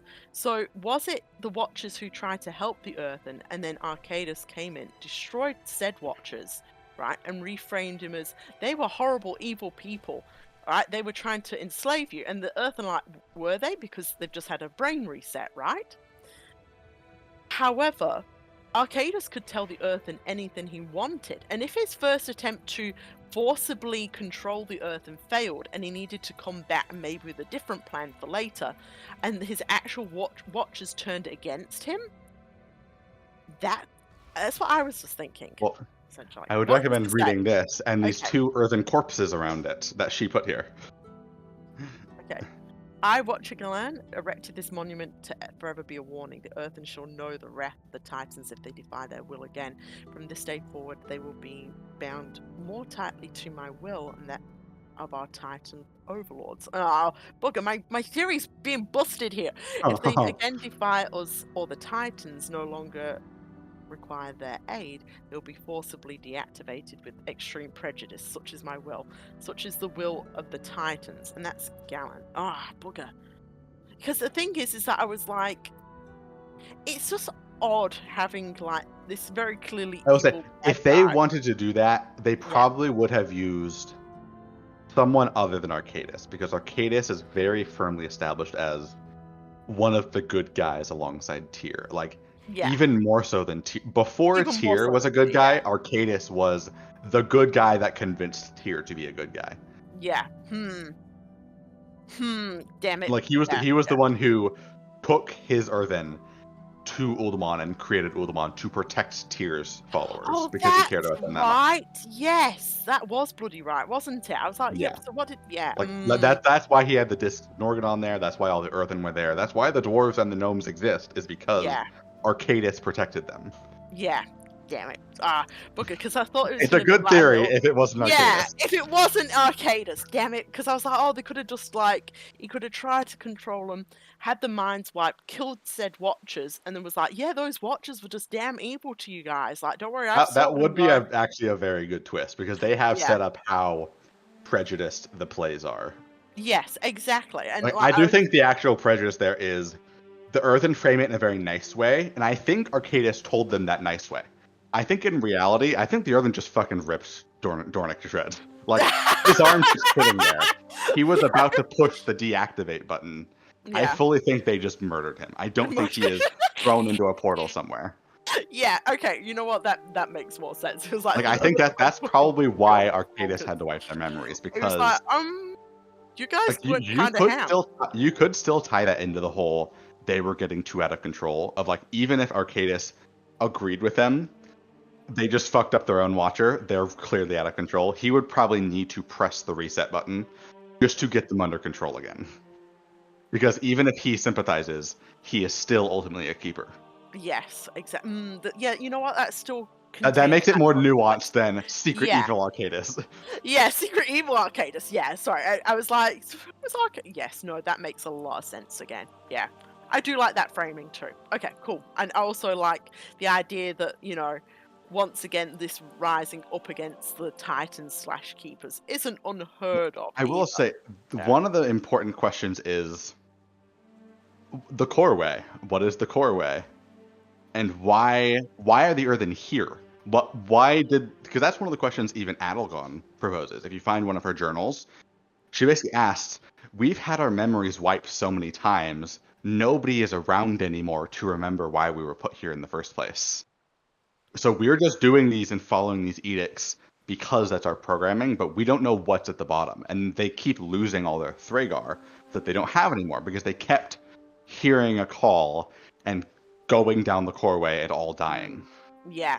I think that, you know what, I'm going to say this, though. I don't think that's going to be a major part. I think that is the last Titan. That is not now. Yeah, exactly. Very far in the future.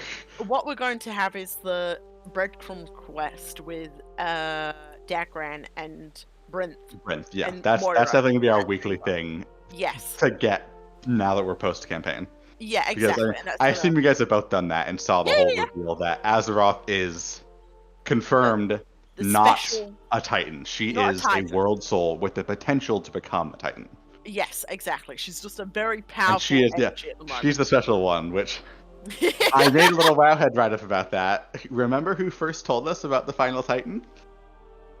Oh, Rathian, of course. And you know who's not in this expansion? Rathian, Rathian. And Rathian, who's been imbued with the prime Titan. Sorry, prime Titan. He literally has the energy of Rodem. Yeah, exactly. Who is the energy of Amanthul, the lead Titan, the fucking. Well, supposedly not just his energy, part of his soul is inside of Rathian. Rathian, yeah, and it's like, hey guys, what should we do with this character? Fucking nothing. God, if only we just had an expansion where Rathian was a main character and we could have and explicitly reignited. ended it with him leaving the Dragon Isles to find the main threat upon which the Dark Heart was founded on and wanted to find clues about. And we're going underground, and we have Anduin here, and we have Void stuff here. My face No, is Zalatath is here. Yeah, like, who gives a fuck? Like, who? Zalatath, who Rathian was the last person to wield. It's I feel like fucking Pepe Sylvia, and it's like every single tie on the board of Azeroth all leads back to Rathian, who's right in the fucking center. I'm like, it's bonkers how much this character is in the center of everything. But the devs are like, I don't know, man, I don't really give a fuck. Just jokes. He's just funny, right? Haha. Yeah, he's funny, haha. And like even the idea of like the Dark Heart, Zalatath, Akiradon, like you said, the Titans, Aman'Thul being the head of the Titans, Rathian hearing a strange voice speak to him through his visions when eating Aman'Thul's soul, and noting we've all forgotten, haven't we? Which is another time with the forgetting of the memories and like, the earthen, and it's like, bro, this is a bit too fucking much here. And dear Lord. I just want to show you something. Yeah. I just quickly typed this up while you were saying, and I only typed it up like half-mindedly just to write it down for later, and that's what I wrote. Oh, let's see. Thank you. It's especially the middle point that I'm not saying on the recording here. All of these points that Porter's made here are like all so important. I'm gonna read everything but the middle point. I'm gonna leave the middle point to last. Rathian, Earth Dragon is an underground expansion. Void Threat, an old god blood. Rathian in BFA was noted like the lead person who investigated the old gods and everything like that. Like he knows about the old gods. He risked his own life to read pages from the Black Empire and other related documents. Has part of Aman'Thul's soul within him, by the way. And I know that people will be like, oh, well, maybe it burnt out with him. We've seen that Titan energies just linger and linger and linger and linger and linger. There's no getting rid of them. That's still in Rathian somewhere. A literal part his whole Aman'Thul purification process of why he's not corrupted by the old gods is a Titan artifact from Uldaman. Yes. Made by Arcadus. Made by Arcadus. And who gave the message about the World Soul. And as we've seen, like those Titan machines are quite intensely powerful. They can just bring, life into being. And the thing is that like, it's Rathian's birth is so fucking unusually weird, right? That if it wasn't through the Titans, ironically, the Titans' divine intervention, Rathian wouldn't exist because they needed that Titan artifact to bring Rathian to life. It wasn't just, oh, well, we've just uncorrupted an egg. No, they used pure Titan energy here, right? And last wielder of Zalatath in BFA. Exactly. Now, the last point. Homoerotic energies with Anduin. Okay. Even just framing it beyond that, the last mention we had of Anduin was Rathian looking for him at the start of Dragonflight. That's clearly something they explicitly set up as, and Rathian wants to find his friend. Exactly. His friend is now here. Everyone knows because he was in Dalaran, and the factions know about him now. Yeah. He would rush the fuck there. Exactly. And I'm going to say this. I know the devs feel burnt by people's dislike of Rathian's writing in Dragonflight. Just say, fuck, we got it wrong. No one really liked that, except people maybe very new to the series. Okay, we fucked up. Not many people liked it. Fuck it, let's try again. And let's listen to some feedback and see how we can implement it. Because they certainly implemented all of our other feedback for this expansion. And yes, I'm actually I'm raising an eyebrow here. I think our feedback here definitely influenced a lot of the stay a whiles and listens and the lack of ridiculous humor in the main story. And you can see how people liked it better because of that. And I'm not fucking around. And our talk about the consistency of the story. They haven't, like I said, the pacing is still a bit wonk, but I can understand why they were like, oh, let's just rush through it and get to the major points at least. But every other piece of input that we have given the Blizzard devs over the course of Dragonflight and more has been implemented in this expansion. And I think the final thing is just sucking it up and putting on your big boy pants and be like, all right, we fucked up with Rathian. Not many people like that. Let's try again. That's all you need to do. Like, no one is gonna be a hater in a sense of like them saying, okay, right, that fucking sucked. Let's try again. Because like I always say, no one is infallible, but it's how you handle your mistakes in regards to that. And like I said, okay, so maybe just like the baseline Dragonflight was good for new players, but it doesn't really give the gravity of Rathian's character. Like, none of Dragonflight did. That's the major issue. You're like, oh, we want to use this character again. We left Dragonflight not feeling really much for Rathian's character in a sense. Like, no importance was given to him, I'd actually argue, by the end of it. It was just a bit of an irritation. Also, yes, I went over here to mine while I'm having a monologue. I think that's what their next step is doing. They need to just take the L and try again. And actually, this time, really look at all the things interlinking Rathian in the middle of this web and be like, okay, it's kind of spooky how much all of this could really, really work together, and we can use this character as a type of glue here for further story, rather than just like ignoring him for another 2 expansions. There we go. And actually, this actually leads me to my next point. So good job, guys. My thoughts for Anduin at the end of this expansion. I'm going to give my opinion. I don't think Anduin's really going to be in the start of Midnight. I actually think by the end of this expansion, my preferred way would be for Rathian to come back, and for him, Rathian, Faerun, and a few other loyal people, right, that they've made connections with, go off and say, well, we need to start doing something. We need to work together, and we need to start forming some sort of group against the threats that are now, imposing themselves upon Azeroth. And they don't need to be in the start of Midnight, I don't think, because it's Elven conflict and the Sunwell and the Amani and the Trolls and all that, they all have really good stories, and I think that the main character roles the end cinematic of The War Within is just Anduin in a shadowy room approaching someone, pulling off his sunglasses, going, I'm putting together a team. You know what? Not gonna lie, kind of cool. But, jokes aside there, but I feel like that would work because I don't think Anduin has much connection to at least the beginning part of Midnight, right? At least the beginning. The actual faction politics and the idea that there could be some sort of big deal going on with Kel'Thas and all that sort of shenanigans, right? At least that little bit at first. I think it should be Anduin disappears from the plot a little bit with the group of characters to at least sort a few things, and then we can run into them in the process of Midnight, whether it's Anduin sorting out I can't come back to Stormwind, and everyone be like, but you're king though, and Anduin be like, I have some bad news for you guys. And Anduin's like this again. I think you should sit down for this. I'm planning on abdicating. And the thing is, that'd be a fun sort of side plot of the Elven Kingdom are all shaking hands and thumbs upping, and the trolls are all all hugging each other's shoulders yay, we're all reuniting. And down south in the Human Kingdom, they're like, what do you mean you're not coming back as king? And then it's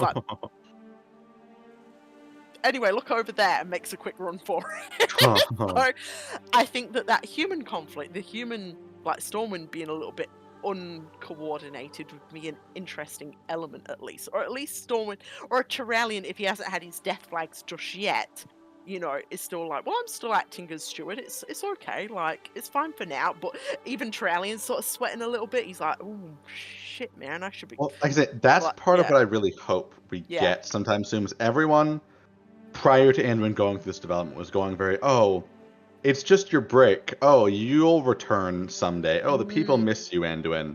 Yes. I really hope the next time Anduin gets that, he goes, okay, but why? Now that he's admitted, oh no, I made mistakes. Oh no, I messed up like that. Yeah. Should I be the one that does this? And confront these people who are so staunchly in that mindset that they can't think of any other way. Yes, and I think that would actually be a really interesting plot of like actually going to a lot of characters who are like, Anduin, you can do no wrong, and Anduin's like, actually, I did a lot wrong, and I don't think I'm the appropriate person for this. I think the idea that just one person leading Stormwind into this glorious future is maybe a little bit misdirected. Maybe even help have Faerun's sort of like thoughts on the Emperor maybe help guide this sort of idea as well a bit too. Like Faerun saying like, yeah, like the Emperor's like lineage. We already saw he's like King Thordan the fucking 18th or whatever the guy's name is, right? Who is the current Emperor. Like if Faerun saying, yeah, like in back in the Empire, like you were born into that role, and like even if we have like a terrible Emperor, like they do not break that like bloodline, you know, and like we never have a say in it. It will always be the Emperor's bloodline. And Anduin being like, yeah, that's kind of how it was with Stormwind. Like I was High King of the Alliance, and Faerun going, oh, that's kind of like the Empire. I mean, like, okay, cool for you guys. And then everyone's like, like at least have that sort of like having a very close friend now who's like, oh, it's just, you know, like picking people by birth for a role is kind of a little bit weird, you know. Also, I love this person, Nebuchadnezzar. Hey, Nebuchadnezzar. Oh, he's gone. Oh, he's gone. He's going underwater. Do we want to go back up to Anduin rather than sitting in the water? Yeah, we've been sitting in the water for this beautiful sort of look here. Anyway, but yes, that is my hopes for Anduin at the end of The War Within. That he doesn't need to be there for the start of midnight. I actually think he should have a little bit of time away and then come maybe back. If anything, I think end a patch of if they want to use him, they could almost use him as a Jaina/Thrall role of he's there. The plot really isn't about him, but he gets passive plot by just being there and being a healer and doing good things. Yeah. To build up repertoire to show the player Anduin's current struggle without the context of Stormwind is done. He has accepted the healer side of him is who he is. He is spending this expansion doing that, not having struggle. And then from there, once we have built up this clear image in people's head of this is who Anduin is, this is Anduin at his best, he is doing good, supporting others, not just being the warrior king. Then we go to the Stormwind conflict and we ask those questions about if he should lead, about what kind of king the people of Stormwind need or want. Yeah, maybe I'm getting a bit too far ahead of myself. Part of me really like that. hopes that, like, part of Anduin's decision to not become king is because he's found like another calling or has like another duty or like role. Like either he's like, I will say, there's a way to reframe the really weird Shaw line from Dragonflight of the people of Stormwind miss their king. Of when he first became king, before he had committed to trying to be like Varian, the people of Stormwind did not really like him. Not like they didn't hate him, but they were like, oh yeah, he's kind of lame. We don't know if we can trust him to do this. Because the person he was then as that priest, as that healer, was not who the people of Stormwind needed as a king. And so going into BFA and leading up to Shadowlands, he was trying to be that warrior king. He was trying to be the person the people of Stormwind wanted him to be. And so if you wanted to go like, oh, the people of Stormwind miss their king, you could frame it more, they miss that idea of the king. They miss the strong warrior at the helm, the one leading the charge. Yes. But Anduin can't return to that. Anduin cannot be the king that they are missing. Yes, exactly. It's such I don't know what to do, Sil. What were you saying? Well, I forget what I was saying before that, but I was thinking like an inversion of that. The people of Stormwind miss their king. Like maybe they miss who Anduin is kind of supposed to be. Like they miss him, like in the role of like he returns to them, but as like a healer, like not as a king, but as like a priest and things like that. And like that's kind of like what they miss about Anduin is that he had like, you know, people were like inspired by him or people remembered his, like I said, that's one of those funny things of we don't really know why the people of Stormwind like Anduin. Like Anduin, We've never really seen that thing of like, his story from Cataclysm to Legion, he pretty much never interacted with the people of Stormwind. He interacted with the military, and that was just a mission for them in Mists of Pandaria. But the only interaction he's ever actually had with the people of Stormwind is 7.2, and they don't really think they didn't really think he was effectual. They didn't really have any opinions other than he's nice, but he's not what we need. They miss his sweet Yeah. ass. I think I'm I think I'm bringing my headcanons into this, is that I've always strongly thought that Anduin would be like a volunteer at the Church of the Holy Light, or he would do Absolutely. I want them to add those things, and I want it to be maybe if you want to frame it as the character we have is Anduin wishes he could do those things. He wants to be the person that can do those things for them. You can't do that as king because you're going to get fucking assassinated in the streets if you're just in the middle of someplace doing volunteer work. What was the thing with the orphans with Anduin? Was that in disguise, or was that? Yes, that was in disguise, where he was. It was in Lion's Rest, where they're playing, and it's like, oh, you'll be King Anduin. Like, no, I don't want to be King Anduin. He's lame. I'm going to be King Varian. And got punched Anduin. He's never going to recover from. Like I said, these children delivering the sick burns upon Anduin. He's never going to recover here.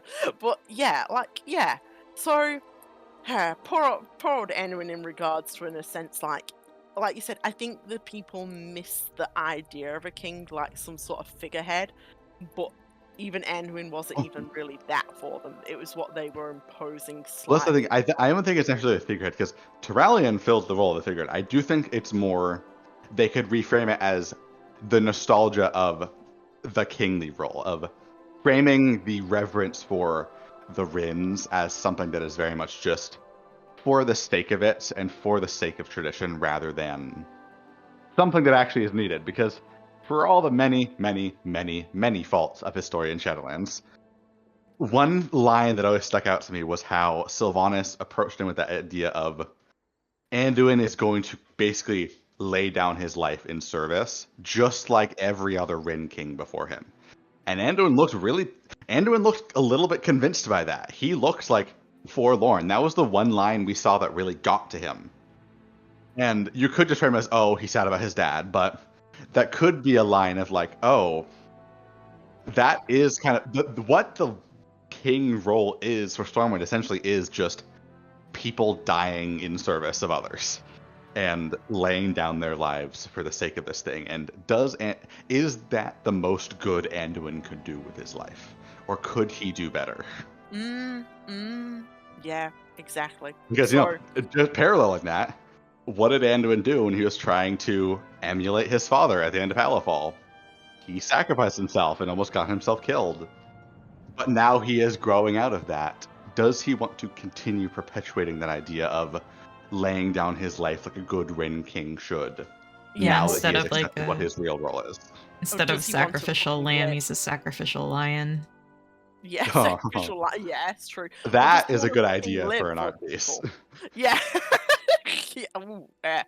And or does he actually want to live for his role?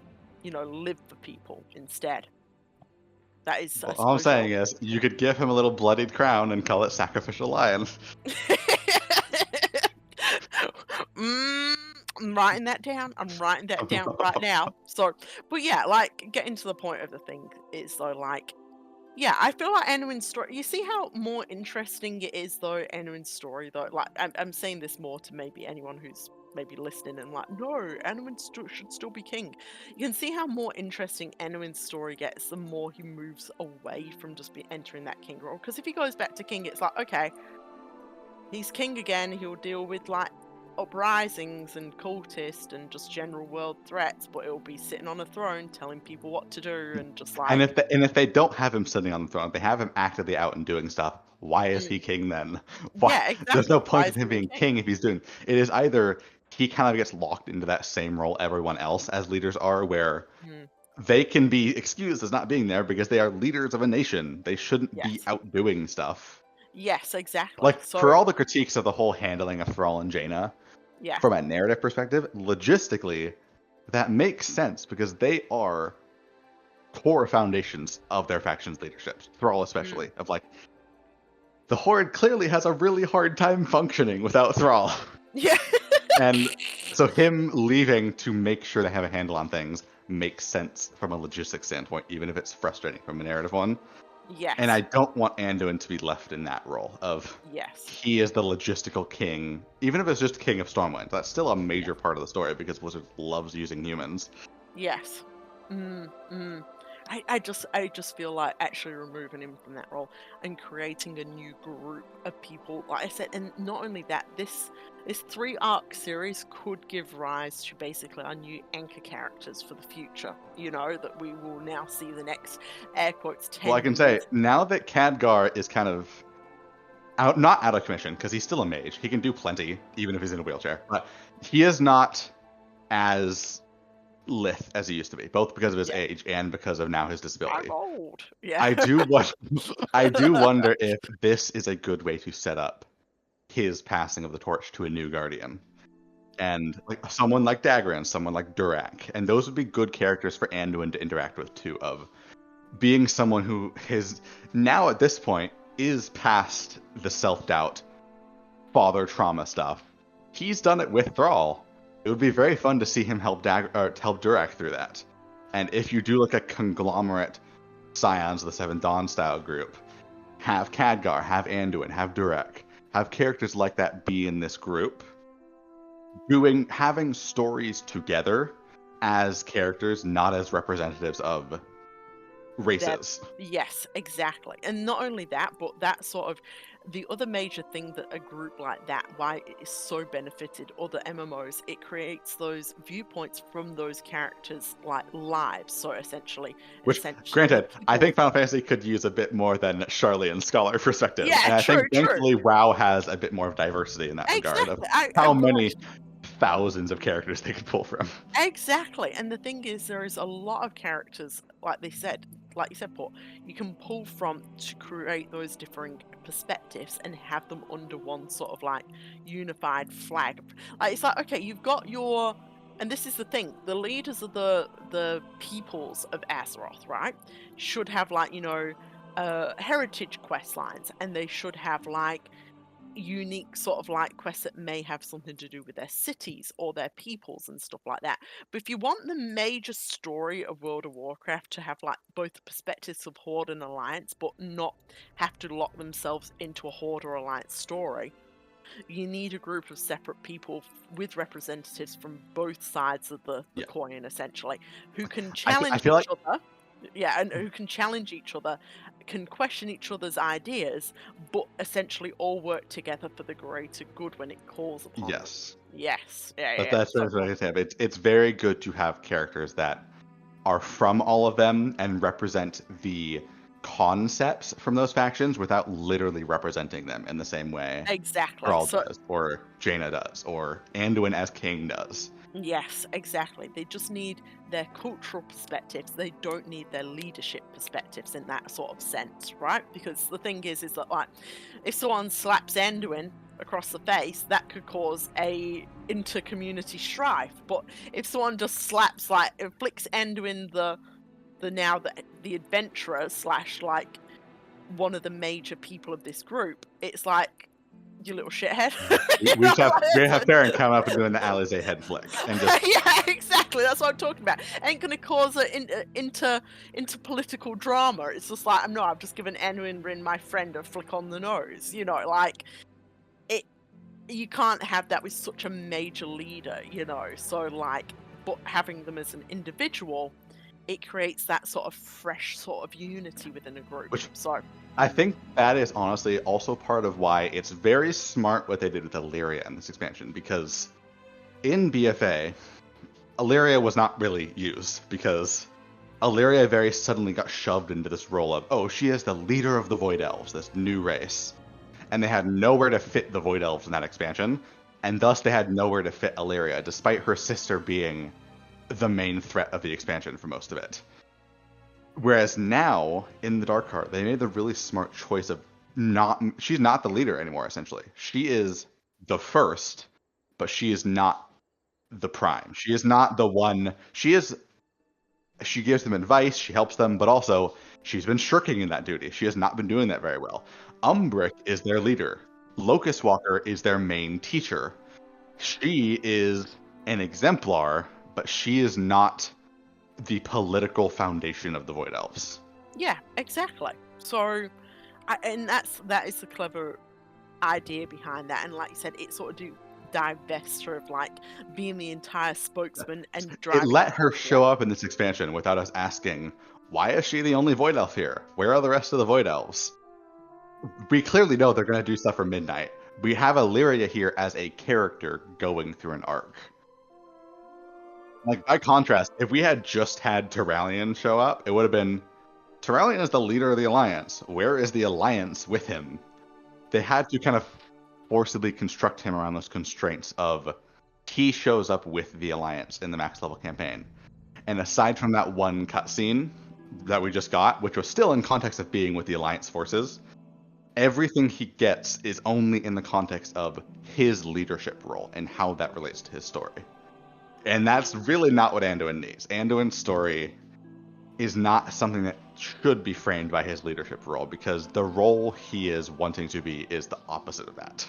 Oh yeah, for sure. And totally agreed. Totally agreed. And I think them finding a way to reconcile these points is their next big step. And like I said, I think that is where this new group of characters with these differing perspectives in this group, and it only needs to be about like at max about 8 or 9 characters, right? Because they can have interchange like little groups within the little group to take up this role, and that will be such an easygoing sort of breath of fresh air for future sort of anchor points for storytelling. And I mean, it also makes it easier for them to do side quest integration, because not all the characters need to be the main character of a given expansion. But if they're part of this main group, you can have them go out to a side town in this zone and see how their little piece of culture interacts with that character. And just have an excuse for these characters to be there without needing to write in some big faction presence like they did in The War Within. Like, they can just have these characters from Orgrimmar, from Silvermoon, from Echo Isles, just be there, part of the team already, because they are a part of this coalition. Exactly, though. Exactly. And I say Echo Isles, but one request, please not Zakan. Don't put Zakan. That will be my monkey's paw. Don't put Zakan in there. Don't put Zakan in there. Okay, but yeah, like, exactly. And I think we can all sort of agree on that. That's what we kind of want here. And I know that people might argue tooth and nail, no, Anduin, return ye king, be good king, have child, World of Warcraft continue. If Anduin becomes king, that would just make him like a watered down version of Varian, honestly. Yeah. Like, yeah. Well, it's Varian also just with light Varian flavoring. without his flaws, because what made Varian interesting as king was that he was grappling with the ideals Anduin was trying to impose upon him versus the aggressive warlord he thought he needed to be, and the hatred he felt towards the Horde. And the reason why when he died was a good time was because his story arc came to an end. He came to that middle ground, whereas Anduin's story arc, not coming to an end, but this part of his story coming to an end here with his expectations, would be entirely reversed by putting him back in the king role, because it would essentially just mean the end of his story, because that's the other side of his story, is his role as king, his relationship to Stormwind. But if you take that and just put him back, it's just Varian with all of the good ideals Anduin was trying to impart on him, and none of the flaws that made those ideals have conflict or interest. Exactly. Which is the exact issue we had in BFA, where he was the objective good king, doing good things and being sad about bad things. And there was no possible way anyone could ever be against him while being in the right, because his ideals are objectively correct. And people who are against that are against an entire faction led by this person with objectively correct ideals. Exactly. And the other thing of like every single character around Anduin was constantly like solidifying, like, no, you are doing the right thing, Anduin. Don't mind those nasty Horde, etc., etc. And it was just a constant reassurance of like everyone giving Anduin a pat on the back, going, yeah, you're doing the right thing, man, you're doing the right thing. And no reflection on Anduin or Anduin reflecting on his own actions there. So yeah, exactly. Anyway, but yeah, so I think that sort of concludes our point. And should we kind of conclude this on the point of I'm kind of excited to see what 10.5's, if there is story quest in 10.05. If nothing else, there will be a 10.07 because that's kind of Yes. the pattern they established now. So Of course. January or February, we can expect a proper story patch again. I'm gonna be really, really cheeky, and I'm gonna say that because 11.05 thingy It's is going to be October, November, and then the so- only next release date would be December, which they won't do it because Christmas, so it'll be January. So January. I think actually this sort of aligns with the patches that we had this year, really, wasn't it? Because it was on about like January 15th/20th, I think, this year that there was a 0.7 patch. Forget which one. Well, I'm trying to think. I think that like was 10.2.7. That was 2.5. That was 2.5, I think, was the start of the year, because that was Seeds of Renewal. Yeah. That was like New Year stuff, yeah. Yeah. I do think, because looking at the 6 months, expansion launches in August. 6 months from that would be February? March? August, September, October, November, December, January, February. Yeah, about January, So February. February would be when 11.1 should launch. Exactly. They'll probably push it back a bit to maybe like March if they're going to do a January patch, but because they've established pretty firmly they're going to do these 6-month patch cycles, because if we're sticking with the 2 patches per expansion thing, that'll put us to a clean 18 months per expansion. Exactly, yeah. And not only that, but it aligns kind of perfectly if they keep on going at this rhythm of announcements in November for major sort of expansion things. So because if they announce you know what I mean, they've already announced Midnight, but if you want to do like kind of the preview of Midnight, it will be in November next year at possibly BlizzCon. We'll have to wait and see about Big Daddy Microsoft. I don't think there's going to be another BlizzCon again. I love BlizzCon, but I think it is much more cheap for both Blizzard and Microsoft to just do the announcements online. I actually have a feeling too that there isn't going to be another BlizzCon, or there'll be a final BlizzCon that's kind of like, we're wrapping it up. Yeah. Excuse me, I'm choking right now for some reason. There we go. I do think that there may be one last BlizzCon, but like I said, it would have to be a last hurrah. But knowing how Microsoft tends to run a tight ship on these sort of things, I would not be surprised if Microsoft just very informally goes, no more BlizzCons. You get Gamescom, or you get like what's that other major one that you guys have in like July? What is it? It's like kind of like maybe it's like a New York. There used to be E3, but no, that doesn't exist anymore. Yeah, I know that Blizzard usually turned up at like Comic-Con as well, like kind of in the gaming section. So maybe, but I think they probably will just go for the major sort of like game. Well, they also just had the Xbox like showcase thing where they did things. They'll probably just do things and stuff like that, or just do their own. Because they announced that this year, instead of a Blizzard, they're going to be like a special Blizzard announcement thing.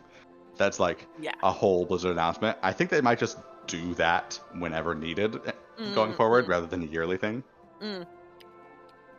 I have a feeling, like you said, it may be like every 6 monthly, but I still think they maybe keep to that like once a year. Like, maybe even more than a year. I just think whenever they have things to announce, they will announce one, and it will happen.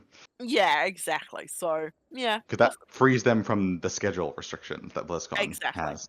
And BlizzCon was, from all my ears up and pricked here, was getting very expensive for very few things there, basically. Yeah, so, I mean, they did not sell all the tickets to last BlizzCon. Oh yeah, there was a lot not sold, wasn't there? But and they were doing those really, really high. They had those really high priced tickets, like the exclusive stuff that seemed just like some pretty basic amenities. Yeah, basic like chairs.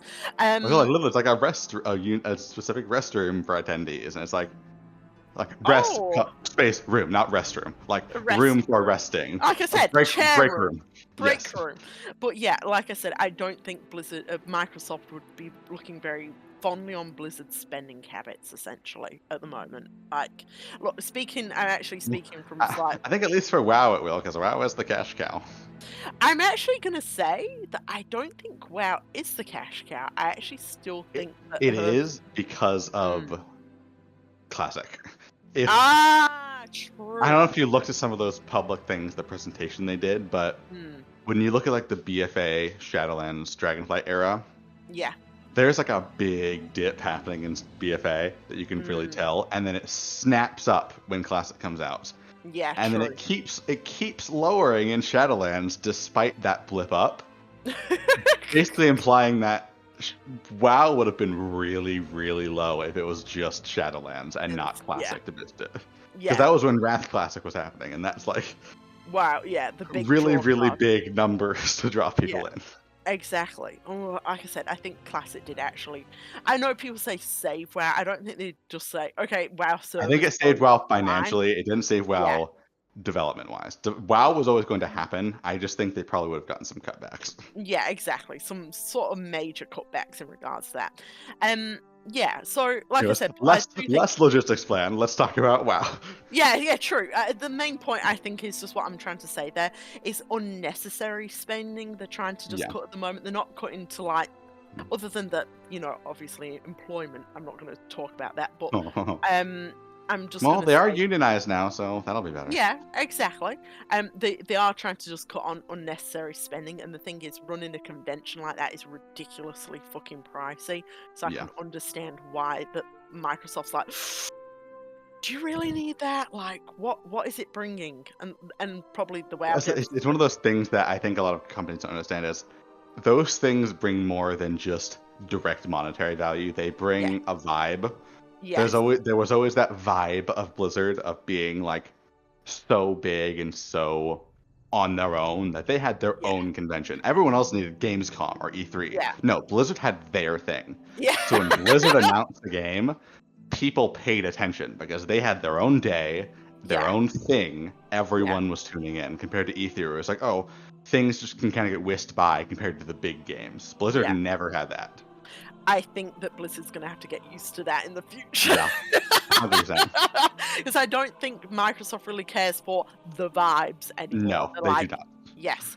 So they just want to basically get, wham, bam, thank you, ma'am. Let's get these If nothing else, I do think Blizzard cares about the vibes a bit more now because you can tell, even just from like a narrative standpoint and developer standpoint, the vibe shift.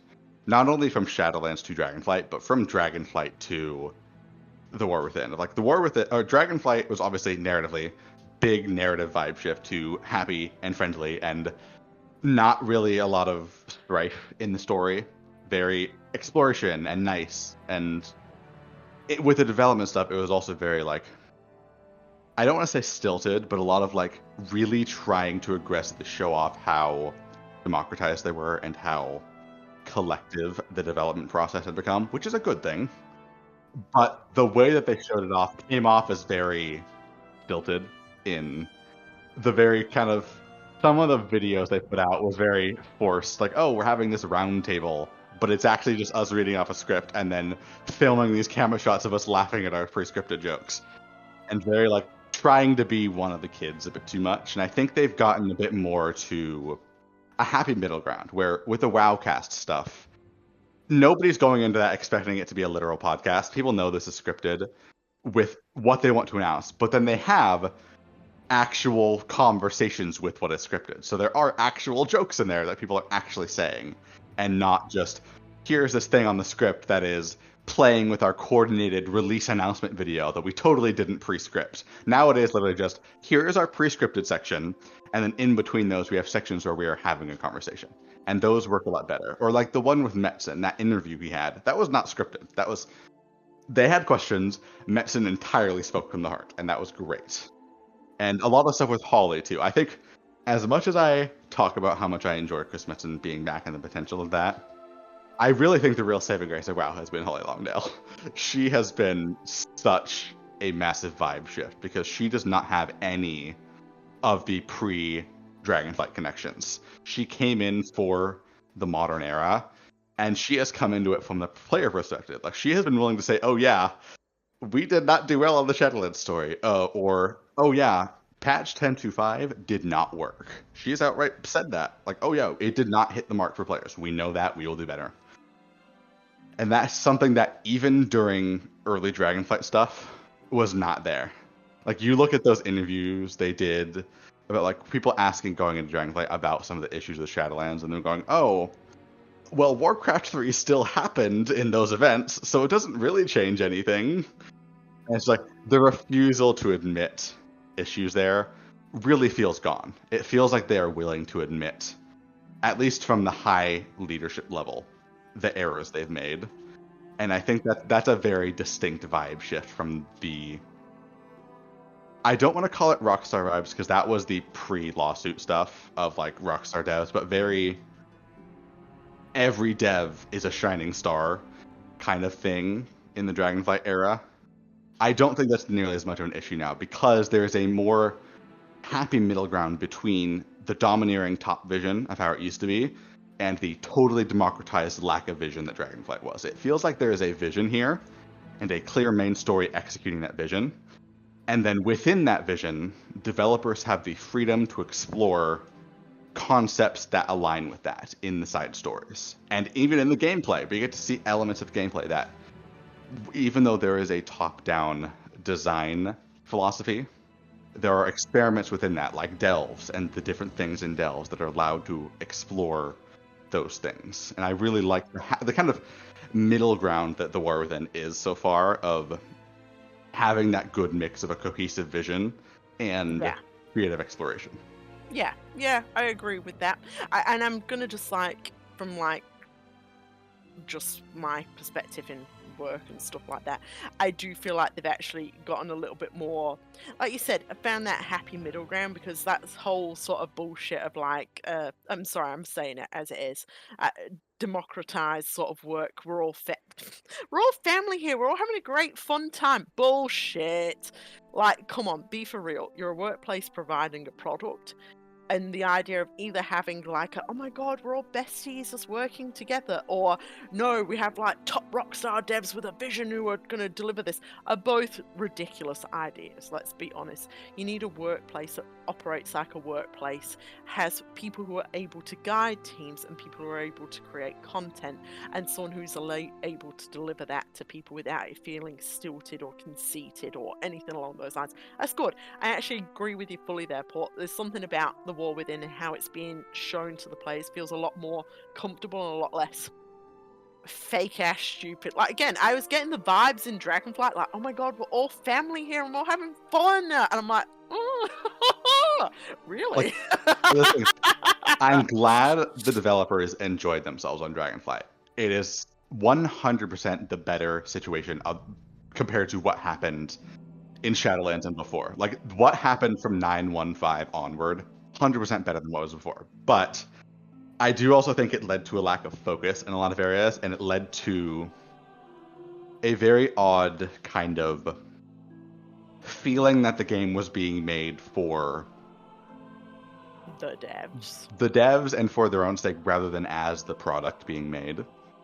Which, obviously, developers should like what they're making. You shouldn't be making something you despise. So them making things that made them happy is good. But that should not be the only thing you're making it for. So I think having this cohesive vision and this clear, cohesive end goal in mind makes it feel more like people are making things they enjoy, ideas that come to mind that feed into the vision that was given to them. And also your client enjoyment of end product. Yeah. You know, so, like I said, I think that Holly recently said that we should have listened more to the players. And this is the thing, I think devs tend to get a bit confused between a guy spewing homophobic / racist bullshit on the internet compared to someone just being genuinely angry because, you know, something is just not working out with the story, or, you know, you feel like things are being completely unheard. And like I said, you're always going to get trouble like that in, like, maybe balance issues because people, you know, want to be the coolest guy on the block with classes. But when it actually starts becoming story, that's when you got to start worrying, when people are saying, I'm really not enjoying this story, or like the grind in regards to even playing this game, and then being like, no, you're supposed to be great. It's listening to your players when they have reasonable ideas, and it seems like a lot of people are like fairly agreeing with that, like not just dismissing it and being like, well, you're just not understanding the story, you're just not understanding the vision. Yeah, the War Within feels like a story with like you said, like a vision and kind of like cohesive themes and cohesive characters, and like it's all kind of like working together, as opposed to like parts of Dragonflight, which felt like we were just along for the ride of someone's like homebrewed D&D campaign. A lot of the recent expansions from BFA onward have felt like they have a cohesive idea in the writing room that they failed to communicate outwards. So there is this dissonance between them knowing what they wanted to do versus what they actually did. Right. And that's where a lot of the whole wait and see stuff came from. And they haven't once said that for War Within, probably because they know the phrasing behind it. But I've also haven't really felt that, because I don't feel like I am being strung along. I don't feel like I am waiting with vague whispers of the King of Diamonds has been made a pawn, or 5 torches to light the way, which are just vague nothings that feel like, oh, we write this idea and then later we will actually write it into the story. No, it feels like all the mysteries being set up right now, Blizzard knows what the end goal is. They know what the Radiant Song is. They know what will be happening with Azeroth's World Soul. They know what Xal'atath's motivations, what her end goals are. We don't, but we are getting them piece by piece naturally in the story. Yeah, and like I said before when we were sitting on the water, it actually does feel like they've listened to player feedback in what the issues was with their storytelling. Like, the thing is, your players aren't just psychic, they just don't know what a character is thinking without... And especially in a medium that is not a novel, that you can write what is in their head, you need to communicate that. And I think Hallow especially, using the in-game cutscenes to utilize Anduin's face properly helped his story so much. That moment at the end of Hallow would not work if it wasn't an in-game cutscene at all. Exactly. And actually letting the characters stop and talk to each other, and the writers, for once in their life, realizing it isn't stilted when you have characters to stop for a moment and you're like, hey, what's going on? And the character responds like either honestly or guardedly or thoughtfully in regards to those things. It helps clarity, because like I said, we're not a novel here. We're not a movie where, you know, this is going to be a lot. You're in for the long haul. You're going to be here with these characters for a long while. So and that's the thing, like, when they have these mysteries, when we get answers to them in pieces, that piece is still an answer, and it's provoking more questions as it's answering them. Like the thing with Arcadis and that World Soul thing. That answers a question that I've been theorizing about since like 2020, and I had so many people in Dragonlight going, oh no, you're just reading into that. They're not really meaning that Azeroth isn't a Titan. The Halls of Infusion isn't actually doing that. It's just doing it to the water. You're reading into it. Yeah. Suck it. Yeah. I was right. Closing argument for this. Suck it. I was right. I feel like we all deserve a bit of a suck it here, honestly. Because like I said, in the process of getting that question answered, there's 10 more questions to ask about that. What does that mean for every other world soul in the universe? What does that mean? What does being the prime world soul mean for Azeroth? Yeah. Why were the Titans so invested in keeping Azeroth safe when they have so many world souls at their disposal? Yeah. And why do the Titans want a big ass Titan bigger than themselves? Or do they? Do they want to destroy it? And also the question of, okay, they're clearly establishing that Titans come from world souls, but world souls are not Titans. So what are the Titans? Because the Titans are clearly not the Pantheon of Order now. They call themselves the Pantheon, but the Pantheon of Death that we met in Shadowlands came from Zereth Mortis. They came from the center of the Realm of Death. The Titans do not come from the center of the Realm of Order. So who are the real entities of Order that come from that realm? We don't know, because these Titans are clearly not that. Exactly. At the moment, it's just a whole lot of fucking mystery. So I feel like this is like a healthy way to maintain like a long-term story, like WoW is trying to tell, is like having smaller resolutions, having like stepping stones that your players can like land on, feel like you've gotten conclusions to some things, And you know. it feels like it's good that we're building with the stories that we've been waiting for. Like, Legion was not really setting up the jailer. The thing the Legion was setting up afterwards was the lingering void threat. We had all of those things with priests, all of those little things across the aisles, setting up the idea that as we are focused on this big bombastic fight, the void was working in the background. And now we are actually getting the payoff to that. We are actually getting the conclusion of this plot we've been waiting for a decade now, rather than suddenly jumping to another one. And in the process, as we're getting this conclusion of this plot, we're setting up some of the evil light plots. We're setting up some of the life plots with Luna here. We're setting up these strings for further plots with further cosmic things along the way that are actively going to come in the plot. Like, next patch is probably going to be about the light stuff, or the life stuff with Luna here. Yeah. And, which will allow us to set up for the future. And hopefully setting up for Anduin's gay marriage. So continue your thoughts too, by the way. You said it's good for the health of the story, and like you said, for continuing those plots. Yeah, like that was basically all I was going to say, is that like having conclusions and like smaller resolutions and tying up plots while also asking more questions, like naturally opening up more questions for people to ask about your story and where you're going to go next. Like, you can't just be threading people along and just having more mystery after mystery after mystery without that not really going anywhere, or not having like a plan for that, because then people are like, just the fact that Shadowlands' main mystery or main conclusion was just asking another mystery with nothing else was really, really unsatisfying. Right.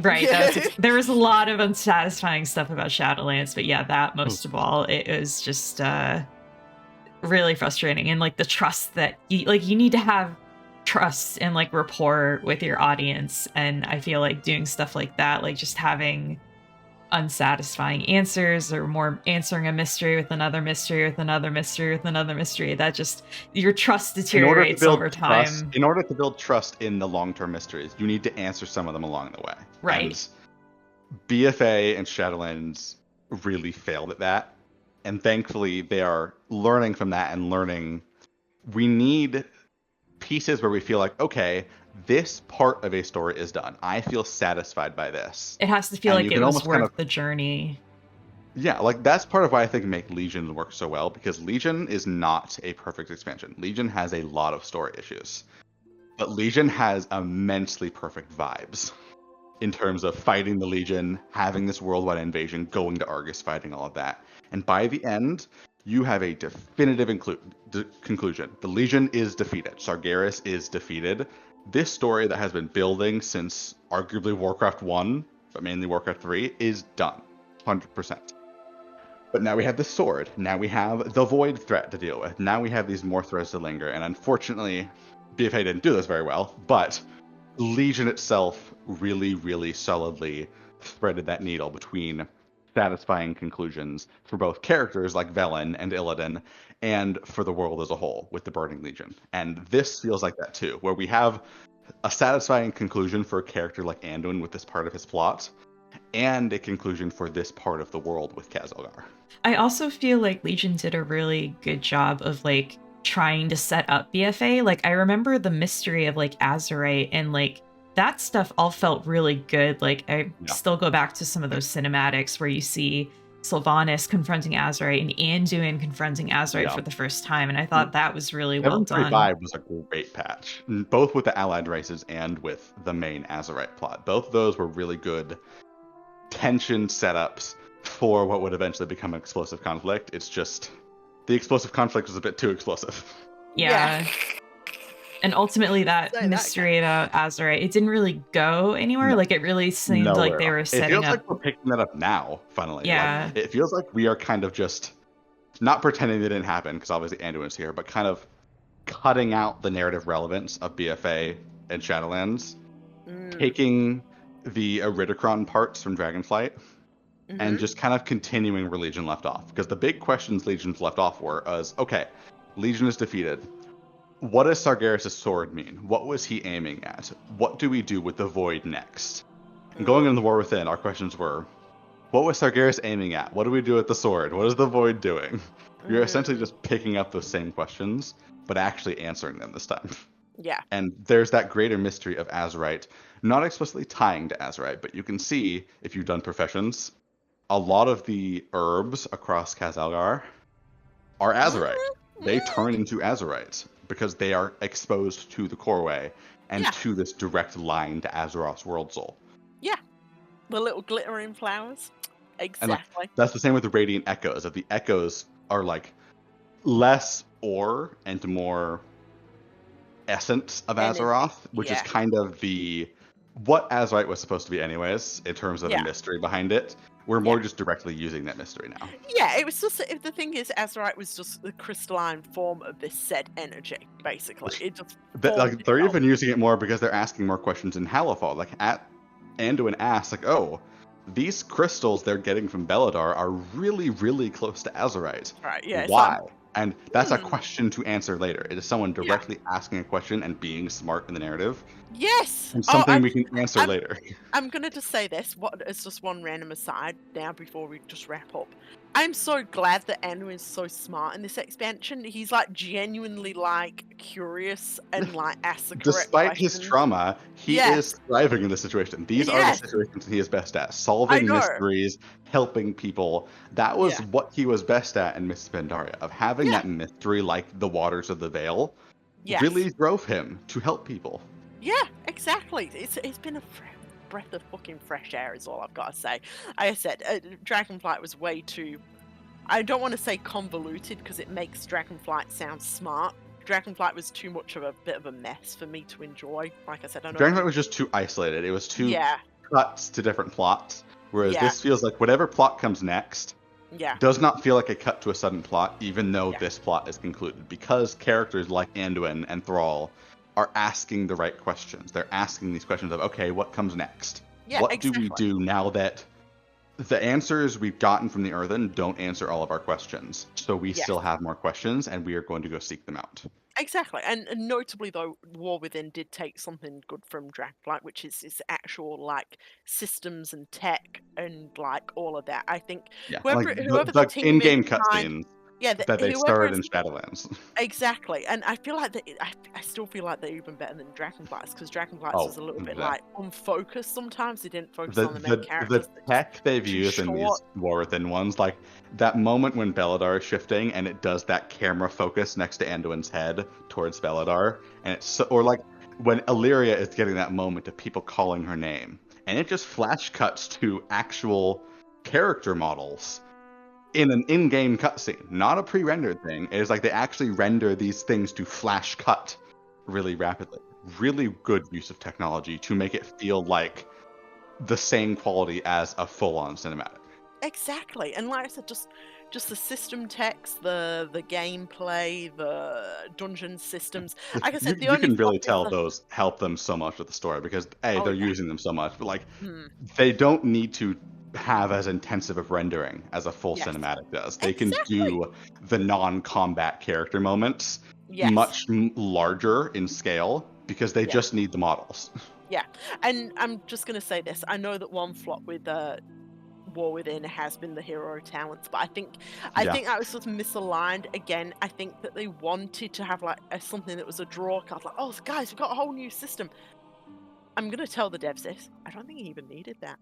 I think if they would have just said, look, we're giving you some cool new effects so you can equip like glyphs, people would be like, oh, yes! Hero talents should have just been two different systems. They should have been hero talents, as in big core class fantasy things that you can choose between two specs. Like, Pack Leader works great as a generic fantasy because it's just the qualities of survival and the qualities of beast mastery put into one cohesive thing of what unites these two things that we can really focus on. Yeah. Instead of Dark Ranger, just make it Ranger. Just do like, I'm gonna stop you there, Port, because we've talked about this in our second video, and you're gonna you're gonna be like, Dark Ranger. I will. Just using it as an example. Okay, I will not talk to it.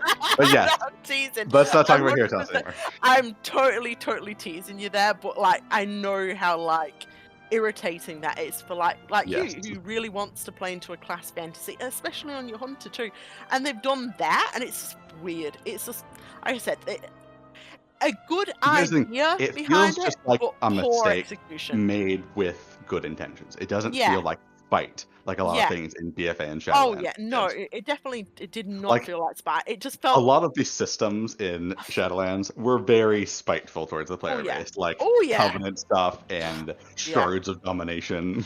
Yeah, I feel like this hero talents was just a good idea that's had a terrible execution, and they were like, "No, guys, it will really work," and everyone's like, "Oh, that's kind of boring and kind of useless." And If everyone's nothing like, else, "Oh." it's nice that they're iterating on, even if I think the concept is flawed, they're trying to make them more holistic. Like Dark Ranger, very lame on live. In 10.05, it's getting a total rework. It now has a Banshee form. Yeah, you turn into a Banshee for True Shot. Yeah, I love them. They're like, please, more effects. You guys want more effects? We got effects. Exactly. I feel like it wasn't. I don't feel any maliciousness behind that. I just feel like it was an idea that they thought was cool, and they wanted to do something like Guild Wars 2, but it hasn't panned out for them like that. Which, I think the real test there will be, what do they do with it with Midnight and beyond, of how do they address the feedback there. But they clearly are willing to accept feedback now. And that is the important thing. I have hope they will do better with it, because they have earned my trust on the gameplay side to show that they are responding to feedback throughout Dragonflight. And honestly, even though it's not 100% there, they've started to earn my trust back on the story. Yeah. Through the Anduin stuff. I think Anduin and the Khadgar stuff have really earned a lot of goodwill in my mind. I'm going to say they may hit it once. God, Sil. Yeah, I was going to say, before this chapter in particular, I was trying really hard not to get my hopes up for the story, like to keep them like as low as possible, because I just felt burned so bad by Dragonflight's story. But now, Sam, remember, like, you were telling me you were getting excited for the story, and I was still telling you, like, no, don't go there. That's a dangerous place to be with WoW. Don't be excited for the story. But now I'm kind of there with you. I'm kind of looking forward to seeing what happens next. God help me, but I'm reserving my full trust until we see 11.1, because Yeah. I had a modicum of hope at the end of Dragonflight with how good the ending of Vault of the Incarnates was, and then 10.1 burned me so badly. Oh, So I'm keeping cautious optimism. That's my stance for now. Yeah. I will go into boundless optimism once I see that the patches land. I'm gonna say this. Me and Sil were like really excited for Dragonflight. This is probably why it hurt so bad. And when we experienced 10.0, we're like, okay, not great, but like, whoa! I definitely predicted. I'd said that. Look, I was like this. I always love how much you react to your character falling. It's like, if I fall in game, I fall in real life. My poor shins hurt falling great distances. It's always been a thing with me. Anyway, I lived. The thing is that me and Sil got really excited. We experienced 10.0 with Rathian's story, and we were like, and I held up my hand. I said, I said this before the expansion started. I said they're probably going to revert Rathian's story to like start a BFA and then try and do like a BFA on screen. And we were like, okay, if that then is going to be the worst that we're going to get for Rathian's character, fine, we can deal with that. We were like bracing ourselves. We were like, okay, they're walking back his character a little bit, and then 10.1 hit, and it was like they just kept walking him back and walking him back. Right, walking him back. Like I said, I said to someone the other day on social media, I was like, I think Rathian is in a worse place after Dragonflight than he started coming in. Yeah. And I still think they haven't really fixed that. Like, the Stay a While and Listen was really nice with Sibelian, and like, okay, he had that nice moment with Veranoth, but like, man, that caused so much damage to his character, and not in a good way. That wasn't like a learning experience for Rathian. That was like a, what the fuck did that character just experience situation just then. You know what I mean? It was like, whoa, whoa, oh no. You know, well, generally my reaction was that. So, like, yeah, they're gonna have to do a lot of work on Rathian, and I think the devs know it, but I still think they think that we're in the wrong. That's the funny thing. So we'll see. But how what that they've done with eventuates. Anduin has given me a little bit of goodwill as well. At least one of my Blorbos is being treated well, and we also predicted that too, didn't we, Sel? We were like, Anduin's going to be treated. Yeah, he's going to be treated dead seriously. He's going to be taken so seriously. This is part of why it frustrates me when I hear things like, "Oh, you got to have like humorous parts of the story so you know when the serious parts are really serious." And it's like, no, you take certain things seriously and it works. Like this, like yeah, your audience. Where was the humor? Moron. Where was when did Anduin do like a tap dance and belch or whatever? Like, no, he got like a serious storyline where he stayed like pretty consistent as like a character. The tone and everything made sense better. and it was cohesive. I'm like getting tired, so like my brain is like, I'm probably not explaining this very well, but it's like, no, WoW can be serious when it wants to be serious, and when it wants to be serious, I think it can actually do some pretty good storytelling, but they've got to want to do that. They can't just be like making fart jokes and all the time, because that kind of that hinders smell jokes, yeah, and whatever. How, like, a character cannot empathize with any characters around him, and that's played off as stupid idiocy. Yeah, when you're going for laughs all the time, it's like harder to actually get back to ground so you can tell that serious story. It's like humor is a double-edged sword. You're right, Sil, you're right. And the thing is that I'll also just note on this with what you're saying there. Essentially what you're saying is Dragonflight had tonal issues, which yes, The War Within doesn't seem to suffer with. It has pacing issues still, but it does not have tonal issues like Dragonflight had. The tone stuff is very segmented. You have got the delves, you've got like Dagran stuff, gets like a little humorous, but it's like that's segmented from like Anduin's pain and his trauma and his healing journey. You know what I mean? Yeah, exactly. And when a group of characters is going down to find their father, who was a world destroyer's laboratory, to find his laboratory, and then basically have a discussion about whether one of the characters is actually a dragon or not, or just some fucking malformed chimera, and whether any of these characters have the ability to lead a group of dragons who have been destroyed and mind controlled and decimated and basically used up and thrown away by forces way out of their control, and there's none of them left. Literally, you can count the amount of dragons that are left like on your hands and toes, and then go, you know what this really needs? We need to make jokes about this character's smell and how he doesn't like being down here and how he's annoyed by people dying around him. That will really hit. We need brothers fighting. We need family humor. We need family comedy, matters humor. Yeah, we need sibling comedy. Sitcom humor. Like, me putting that into perspective, how fucking bizarre is that compared to the tone of The War Within? Like, it's really... It's like a night and day difference. It was so fucking off in Dragonflight, and that's what caused that such a bad, well, from me anyway, bad reaction. The thing is, it was like, none of it took itself seriously, and it didn't even care for its characters enough to take them seriously either. War Within is like, we care about these characters, we want to take them seriously, and the comedy bits are relegated to the teenager who's a bit snappy and wants to get out and explore, and his comedy is linked to essentially his youthfulness, right? That isn't just made up for the point in time when you haven't seen this character act like that before for at least 10 years. I'm holding up my finger. It suits the character, but he isn't over pushed. He isn't pushed too far in that. There's people to counterbalance him, his mother and his grandfather, and the friends he makes on that journey too. The thing is that, like you said, comedy has its time and place. When you observe the story that you're wanting to tell and observe the outside elements of the story that you're wanting to tell, is it appropriate? Remember me way back on the little island over there? When I said, just because you can write things doesn't mean you should write them. That is made a full circle. I mean, look at Farron. Like, she provides a lot of levity in the story, but it's like proportional. We're not also provides like Anduin's core message by the end of the zone. Right. She provides both in very equal amounts and good amounts, and she comes out of it a character that is taken very seriously. Yeah, Right. and the thing is I'd actually say her humorous parts are actually quite minimal. If you go back to Right. it, she's a lot more positive and, in a sense, like focused. She's got a, you know, The pendulum she needs to swing do from this. serious to humor isn't quite as stark as it was. Oh, it isn't stark at all. Yeah. It's like very minor throwaway things that are supposed You don't to have be that comedic tonal make you go, dissonance there.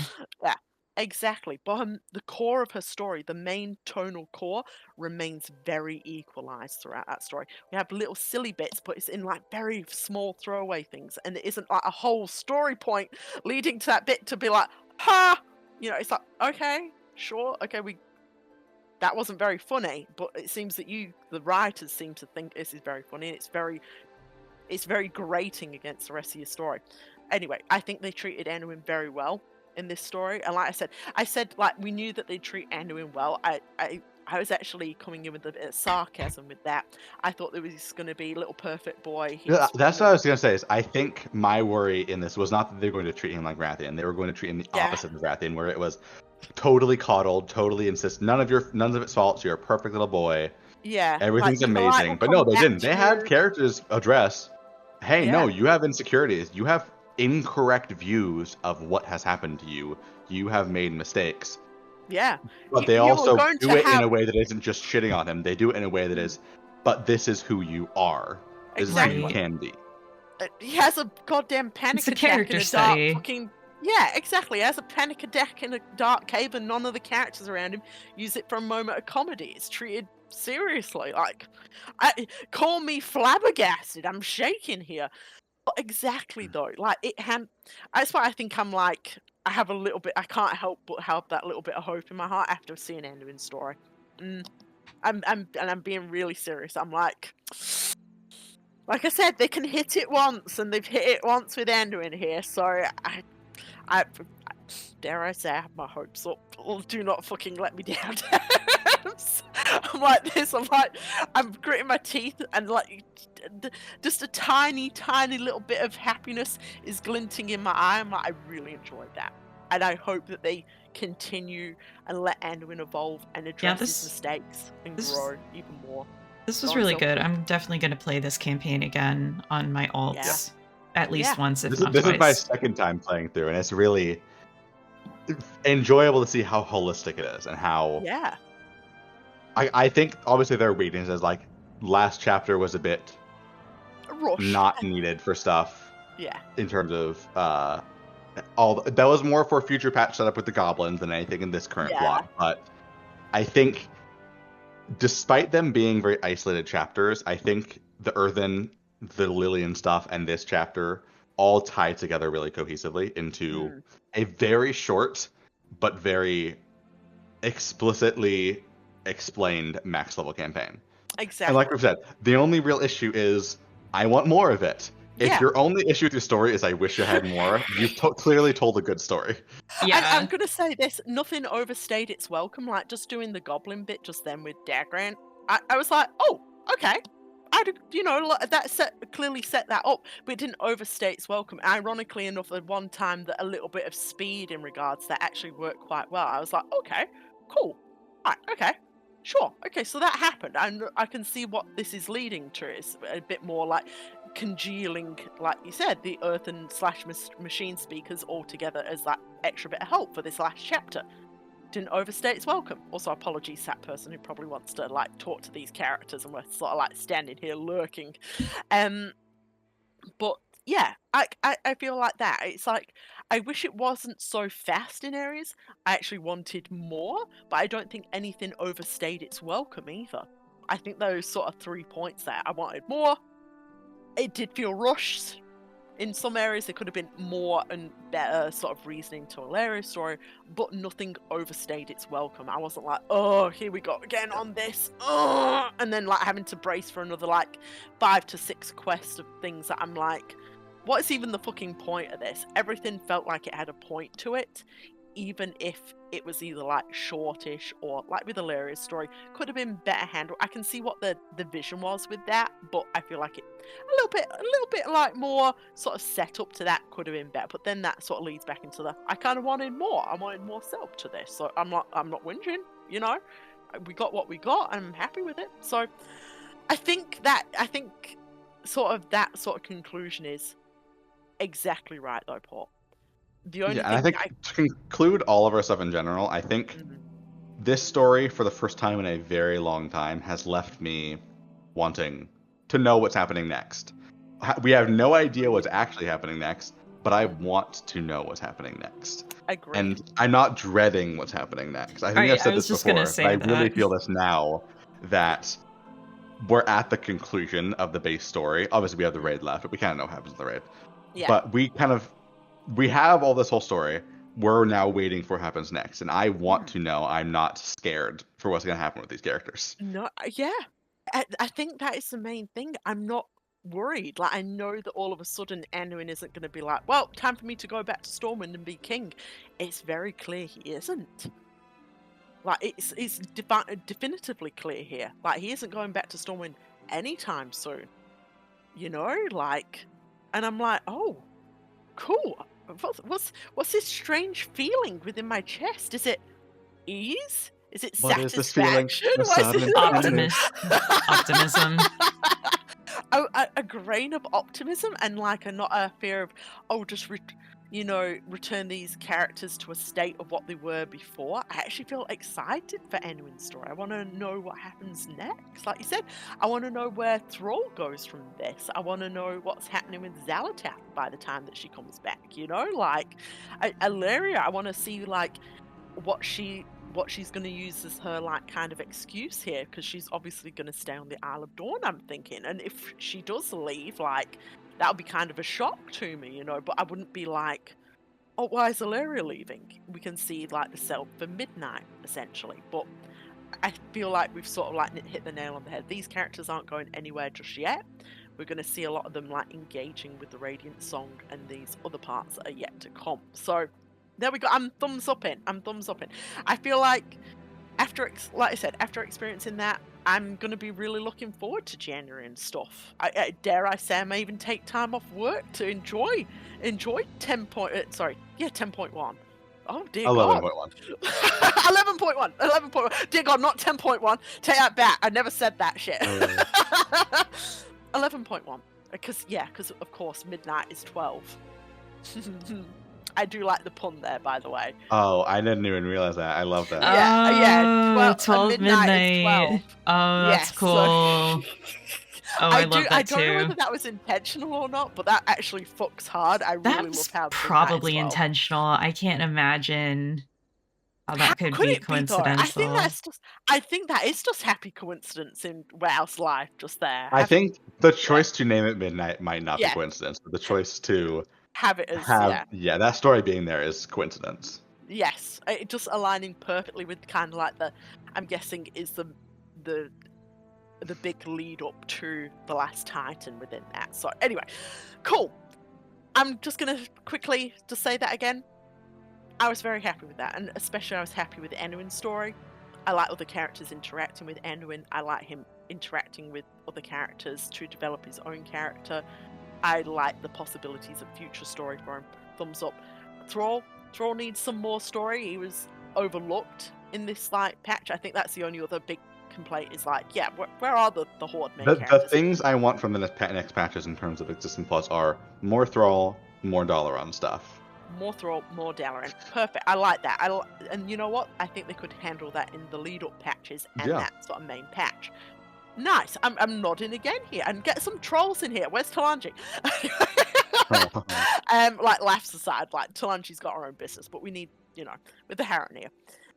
But yeah, and like I feel like Aleria's story, but we do get big death flags from Terralium, but we all believe that that's going to be handled in Midnight. They're definitely using this part of the story to set up the relationship. So when we head into Midnight, we're like, these two love each other, and then Terralium's going to get torn to bits. Anyway, but yeah, I think ending this sort of like the main campaign here, like all the leveling, the main campaign, I'm satisfied. I'm going to go do that again on my alts, and I'm going to enjoy playing the main story and seeing Anduin again for all these bits. So I'm nodding sagely here. I have nothing better than that to say. Like, a positive experience all around. I know. Glowing Sil, review. Glowing review. Yeah. No, I don't think I have anything else to say. I think we pretty much covered it. I absolutely loved that. Really, really enjoyed that story, especially for Anduin. Honestly was like better than anything I was hoping for coming out of this. So yeah, I'm looking forward to seeing what happens next. And also his stay a while and listen line remains here, so we can come back and listen to it every other day and be like, that's right, Anduin. You're gonna grow as a character. You're not gonna be trapped by he isn't gonna fall to stagnation of his role. He's gonna flourish, and that's what I'm hoping. He's going to flourish into his own character. He's going to become more comfortable with the light again. Maybe even like be tempted by other powers, like, oh, the light's powerful, but I wouldn't even mind. That's a very untapped thing. That's not something that's set up, but it's also one of those things where I wouldn't be mad if they did that. I wouldn't be mad if they didn't do that. Yeah, he has a lot of possibility from here, which is a very good place for a character to be. Exactly, and like I said, I'm excited to experience that. You know what? Me doing a huge winky face, I think you could experience it with other characters too. I'm winking as I make funny noises here. But yes, I think that basically concludes our review of that. And you know what, Port, thank you for being our guide through all that story too. That was really good to have your lore. I enjoy it a ton. I enjoy being able to see people who I like and their reactions. I like being able to explain things because it gives purpose to the wealth of useless knowledge in my head. And it's nice being able to replay it and show my thoughts on things from a perspective of having done it and not just my gut reaction, because sometimes my gut reactions are not necessarily what ultimately ends up being my thoughts, and I'm able to articulate my more cohesive thoughts in these kinds of videos.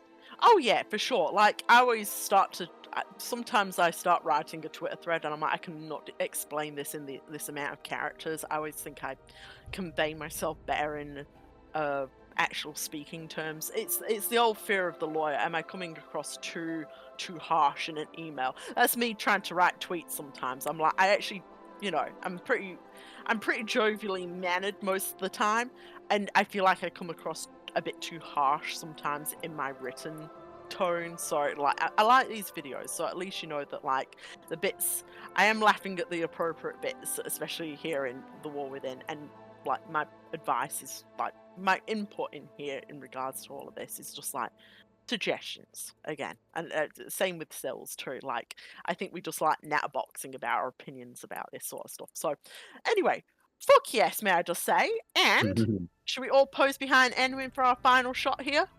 Wait, yeah, let's do it. Hold on. I'm too short. Port, you're gonna have to sit like on the side of his rock here. I'll be on the other side. So, are you taller than Anduin here? I think I am. Yeah. You stand on the rock right behind his head, lurking like this. Oh, before we end, do we want to hear Anduin's goodbye lines when you do it? Because now he can. Oh my god! One of them just hit, and I'm just like, dear God. To be done. No fucking way. We will do this together.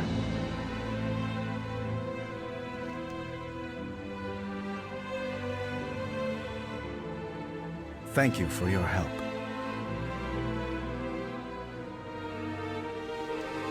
There is still much to be done. Find your purpose. Have you got the find your purpose one? I did. I just got it. Oh my god.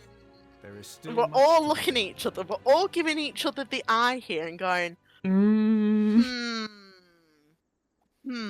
Oh.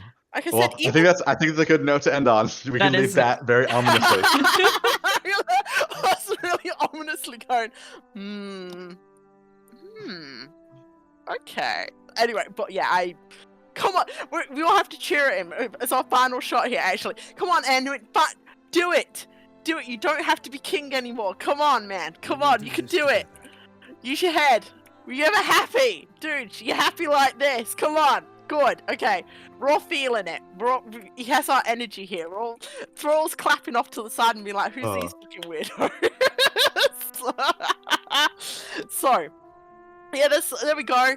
We find your true call. I'm going to find my purpose and my true self. Anduin, congratulations. Congratulations on coming out, little man. We're so proud of you. We're so proud of you, man. Come on. Hell yeah. That's what we're feeling. Everyone book him quickly. I'm kidding. Anyway, thank you all.